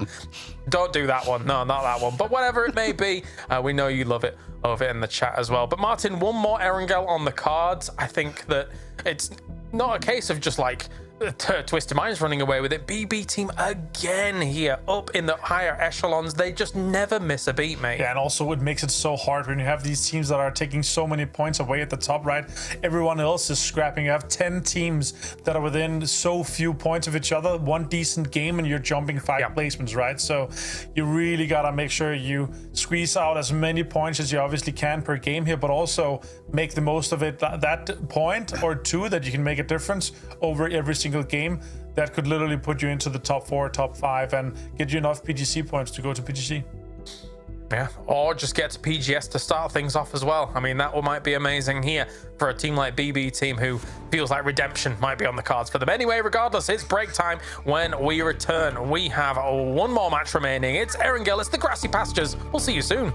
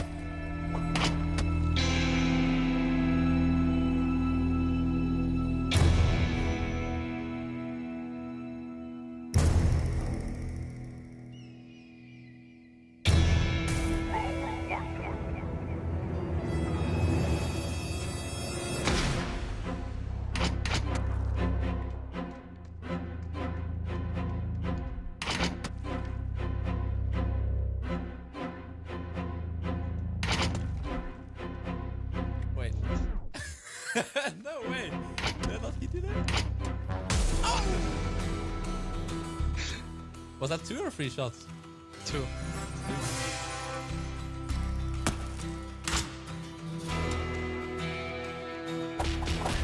How short? Like this. You just stand like this and hopefully you hit something.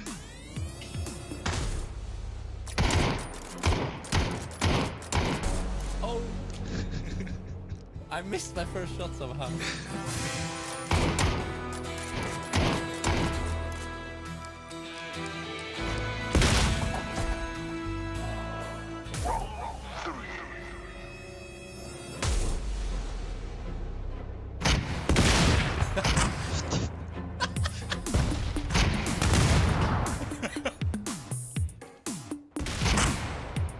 Wait, what?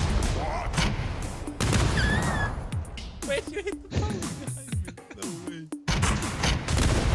Oh. GG, congratulations. GG, God.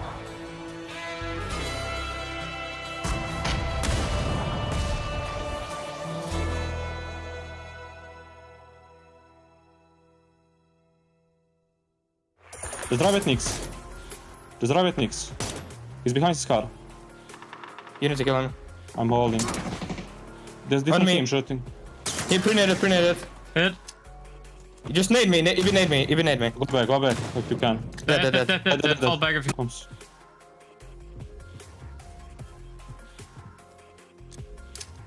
It has to be there. Okay. Going east of me. It has to be in the smoke. Flash. Scratching ice cream maybe. Nice. You got knocked. Nice. They're going fast into rock. Yeah, shooting. Shoot him. Nice. Foot. Foot. Nice. Flush. Nice. Good job. Holding from on top. Hit hard. They're shooting from crates now. I don't beat me. Park it in the blue zone. But it's, I mean, yeah, we can smoke it and leave, but we might get shot. I think there's two guys on, like, green could also just... They can get it. I'm gonna need that orange guy. On my rock, Epic? Watch out, Ward. On my rock. Yeah, orange. Yeah. Two guys. Knock the far rock. Out the steeple. Two guys orange. Nice. We built that. Both of them died. Nice. Above me. Nice, all dead. Phase 2 man. Phase 2 man. I'll come up to you now. I'm taking right side now to peek them. Knock one on the right. Nice. They're pulling up. One. Nice. 50.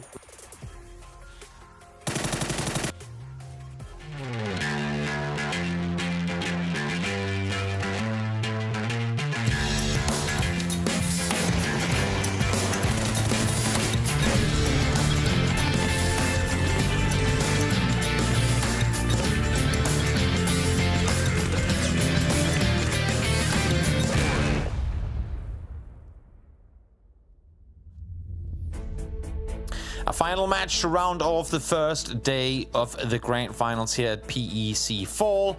And so far, Saga, I feel like the day has gone somewhat chaotically, but not for the same reasons as we saw in group stages and last stand. I think the Neox repeat circle and here Everest repeat circles, the game has definitely done what it could to add to the chaos. It hasn't just been the players doing wild things. Yeah, we haven't particularly made it very easy for the teams, just apart from one or two who may have had a hard feed or two here or there, but they've made the most out of it, which is good, I suppose. But for everyone else, it has left them slacking somewhat a little bit behind. But there are teams who are able to find cracks in the chaos and take those opportunities the best that they could. Ascend did a good job in the previous game of keeping their heads sort of just above the water for long enough for them to find a way to swim their way properly in the zone up Everest and get their chicken dinner on the board, and that has now put them in contention for some of those top spots that they so desperately need. Yeah, because there's quite a few teams who have not come off to the greatest of starts. I guess it's the teams that we weren't expecting it from, but also teams that I feel like we saw glimmers of both in group stages and last chance. I mean, VP as well, a team who's having a bit of a tough time here in the grand finals thus far. I thought with the roster change we would see better, and I feel like we have seen better. It's just been they have run into the mill now as well that many other teams tend to do, of just constantly finding early game not chaos, but you know, like awkward situations to go into the boatyard, fight there with them, and in Tropic I think VP would have gladly avoided if they could, but just not really meant to be. Yeah, but considering the fact that we're looking for PGS qualification slots and there's only 2 available, the cutoff for which is currently at 50 points, and if we sort of take that into consideration, by the end of an 18 match grand finals, we're looking at well above 100 points being the qualifying slots. And yes, right now Twisted Minds is kind of dominating the lobby, and a couple of the other GPT teams still have a bit of room to catch up and maybe drop it down a little bit, but they've got a couple of days of games left, but we're still pretty short on opportunities to really start farming the points. A team like Virtus Pro currently 33 points away from one of those qualifying spots for Global Series 5 and 6. And given what they were able to do, particularly in Global Series 4, they could really do with qualifying once again and giving themselves a very solid chance at taking one of those PGS slots at PGC. Just to compare, Howl made it through to PGS 1 of this year with, what was it, 130 points, and they finished 4th. There were 2 GBT teams in there. So had it just been the top 2 with no regards to whether or not you're a global partner team or not, that would have been 181 points on former Matt Ball's now VP. So if 181 points is the score to beat, I feel like we can already now start counting out teams unless they have last day / primal performances in both their next 2 days. Yeah, that's extremely high cutoff point. 10 points per game is like fully ridiculous. Again, when we said Twisted Minds coming into this on about 16 points per game, that clearly fell a little bit because they died so soon in this in this matchup, but they're still averaging like well above 12-13 points per game, and if you have to try to keep up with that level of margin to get yourself a slot in PGS 5 and 6 in Bangkok, it's going to be a tough time. Yeah, my guess is that the average is going to sit somewhere around 9 points per game. If you can, I don't think you make top 2 with 8 points on like average. I'm not even gonna do the math to try and figure out what that would end at, but I think 9-point average is what you're looking at, and that goes to show the importance of, yes, of course you need your double-digit wins and all that good stuff. But I always look at it, especially when we play 18 games, not just the 12, it's what you do with your bad games. Because 2 or 3 0-point games that could have been 4, maybe 5-point games, that's an extra 15 you could have added to the bank, which you now get none of. So that's to me at least usually always the outlier in whether or not you finish in the top 3 or in like the top 6, top 7. We've got to give credit where it's due. Stardust have been doing exactly that. Their worst game so far today has been 5 points. They've had a 9-point game. Every other game has been 10 points or above. So even when things don't really go their way, they're still stacking up the points. And that's a big part of the reason why they are currently the team that possesses the cutoff point for PGS qualification, which is a team that many would not have expected to do so after qualifying through the group stages in 8th place. But there's still 2 more days of games and plenty of teams hungry to try and take that slot away from them. Yeah, it's kind of an interesting story with Stardust, how they're in some regards the abandoned players that have grouped up to play into this tournament, and now I mean they're, for the sake of, for example, Lhasa besting the teams that he has been on in the past, saying, hey boys, remember when you dipped me? Well, ha ha ha, joke's on you, I'm now ahead of you. And it's likely they're going to stay that way, given the way that some of his previous teams have played so far today. But there's always plenty of time for adaptation and change. And after this final game, there will be chance for VOD reviews, hard resets, and coming in for day number 2, refreshed and ready to frag. But first of all, game number 6 must occur. And of course, Toby, that means we must have a flight path that is really heavily threatening a military island zone. Oh, wouldn't you love it? Wouldn't you love to see it? I'm sure Entropic would love to see it. I'm sure Ascend would love to see it, because they get to loot Prim all by themselves. And what better than an easy transition across the water over to a potential military circle. Playing east this time around, this is only fair, I suppose, because last time around it was hard to reach Prim. This time around it's hard to reach George Bull. Seems reasonable enough. And it looks as though we're not going to have any plan Bs from Entropic this time around. They're over on military base already. They've profited pretty well from a couple of zones that have ended on the island so far throughout the previous stages of the tournament. They'll be hoping to see yet another military island game, as they currently sit in 15th place on 11 points. So plenty of catching up to do if they want to try and nail a place down within the top 5. And where would we like to see it? Doesn't matter, because we will be seen or shown just now. It's gonna go north. Okay. So Primal, Sakura Sanson, Virtus Pro. You know what? I'm liking this for the main reason that we are giving the circle, at least the first one, to 3 of the teams that need it the most. So let's see, with the 3 teams up there in the top who have now been blessed with a shift gone their way, what they can make of it. 2 games in a row that Entropic have been the furthest away from the Phase 1 circle, but it's okay because we heard how much they love Plan B and getting vehicles. So let's see how they deal with it. There is, unfortunately, one team slightly lower than them in the standings, and that is Primal, but they've got a zone. They do, and now let's hear what they have to say about this. When playing Erangel, it's important to use the information you have gathered from Twires, from outside the server, to use it to your advantage and know what your other teams around you are doing. I think the simple things are like important in Erangel because the map is kinda simple and like there is no big rocks to exploit or anything, so you just need to do the simple things well in Erangel. I think so.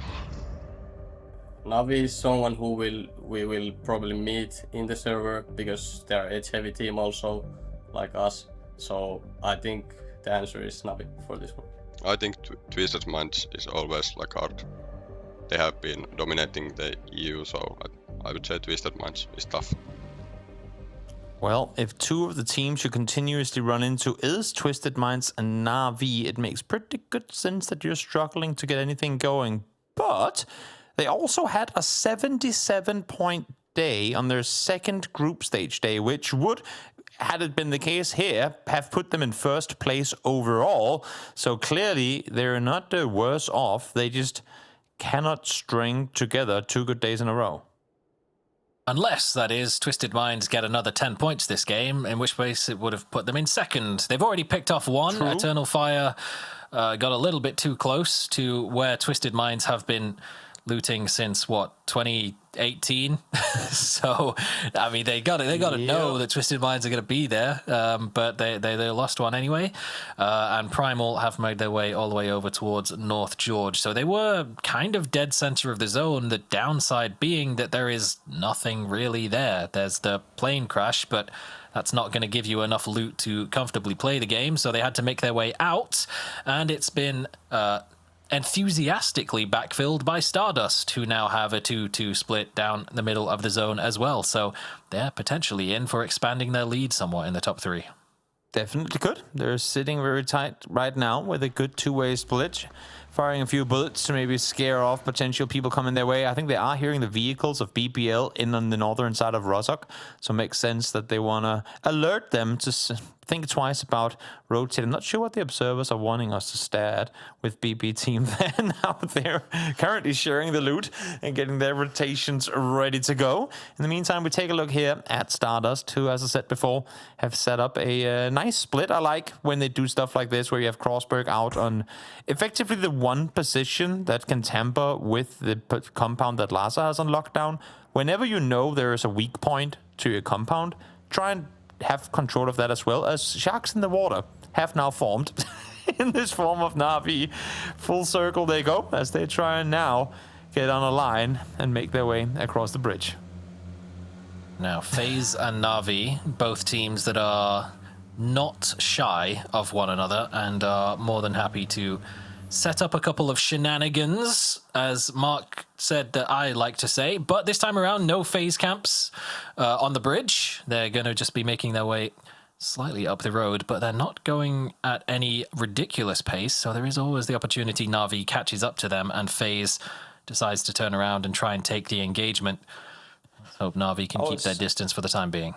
I was just going to say, and now it doesn't sound as cool to say it because now they're doing it, so now I'm not cool for predicting it, but there is a chance that Na'Vi actually opts to go all the way east of Prison here, just knowing that FaZe tends to set up camps in and around Milta, sometimes even further north than that they just want to avoid it altogether, and that is in fact what they do. They do have Last Day further north of them, but I would be very surprised if they opt to set up any sort of camp, given that they're already in the Puvka. They have to go further north. And yeah, I mean, I don't think they would have a good reason to anticipate there being a team coming in east of Prison here.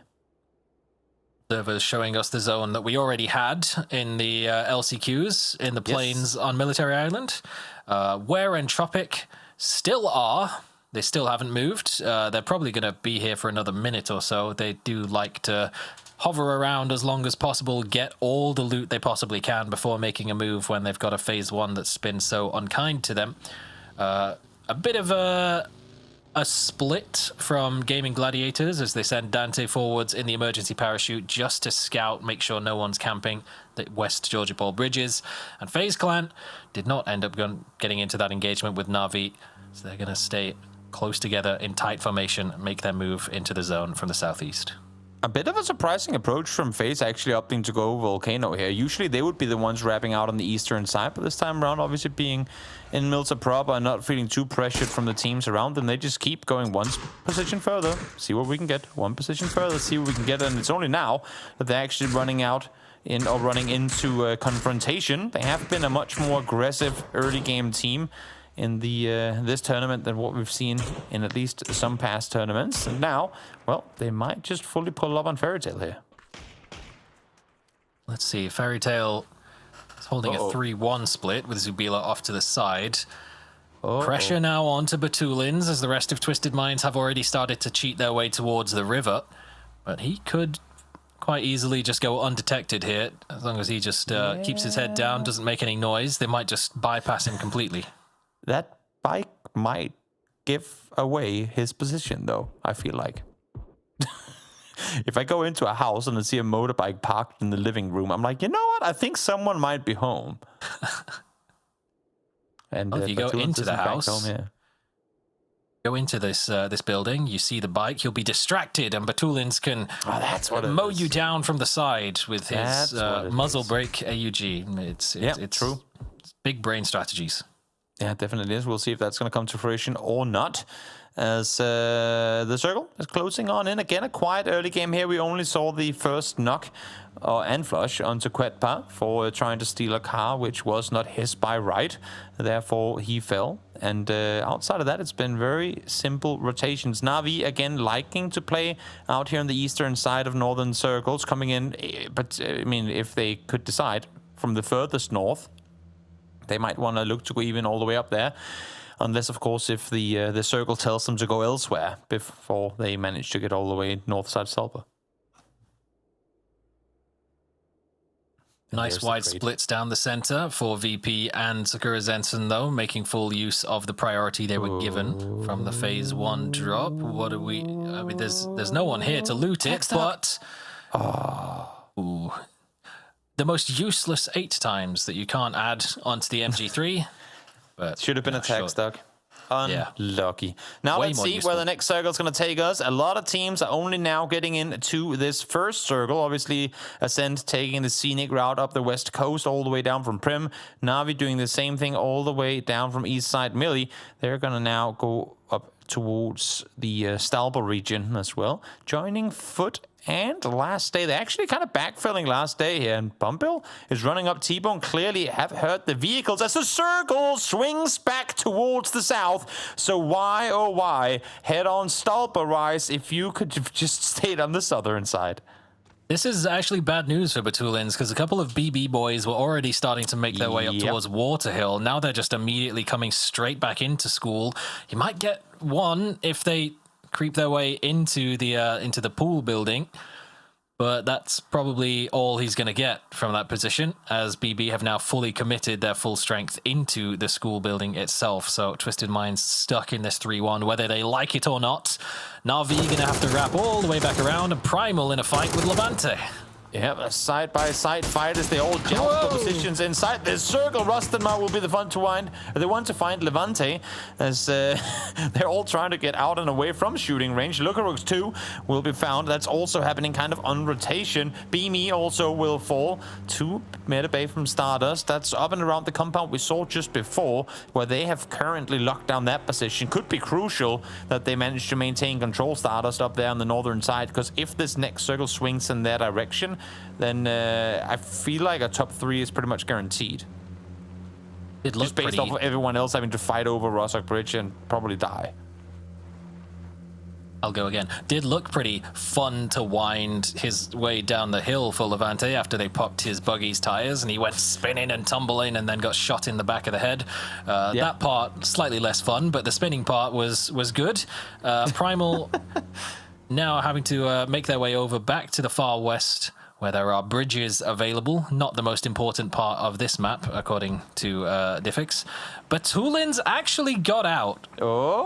Yeah.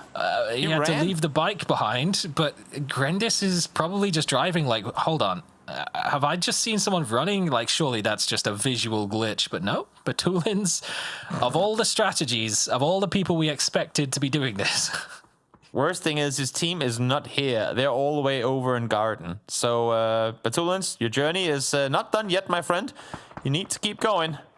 Mission regroup with Twisted Minds is only in the prologue. Unless he sneaks his way over, kills Grendis, and steals his vehicle, and then he can go and regroup with the team. Interesting. I would have. I mean, I would love to say I've never seen crazier things happen, but with how these games have been playing out over the last couple of weeks, I feel like it's become the norm that we get at least one of these wild things happening each game. And you know, if that's going to be the one here, then I'm all for it. Vart says, welcome to the compound to Fairist with 2 bullets to the head. Is that going to be a knock that is going to, I guess, bait foot into dipping out of here, or one to make them fortify this position because they are in a wide 2-1-1 split? I like the fact they left 80 up on the northern side just to make sure that they have this potential rotation path to themselves should they need it. Gonna be happy for now with just delaying Na'Vi, forcing him to not only grab the revive but also look for another helmet somewhere in the compound. They kept the priority on the bridge access, having 8 seat on the northern side of the pond will spot out where Sakura Zensuna currently lurking.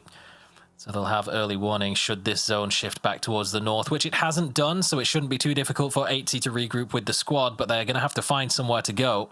And that might be a little bit more difficult. T-Bone, though, putting some shots in towards him and as he tries to make his crossover. And the emergency parachute of EF, they're actually committing on to taking it. Yeah, not landing for Na'Vi sending their vehicles into the water to then sprint up and take a house in Rozhok.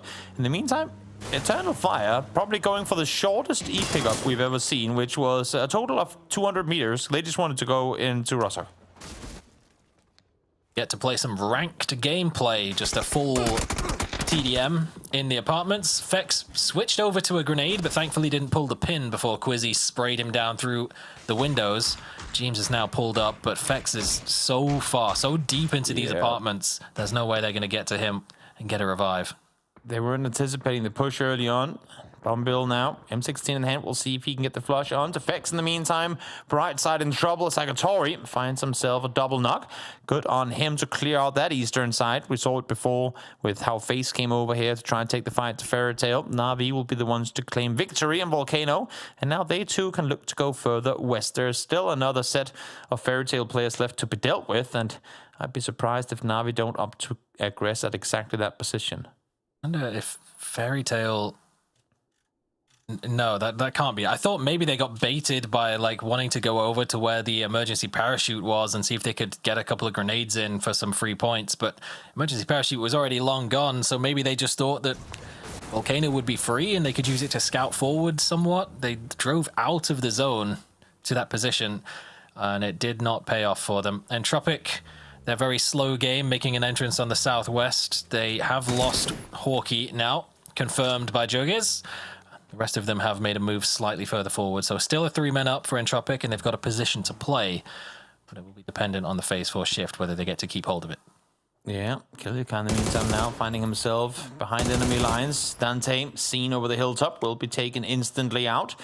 As Killica now going to take a bit of bloom, seeing as he hears the vehicles on the other side, but thinking better of it, opting to go back towards the boatyard proper and the remaining Ascent players. Mika, too, has been seen. This is Foot and Sakura Sanson, looking up on the northern side to try and finish that fight off. And again here, as we said before, already 2 players down inside of Fairy Tail. Makes sense that Na'Vi is going to try and make a play here, but Sabila is not going to let it happen easily. 2 players down already now in a difficult but doable 1v2. Able to fight the first one, goes for the second one as well, but oh, 1 bullet short of making it happen. Staircase railings doing him dirty, but Na'Vi, they knew where the cars came from earlier on. They watched where Fairy Tail had repositioned from. They knew that the numbers advantage was on their side, and it almost wasn't. 1 bullet being the difference, but that extra man in Hakatori being enough for them to clean up the win. That is a crazy angle for anybody to have had his monitor at, by the way, if you didn't notice that. It's practically horizontal. It's basically that man can never get so tilted that he slams his desk, because he will slam his monitor instead. That's nuts. Indeed it is. Marcelik, 2 bullets to the head as he tried to get into that vehicle.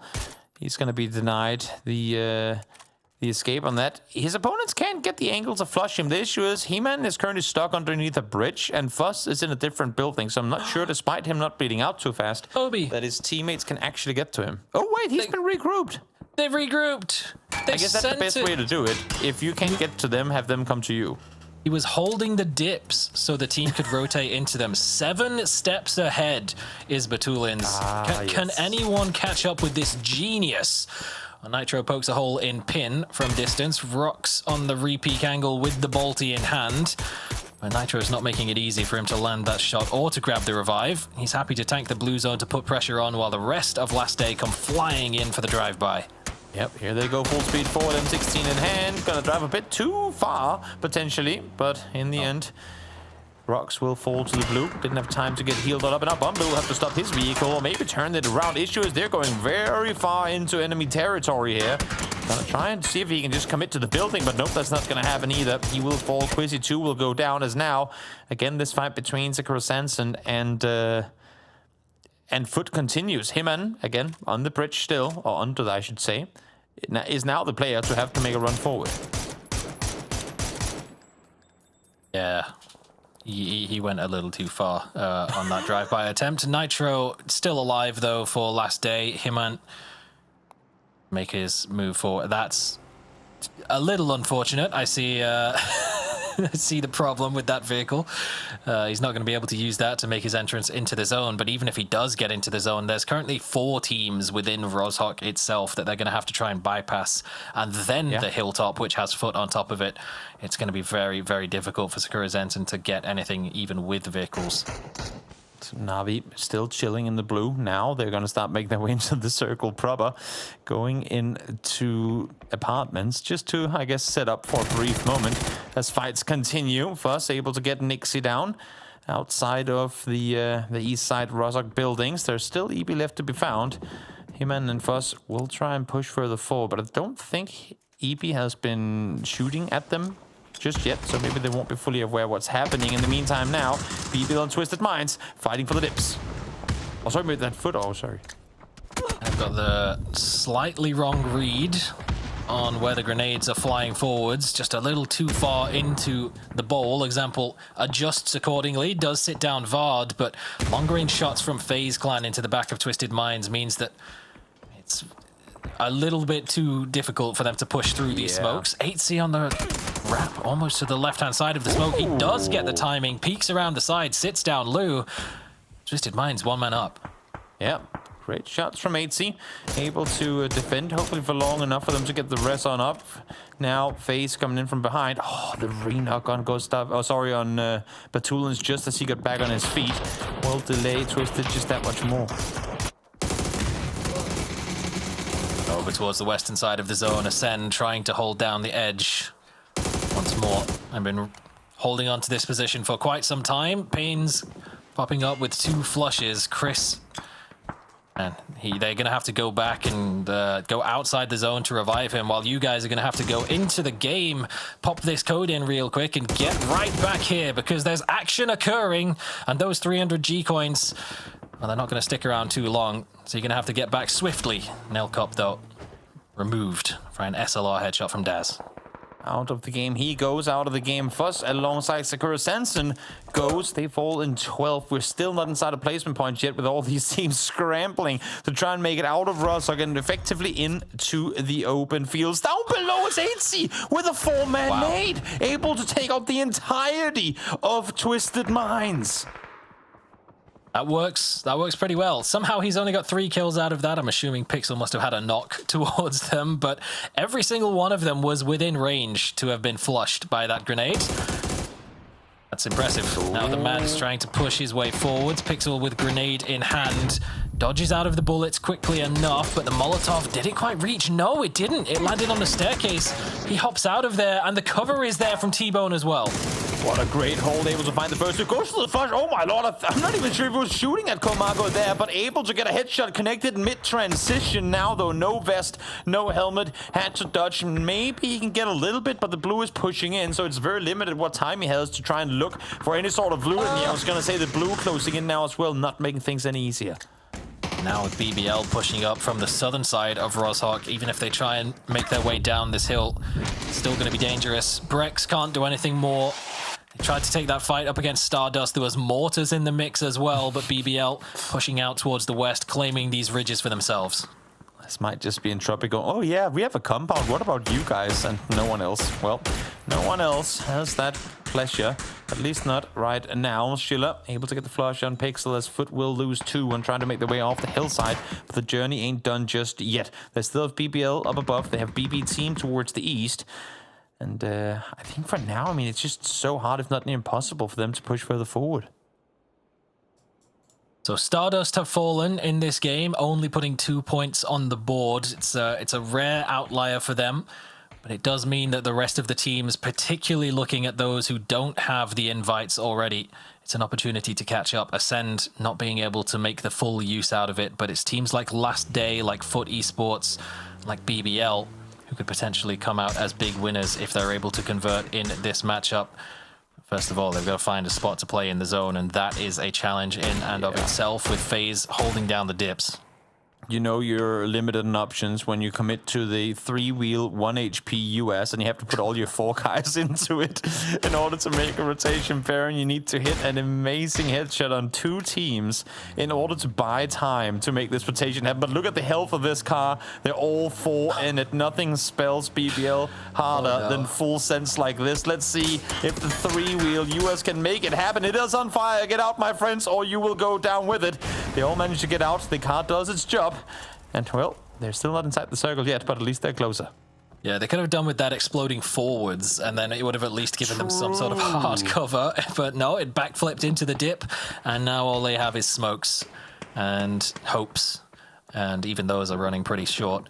BB team, though, pushing up the side of the hill or the dips in towards Foot Esports. They've got vehicles, plenty of them.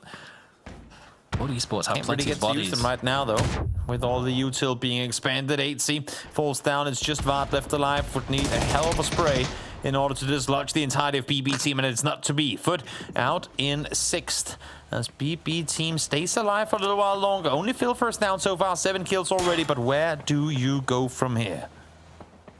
Tropic doing pretty well with their plan B this game, which was just get into the compound and stay there for a while. Phase 6 keeps the northern side of their position in the zone. Grendis will have to cross the road, but should be fine to do so. There's no real threats for him. It's FaZe right towards the center, though, that is kind of controlling the pace of the game. If anyone gets too close, BBL's wall of smokes gets into grenade range, and Jeems reminds them of how risky that can be. Yeah, and also got to play inside the smokes as well, otherwise you're getting picked apart from DMRs from all angles.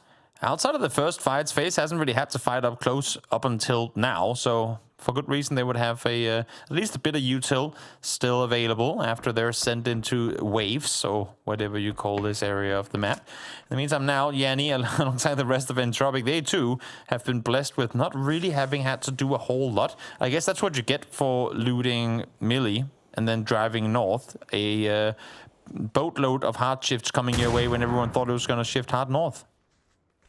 Now, Primal, they've seen that Corexi's been knocked in the kill feed, and they want to try and force the advantage. They don't know precisely where in these dips that knock has come through, and there's still mortars flying in. Likely from BB team as they push forwards. Oh, that is huge. FaZe just got completely annihilated from Janny. Yep, Janny able to take down 2. One more dislodged by a doozy as he swings around, finds one, and now Nate's going to be coming in return. Is this the start of the return arc for Primal? Now would be a good time to set it in motion.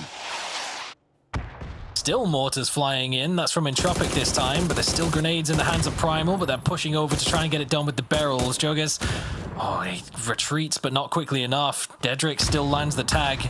It's the final tag needed to take him out, and Grendis has pushed so far forward into this. Like you said, got unnoticed. Oh, 3 kills for a Doozy again. I mean, you can't really fault Primal. They were fighting on all fronts there. So lost track of a Doozy for a bit too long, and that's going to leave him out victorious. BB team, 12 kills in this game and looking to try and claim the win here as well, despite being outnumbered 2 versus 3. Blue zone grenade to deny a little bit of positioning, but they've got a huge ridge that they can maneuver around. But all Entropic really have to do is be patient, wait for phase 8, phase 9 if need be, but do not give up the numbers advantage they have. True. Dedrick is still far back inside the compound, trying to get off angles here, and it's got me a bit worried, because I'm not sure right now that BB team is aware that there's still one all the way back inside the compound. So curious to see what they plan on making. He's trying to jump up on the roof right now. Come on, you got this. There you go. See if you can get the off angle to work for you. There's a big position. And give him so much information over the entire ridgeline that BB team are looking to maneuver around, but it's also one where if he gets knocked, yeah, exactly, ain't coming back. Even if it just gets seen and they realize we have a free 2-2 up close if we just wrap east around this one, because there are ways you can isolate angles that Dedrick doesn't get to have a massive impact on this fight. Having seen how now it slants a bit further downhill on the eastern side, maybe he could actually get angles there too. Circle swaps or centers up. As I mean, BP team win second, and now top 2 again. They were looking to do the 4 wins in a row that we had from last day, but not quite to be, or almost that, I should say. Spyro hops up over the ridge swiftly. It catches Grendis repositioning. Janny just immediately gets destroyed. Dedrix did not have an angle. Just like you said, they push towards the east. Aduzi's half HP from Dedrix in the back line, but they've managed to get up over the first hurdle, and they've evened up the numbers advantage as well. How does Dedrix get to come out here and help Grendis? Now he's peeking on over. He's forced to peek on over, and BB team reading it perfectly. They see Dedrix behind. They realize, wait, if we take the fight now, there's no way Dedrix gets to have an impact. And just like that, what was numbers advantage in favor of Entropic is BB team isolating it into a 2v1, another 2v1, and now a last 2v1 for the win. Numbers don't mean anything if you cannot take advantage of it. That's exactly what BB team is showcasing right here. You've got to play together. You've got to play it smart and always have angles from which you can defend one another. 800 damage from Dedrix, but only 2 kills to write home about. He would love to have 2 more, and you can see Yanni's face there as well. He knows this was one they should be able to bring home, but now it's not impossible, but it's not looking easy. If Dedrix was up close, maybe having those grenades on the close range engagement might have been enough to swing things in their favor, or maybe just Grendis holding the line on his peak a little bit, forcing BB team to peek into him where Dedrix can actually support instead of peeking over himself. Who knows? But it's those tiny little mistakes can really cost you up against a team as composed as BB team, and now with 3 gear as well. Yeah, I don't know, Grannies. Oh, sorry, Dedrix. I don't know what you got to say about this one, but I mean, double headshot on Spyro, maybe we make things exciting. If not, then I'm not sure. Now he's committing to going inside the warehouse. He's going to be seen instantly. Headshot connected on towards him now as well. As that nade, does it have urinate written on it? Do you deny points to BB team, a team you're effectively fighting to try and claim a spot at PGS here? Or what's the play? Spyro, I mean, he reads him like an open book. Always kind of pre-holding the angles he's peeking from. 74 points for BB team, and if they win this game, regardless of whether they get the kill or not, it will be more than what Primal had on their big group stage day. Not the highest points total in a single day so far, but would only have been beaten by the team that picked up 3 wins in a 2nd place. But for BB team to do that in this lobby is insane, and Dedrix, that's crazy. All these smokes might not be enough. Doozy with the rock and the off angle. It all sprung from that Taego win that they have on the mountaintop. Yes, the circles came to them, but that was not an easy game to bring home, being that out in the open up on that hillside. But they did so with 17 kills, then 2 second places to follow. And now here they are trying to claim one more win on the day. I do see just going, come on, bro. Come on, bro. We're trying to get this to an end. Did he see a shoulder? He might just have. Sees the hit now as well. There should be the push coming up from Spirit to help out. But no, Spirit is staying back. Up over the top. Job done. 15 kills. A second win with over like a stupid amount of kills. Let's just put it that way for BB team for the second time today.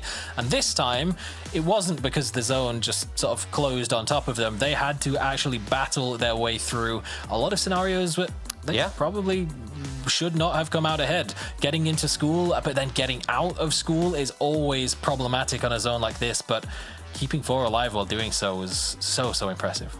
Impressive indeed. I mean, there's no other way around it. They've played a really good day, and that's what makes me so sad when they have tough days going their way, because we like to cheer for BB team, and here they give us good reasons to do it once more. But that's going to be the end of day number 1 here at the PC Grand Finals. Let's hop back to the desk and let them break down everything we've seen up until this point. BB team banging out nerds left, right, and center. I've said it for months. If they play like this on international, they are going to win an international. But so far, so good for them regionally. That is a massive points tally here on day 1 of the grand finals. Joining me, Avenger, as well as Mark Powers, to talk about this one. Mark, this was well, it's not just a great game from BB team. It's a great day overall. It's unbelievable. I was going to say, if you said day, if you said game, I would have said day. It has been such a good day. Look, they're good regionally, right? I know you want these guys at the LAN. I think they deserve a spot at the LAN. They definitely can pack a punch when it comes down to the LAN. But they've done one day. They need to continue doing this tomorrow, and then they obviously need to close off on Sunday to secure their spot. And I would love to see BB team though, making sure they punch that ticket to get to the next 2 LANs for PUBG. Hey, good job they were able to top the groups as well then, eh? This is very impressive by them. 25 points will go their way, and nobody is even close to being able to breach their position. 79 points on the day, Martin. Yeah, super impressed here with how well they've been able to do. Insane sponging at the top for the top 2 teams, obviously, with Twisted Minds also putting out 68, but it's just in the shadows of what we've been able to see BB team do today. 79 is obviously crazy, and especially in a grand finals, we have the best teams here. Yeah, and they're just able to pop off like this. Crazy. Unbelievable. Really impressive stuff, considering we're in a region where Twisted Minds, hands down for a lot of people. I mean, hey, Martin, even you just came off the back of asking Tiggleton and Jeems and those guys, like, hey, who's the GOAT in the region and stuff like that. And for a long time, we actually were saying, for ages, Uber. But at this point, it's probably Batulins, considering their consistency, considering that he is the mastermind and he leads them so well. I mean, Twisted Minds has also played a blinder today as well. Yeah, that's crazy. Honestly, for me, it also just makes it so much more difficult. We have 24 points from last place to 4th. It's just insane, right? It makes it so difficult for anyone else. There's so many PGC points at hand here, but if BB team, they can close it out with the Douche and the boys, obviously, there is just a case for me where it's like, okay, you guys, you deserve a shot to try and go and contest some of the big boys at PGS and even PGC. All right, well, before we actually really dive into everything that's gone on throughout the day here, let's continue to focus on game number 6. Mark, I know you're shaking your head, all right, but if you could just for a second take a step back and take a look at Sakura Sensen for me, that'd be fantastic. Thank you. Oh, we picked a team. We picked a winner. No, we did not. Today has been not my day. Sakura Sensen, I think it was worth a roll of the dice when it came to game number 6, right? They were a team that, if they were to put a point on the board, it might be a last one. We've had moments from Sakura Sensen. The drop was good. The split was really good. They actually fended off for Esports coming in on that north side. But God, this zone shift down to the south, what can you do? Well, you can try and keep some numbers up. Martin, they played over. They didn't all come over the bridge. Him worked his way around the other side. They then had to defend off for Esports, but unfortunately they were falling. And once you start falling, the Dynamos continue to roll. They did work out, and it became Fuzzface kind of surviving in zone. But it hasn't been the best day from Sakura Sensen. Pockets of greatness, but a lot of just really not performing. Yeah, if I told you they're only 18 points from FaZe Clan, you'd be like, wow, they had a great day. But no, it's just because our top 3 teams have just been insane. And also, they saw this circle here. They knew it's going to go away from water. This is a safe way in for them. But there's just a lot of other teams that also came in super late towards the circle. And you kind of have to fight in a slow edge. And you're just delaying yourself. It's just doomed at this point here. And it's, yeah, mutual destruction for some of these teams that they're meeting on their way. Well, looked a bit disjointed in some of the games, but hey, maybe if they can kind of recoup some of the losses and get back together, that would be great. I mean, even in this last game, right, being caught kind of in these crazier 1-1-1 splits and things like that, you're slowly bleeding things out. So maybe better prospects for Sakura Sensen tomorrow, Mark. What do you think? Hopefully. I think you guys called it there. They were so split. It felt that last game for me, the zone shift away, right? But then they sort of played individual game. It felt like it was just ranked. It felt like, oh, I can do my own thing. I can be the champion for the team. They need to tighten up. The round of 16 for me for Sakura Sensen was the one time I saw them feel like a team together. Yes, we've got the 3 IGLs. Yes, we had the mosquito bite, but it was the first time we felt and saw them play as a team. They need to reset now. They need to go back to the drawing boards. They've got a best of 12 to remain for them. They need to tighten up as a team. All right, well, with that, of course, then, Martin, as we've obviously got impressive performances going on up at the top. You got BB Team, you got Twisted Minds. Got to give it to Stardust once again to be able to hang in this lobby here. What, they had 50-some points or something like that? 51. What was it in the end? Yeah, 51. Okay. We're impressed with them too, yeah. 2nd place, 3rd place, another 3rd. Good amount of kills across. They're putting themselves into some of these positions where they're actually having a chance to fight. And then, yeah, they meet a team like BB Team or Twisted Minds and they just kind of fall apart, right? It's just it's a different kind of punching board that they're going up against. And yeah, they met their makers today, and that was Twisted Minds and BB Team. But very impressed with how much they've been able to garner. And still, it's very important once we come to these PGC spots, because obviously Twisted Minds is invited to PGS. If Stardust holds on to 3rd, that could be them going to PGS. Yeah, it would be huge for sure. That would be actually monumental for this roster, who technically is under not exactly like a proper banner, as it were. So anyway, that's by the by, of course. You guys at home as well can be able to follow the stream and get yourself some cool emotes available to you here whilst the tournament's going on. And you can be able to spam those chickens, spam those GG pans, and get everything rolling here. But I mean, we do actually have our interview ready and good to go. So we are going to talk to, initially I wanted to talk to somebody else, but then BB Team did so well during the whole day and he's here. It's a doozy. You're a madman, mate. What is this performance today? That's crazy points. Yeah, I hope I'm gonna do the same the next days, like tomorrow and Sunday. Yeah, that was such an impressive performance today. So I guess my question comes back to, I mean, game 6. You guys got into school really fast. How quickly were you able to scout out that Twisted Minds wasn't there? What was going on throughout the last game? I didn't check Twire, but I think we had one guy still at the school. And like we just did our default thing with this circle. We just make our rotation, which we are doing like usually. And yeah, like we knew how Twist is playing. So if I'm not wrong, it was a solo guy from Twist, right? In school. Yeah, so I think so. We realized so they have a big split, and like after, like we just have to do what Twist doing from the school in the circle. We just did everything what they're doing, like just copied it. Yeah, it was a perfect move. Very well studied out. Martin, do you have a question? Yeah, for sure. Good to see you here, Doozy, and congrats to you and the boys doing so well. Hopefully you can continue this power train going through for this.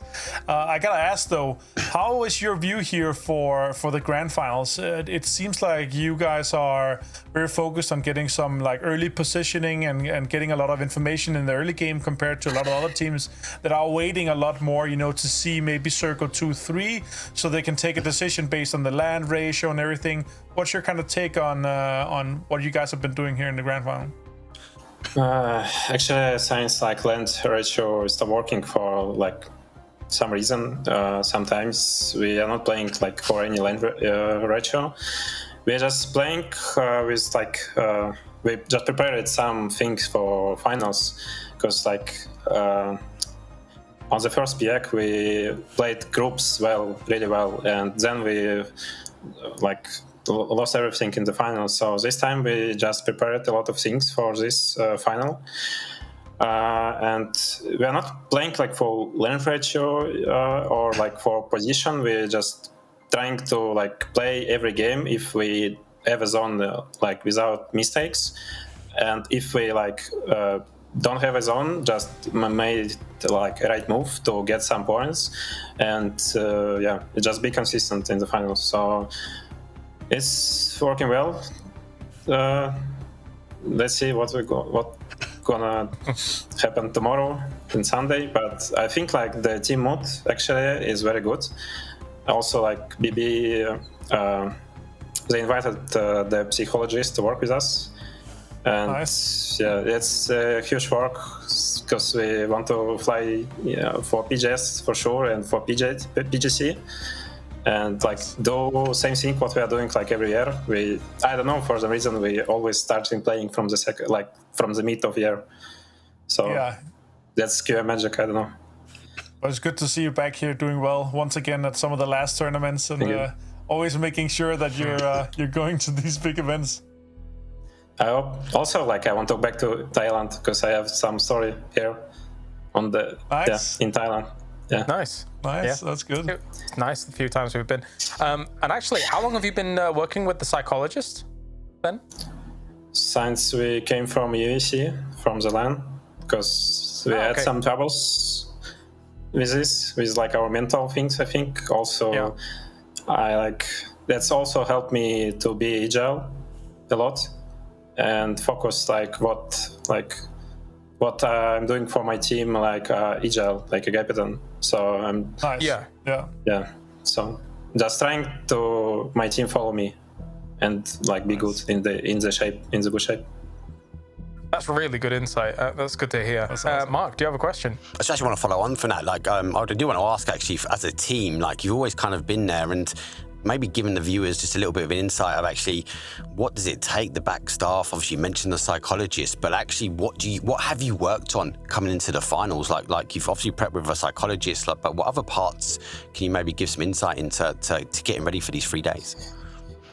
I mean, just like don't fail in the finals. Don't think about like if you finish the groups on the first place.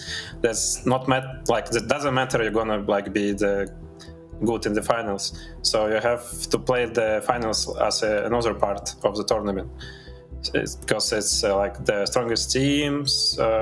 Like also, I mean, everyone is tryharding, so. Like you can't just do anything and gonna like win games or like get big games. Like you don't have to think about this. You have to do like everything in every game on the maximum to get like as much points as you can. And even if you like fail some of games as we failed today, like first 2 games, don't think about these losses, because I feel like I don't like to say like we are good in Europe or like the best one, but I feel like we have the big potential to be like the best team in 100%. Europe. And also I want to show some results on the Worlds, because with QM we show some things on the Worlds, but we didn't win anything. So I just want to win something on Worlds, and yeah, that's a huge work for it. Much love. Nice. You guys. We're so close, and internationals as well, and I think it'll continue. Well, I think we all wish you the best of success, Aduzi. Any final words before we let you go for the night?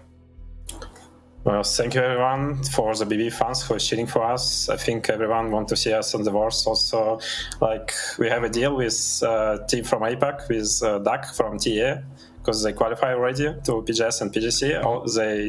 They said we should qualify, because like. When they didn't qualify to the like Worlds, we also failed. So they are already waiting us, and yeah, we just also want to qualify to meet some guys from Expendables.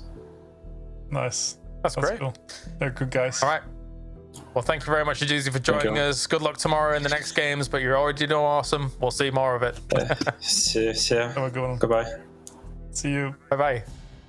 Fantastic interview with a doozy there. Really good answers overall, and great to hear that as well, Martin, that they're kind of, you know, working on more aspects of the game than just the game, because nowadays in esports that is unbelievably prevalent. People are realizing they have to take care of themselves, their mind, their health, everything about that to be better at the game. And I think PUBG is also such a mentally hard game. Like if you die early on, you sit there and you just wait for 20 minutes, and it's rough. you have to see so much. There's so much information that you miss because you get knocked out early, right? So and I think something like a young leader like Aduz, even though he's got a lot of tenure, he's a very young leader, and if he could just up his game a little bit, like in motivation and anything that can keep the other guys in a good mental state, that could be huge, because we know they got the mechanical skill, we know they got the knowledge about the game.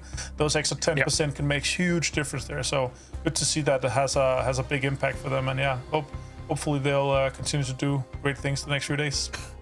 And finally, a team's properly giving Twisted Minds a run for the money, eh, Mark? This is exciting. It's that little bit. I think it's that change, right? Aduzi is a great player, but he's transitioning from this great player to a great leader.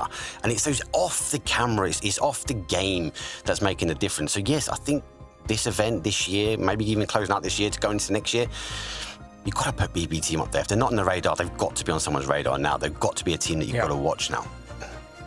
I hope they're able to make it. We'll see, though. We have got 2 more days of the grand finals coming up, starting tomorrow, and then, of course, the day after as well for Sunday. So thank you very much, everybody tuning in around the world. That has been the grand finals, day number 1 here for the PEC. We'll see you tomorrow for more PUBG action.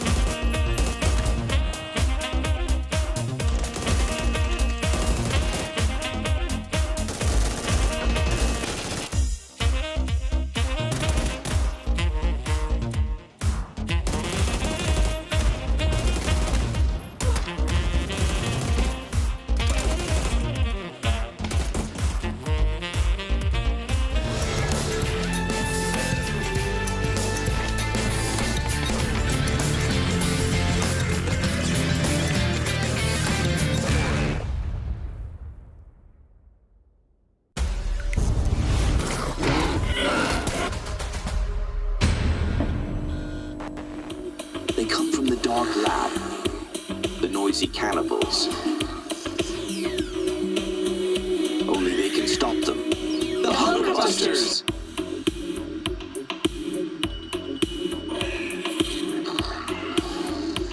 They're back and armed to kill. Why take chances?